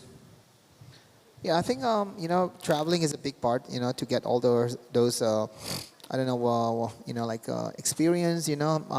Surfing different kind of wave. When you come back to your hometown, like Mahabs or Kowloon, you kind of have a bit more like advantage of how you can, approach the wave, because you only know what you know. So if you see like how the Indian surfers surf your beach break, but if you bring the Japanese here, they're gonna show you something different. So Hari's with his traveling, he see more like what the other Groms are doing in the other side of the world, for sure. At the end of the day, it helps his approach, on his surfing, because maybe back in the days, all he knows is, down the line. But when he come to, for example, like Peru the other day, you can see like people doing errors, people doing, like a different maneuver, and that's stuck in his mind. And, when he come back home, he's going to be a different surfer. So I think it's a big task for the development anywhere in the world is to make sure that surfers are travels and getting knowledge on how to surf, a better way of surfing. Here we go, Taki Kanazawa looking for a 9.33 or better, because with his surfing, he want to get better. He want to get a better score, so he want to get what do you call it, like keep pushing his limits. But that's not a 9.33. There's a lot of wobble in there, but. He's gonna put a score, and then he might put a combo on the other guy. Yeah, maybe not a combo, but maybe an 8 or a 9 points requirement. Yeah, probably a very high requirement coming in from our surfer in red, Taki Kanazawa. Beautiful wave as well. Like obviously he knew he just needed a small score to back it up, to back his massive 9.33 up. But yeah, still put some pretty powerful turns on that little medium one that had some wobble on it and some weird sections. We'll see where the judges go with that for sure. And yeah, just coming back to Harish, like I've seen just what you were talking about, about the down the line versus vertical surfing. And I really saw that growth in him since last year. We had a training camp in Kerala in November where I was lucky to be part of it, and as a coach, of course. And yeah, he was like, he had these really nice opportunities for like big hits, but he would just like fire down the line and hit the last section. And we were working really hard to like, get him down deeper into those bottom turns, go straight down right off the bat of the wave, and for those higher lip line maneuvers. And he's really started to do that a little bit more. So I've seen a big improvement in his off the lips for sure. And also now, just moving on to the next challenges, of course, getting deeper in the bottom turns, getting more vertical, and releasing the fins out back even more. So yeah, looking forward to see where he goes in the next few years. Obviously only 14 years of age, so lots more to come ahead, and to inspire the rest of India also to get moving. A very emotional surfer as well, but I think it's just a way for him to express and release those energies that come through in high pressure situations like a heat. A 5.50 for last of Taki does put a combination on our surfer in blue, Kahia Ishiki, who does have hold on second position, though. That is Raju putting down a turn. Surfer in white from the west coast this time. Now looking for that second section, but not quite able to find it. He is looking for 5.59 to advance. Here's Harish up and riding again, local boy. Let's see if he gets around this section. Looks like the open face is coming, but it broke just as he got to it. Now there's something for him to hit. Little check turn on the start, and let's see if he gets a bit of a wall to hit. He gets a section, but it dredges out underneath on that shore break, and he goes out. Yeah, just I have to say that's a little bit of unlucky for him to go on that one, because he already committed to that wave, and the wave just like running away from him. Of course, he already like letting go his priority or second priority right there. He want to get like some scores on it. So unlucky there for Haris. That wave doesn't really providing any opportunity for him, but he still have 2 minutes and 40 seconds. Maybe there's a wave that come wide and he can get that score. Here we go, second position, Kaheya Ishiki. Need to replace that 2.93 just to put him a little bit in the better position, because Haris and Raju is actually is not impossible, but still can happen. Yeah, for sure. Kahiya, though, getting one just now and waiting on that score. I think he'd probably improve on that 293. It was a nice two-turn combo. The last section was quite critical, and he was able to ride out with control. So we'll see what the requirement comes in at, but it looks like Kahiya's going for that second spot, putting a foot in the next round, and trying to close it down for Harish and Rajapujar. Just 1 minute and 50 seconds to go. Let's see what opportunities are left for our boys. Taki having right of way with priority. Let's see if he shoots on one of these waves. It'll be probably just a bit of a show, just to show his competitors coming up in the next rounds what he's able to do. Yeah, I think when you have such a commanding lead right there, like a 9.33, in your mind you want to replace that 550 because you have a big score, and your two of the scores, like at the end of your in back of your mind, you want to say, I need to replace my 550. For other surfers, 550 is what their requirement, but for him, he just want to replace because he want to get a better number. Yeah. Yeah, that's for sure. And also for the stats, on the rankings and so forth, just showing that you have a very high heat scoring total. It also helps in terms of selections and stuff for things like World Games and Olympics and so on, to have those high heat totals. That was Harish Prakash on a finishing. I'm not sure if he got any maneuvers out the back on that wave, but it looked like a nice finishing maneuver. I hope he he needs a relatively big score of 5.43 to take that second position from Kahiya. Kahiya's last coming in at a 4.43, so it's his highest wave.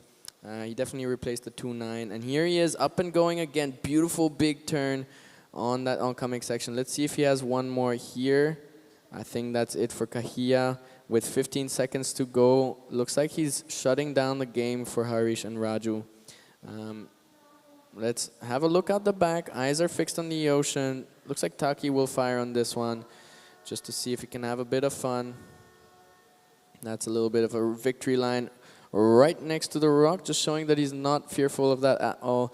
And we will go on a short break before the last heat of the day, heat 8 of the round of 32 for the juniors.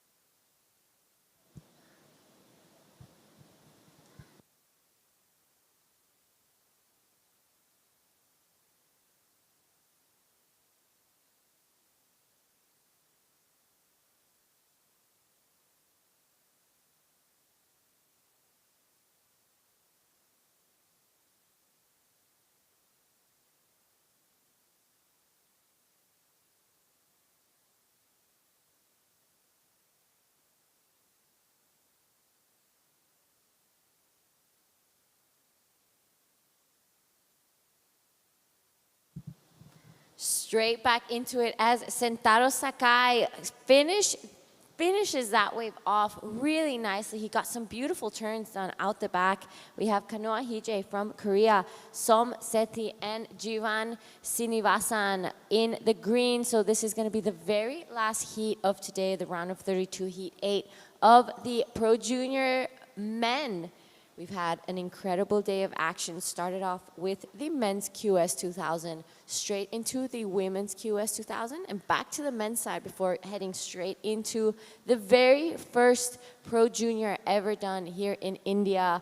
So it's an exciting and historic moment even as well in a historic place. We have the beautiful Mahabalipuram temple out the back. And as we know, also in the water, 6 gorgeous temples there as well. I am Jada Legati. I want to welcome Tipi Jabrik in the booth with me to kind of call off this last heat. Yes, Giada. It seems like we never go anywhere. it's either you know, back to back to back to back. So we're not going anywhere. So this is our last heat of the day, and I'm so happy to you know, support this event. It's been like a lot of action today, and looking forward to see one more action here, because Sentaro Sakai get a 5.5 on his opening ride. And then I would love to see how Kanoa Hije is surfing on his wave, because you know, like I know Kanoa is almost unbeatable on the pool in Korea. So you know, to see how versatile him as a surfer is something that we can learn. You know, like if he's dominating on the open ocean, you know, it could be like having a lot of practice on the wave pool. It helps. Yeah. So for the contest that we were at here last year, Kanoa Hije actually made finals day. He had an incredible run here and you know, really brought the Korean flag up high for that event. He had some great heats, so I'm sure he's going to be hoping to kind of bring that back, and I'm sure that's why he also came back. But on your screen, Jivan in green on a good-looking wave. Nice start there for our local surfer. Kind of pumps through the section, wants to finish it off strong. Unfortunately, goes a little too hard and falls off the back, but already about to reach the 15-minute mark of this heat. It's been a beautiful day of competition. We started off with some incredible conditions, and as the tide got lower, it was just that peeling long right-hander that we love to see here in Mahabalipuram.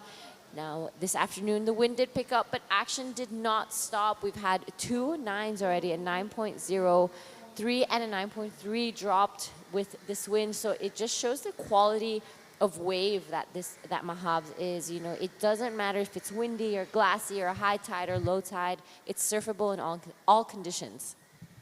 Yeah, for sure. You know, Mahabalipuram is you know, one of the epicenter of surfing here in India, because you know, back in the days, everybody always talk about, you know, you need to go to Mahabs. You know, when I was in Bali, like I heard about this place called Mahabs, and yeah, for me, like if I'm imagining about India, it's just like this long beach break coastline, but in some places there's a rocks that's sticking out, you know, a little bit like Mahabs, but at Kovalong it's just like a bending beach, and it creates this right-hander. So with this, you know, thousands of kilometers of you know, coastline here in India, I'm pretty sure there's a lot of, you know, like nook and curve that could shape the wave. And you know, I don't know, you know, if you think about places like Bali or Kuta Beach or Canggu that's over you know, populated with surfing, I think India could be a good choice. Absolutely. If you're looking for a place that's a little more on the cultural side as well, Yeah. and not just on just a surf trip, this is the perfect spot. I mean, there's so much happening outside of the surfing as well. Besides the fisherman village and the beautiful seafood and food that you can eat, Yeah. the temples that we mentioned earlier are incredible. And India is known to have this crazy culture here that is so different from everywhere else in the world. So it's definitely a place to see. And on your screen, Sentaro Sakai. Yeah, Sentaro Sakai, a surfer from, I think he's from Shonan, from Japan. So, you know, for him, surfing this kind of wave is no stranger. You know, Shonan is, you know, a quite famous surf spot in Japan that, you know, you have to really, like, you know, surf in any condition right there. Wow, look at this drone shot here from the broadcast crew. What an amazing shots there of the Mahabalipuram temple. You know, to have this kind of a, I don't know, historical landmark, and there's a wave in front of them. You know, it makes me like a super, like a, I don't know, like I'm super happy to become I'm a surfer, because there's a lot of destination that offers like this kind of specialty, Yeah. Absolutely. Surfing can take you to the most incredible places that you have probably never imagined to be able to surf. I know there's places like India. When I mentioned that I was coming here for a surf contest, a lot of people were like, what? There's waves in India? And I'm like, yep. And really good ones too. I think today has been kind of showcasing how consistent it is over here. And you can just grab a car, drive down the coast, and find your own little spot as well if you're feeling adventurous. Yeah. And I'm sure the locals here are so welcoming. They're more than happy to show you around. You know the funny thing about surfing, Giada? This is Som Seti from a local surfer from Chennai. Oh, what happened there? Let's the judge, make the call about the priority there. But looks like Kanoa is also eyeing on that one. So talking about surfing a little bit, Giada, like, surfing can become a little bit of a territorial, can become a little bit protective, talking about Desert Point, for example. Like some of the people that have been surfing there for a while, they would not want to see more surfers that come there. So, talking more about that story, let's... All right, I am here at the beach with Taki Kanazawa, taking out the previous heat with the biggest score of the day, a 9.33. Taki pushed a little bit too hard on that drop the wallet on the start of the wave and popped the plug off his board. He also micro-creased it on the front.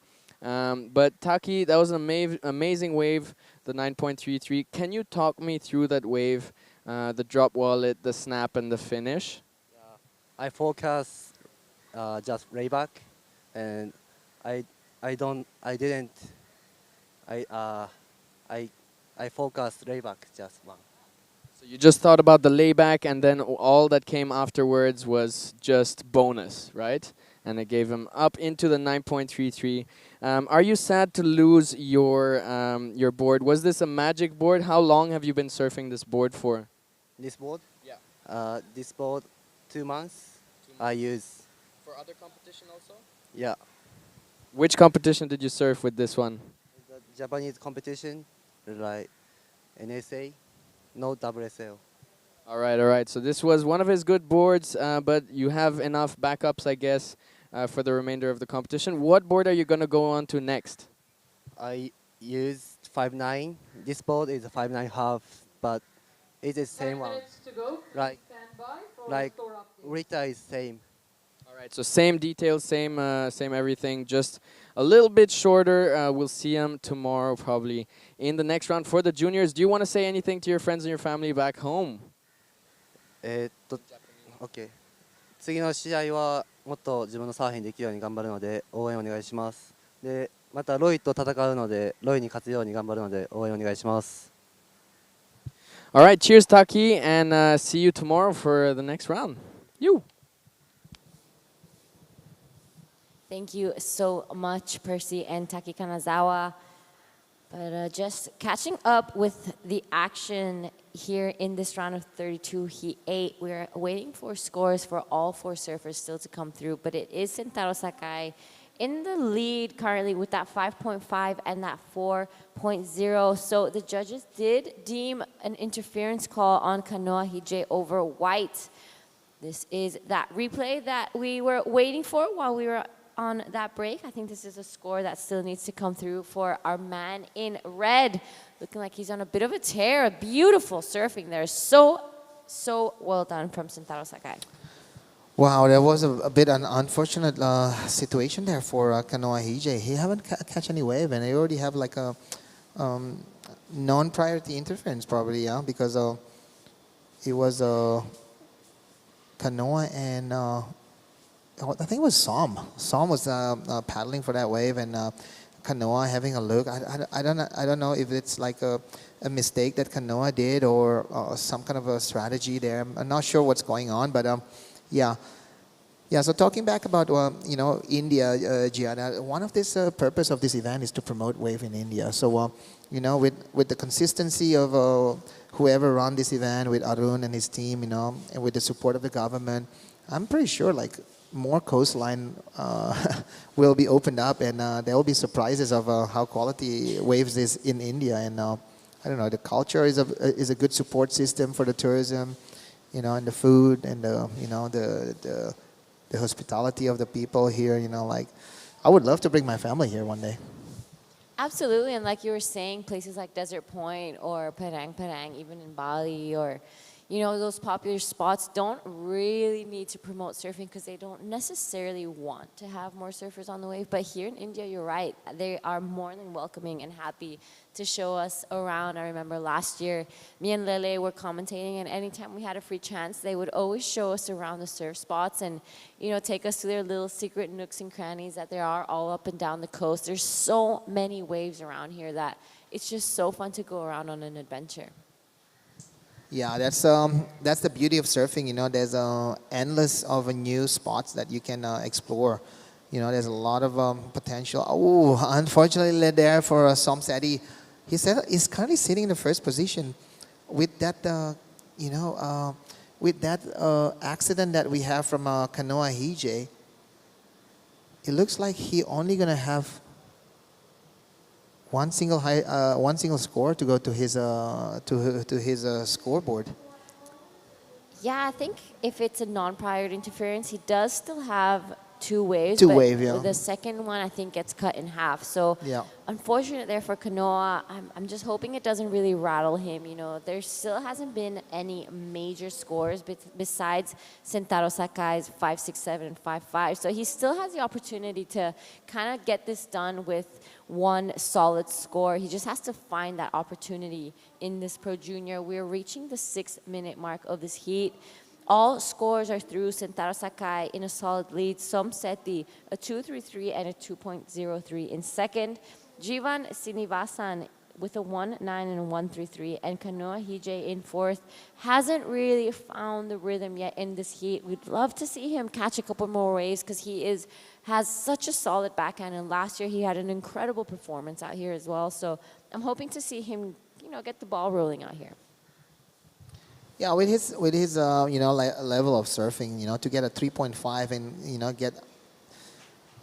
get it out from that situation and put his mind back in focus again. I think he still can make it. Some surfers, one big major score can change anything. So yeah, big shout there for Brett Gerlach from Wavekey. One of Kanoa's coach here, and then Brad is a big supporter of how great is Kanoa been performing in the Asian level. So here we go. This is Sentaro Sakai. Oh, that was a great one. Great. Yeah. Oh, I wish he got one more turn in. That would have been a massive score. That was a beautiful wave from Sentaro Sakai, a surfer that spends a lot of time in Indonesia. Actually, I've seen him quite a bit, especially around Karamas and East Coast area.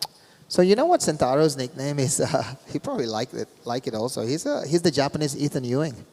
No way. Yeah, if you see the way he surf, like he, like all the surfboards that he rides is also a DHD, and then also Billabong is main sponsor. So, his surfing is really fluid, really like a really good, mimic of Ethan Ewing, I have to say. No way. That is incredible. I can actually totally see that his style is very beautiful as well. It's very pleasing to the eye.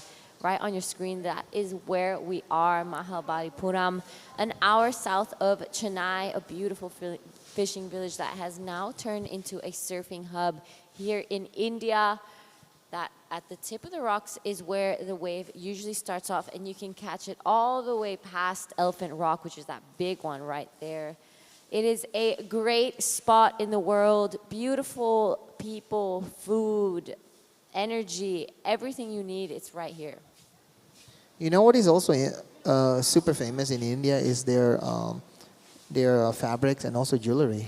So yeah, take advantage. Go get some jewelry shopping going on. I did mine yesterday. I get some snake necklace, and yeah, super proud of him. So yeah, don't forget to bring something home. You know, wherever you are. You know, if you're in India, take advantage of the food and take advantage of a local handicraft, for example. You know, and Mahabalipuram is famous for their carving, their stone carving. I got a really nice jewelry box for my wife back home. Beautiful. All the presents are going to get bought this week. I'm actually wearing earrings that I bought here last year. So yes, it is a beautiful spot to buy jewelry and fabrics and clothing. If you want to give, if a woman wants to give a sari a go as well, it's a very complicated and beautiful way to dress here in India. So there's just so much happening, and it's such a great hot spot. So this heat is 2 more minutes and 20 seconds to go. Looks like, you know, this situation gets into Kanoa's mind a little bit, you know, because he only catch one wave, you know. Maybe one of the strategy to get out this situation is to be more active. You know, you only can generate opportunity if you catch wave. So maybe he listens to what I'm saying here. This is a really good looking wave here. Kanoa, can he get around that section and start putting some numbers? Really nice first maneuver right there. Strong surfing there from Kanoa. He looks angry. He wanna show that, you know, all those hype about him is true. And 3 big maneuvers on those 3 critical sections right there shows like what quality of a surfer he is. Absolutely. He only needs a 3.5, and right behind him, current heat leader Sentaro Sakai unfortunately goes down there, but he's not too worried. A 5.87 and a 5.67 next to his name. He's looking pretty solid, especially as we reach down to that 1 minute mark. Kanoa Hije with that last one, a 3.5, I'm pretty sure he's got it. And if all stays the same in this last minute, I think Kanoa's going to be able to pass this heat with that interference. Yeah, that shows like, I don't know, maybe all he needs was just waiting for one good one, and that's what happened before. We see, here's a replay of Sentaro Sakai. Really nice fluid surfing, really nice style there. As you can see, he's like, you know, doesn't overdo any of his maneuvers. So great surfing there from Sentaro. Here we go. This is Somseti. He's currently sitting in currently sitting in 3rd position, 4.77 for Kanoa Hije. All right, so there he goes straight to 2nd, and now it is Som and Jivan with a couple scores to look for as we reach the 25-second mark of this heat. We will be counting it down so soon. Still waiting for the last scores of green, white, and red. Will Kanoa be passing this heat with that interference call? It would be a pretty amazing moment. Yeah, for sure. You know, I think Kanoa, it's a learning process, you know. In any heats that you do in your life, you always have to have a, you know, you will take some learning situation right there. And with that interference, I'm pretty sure Kanoa not going to make any more mistake out of that situation.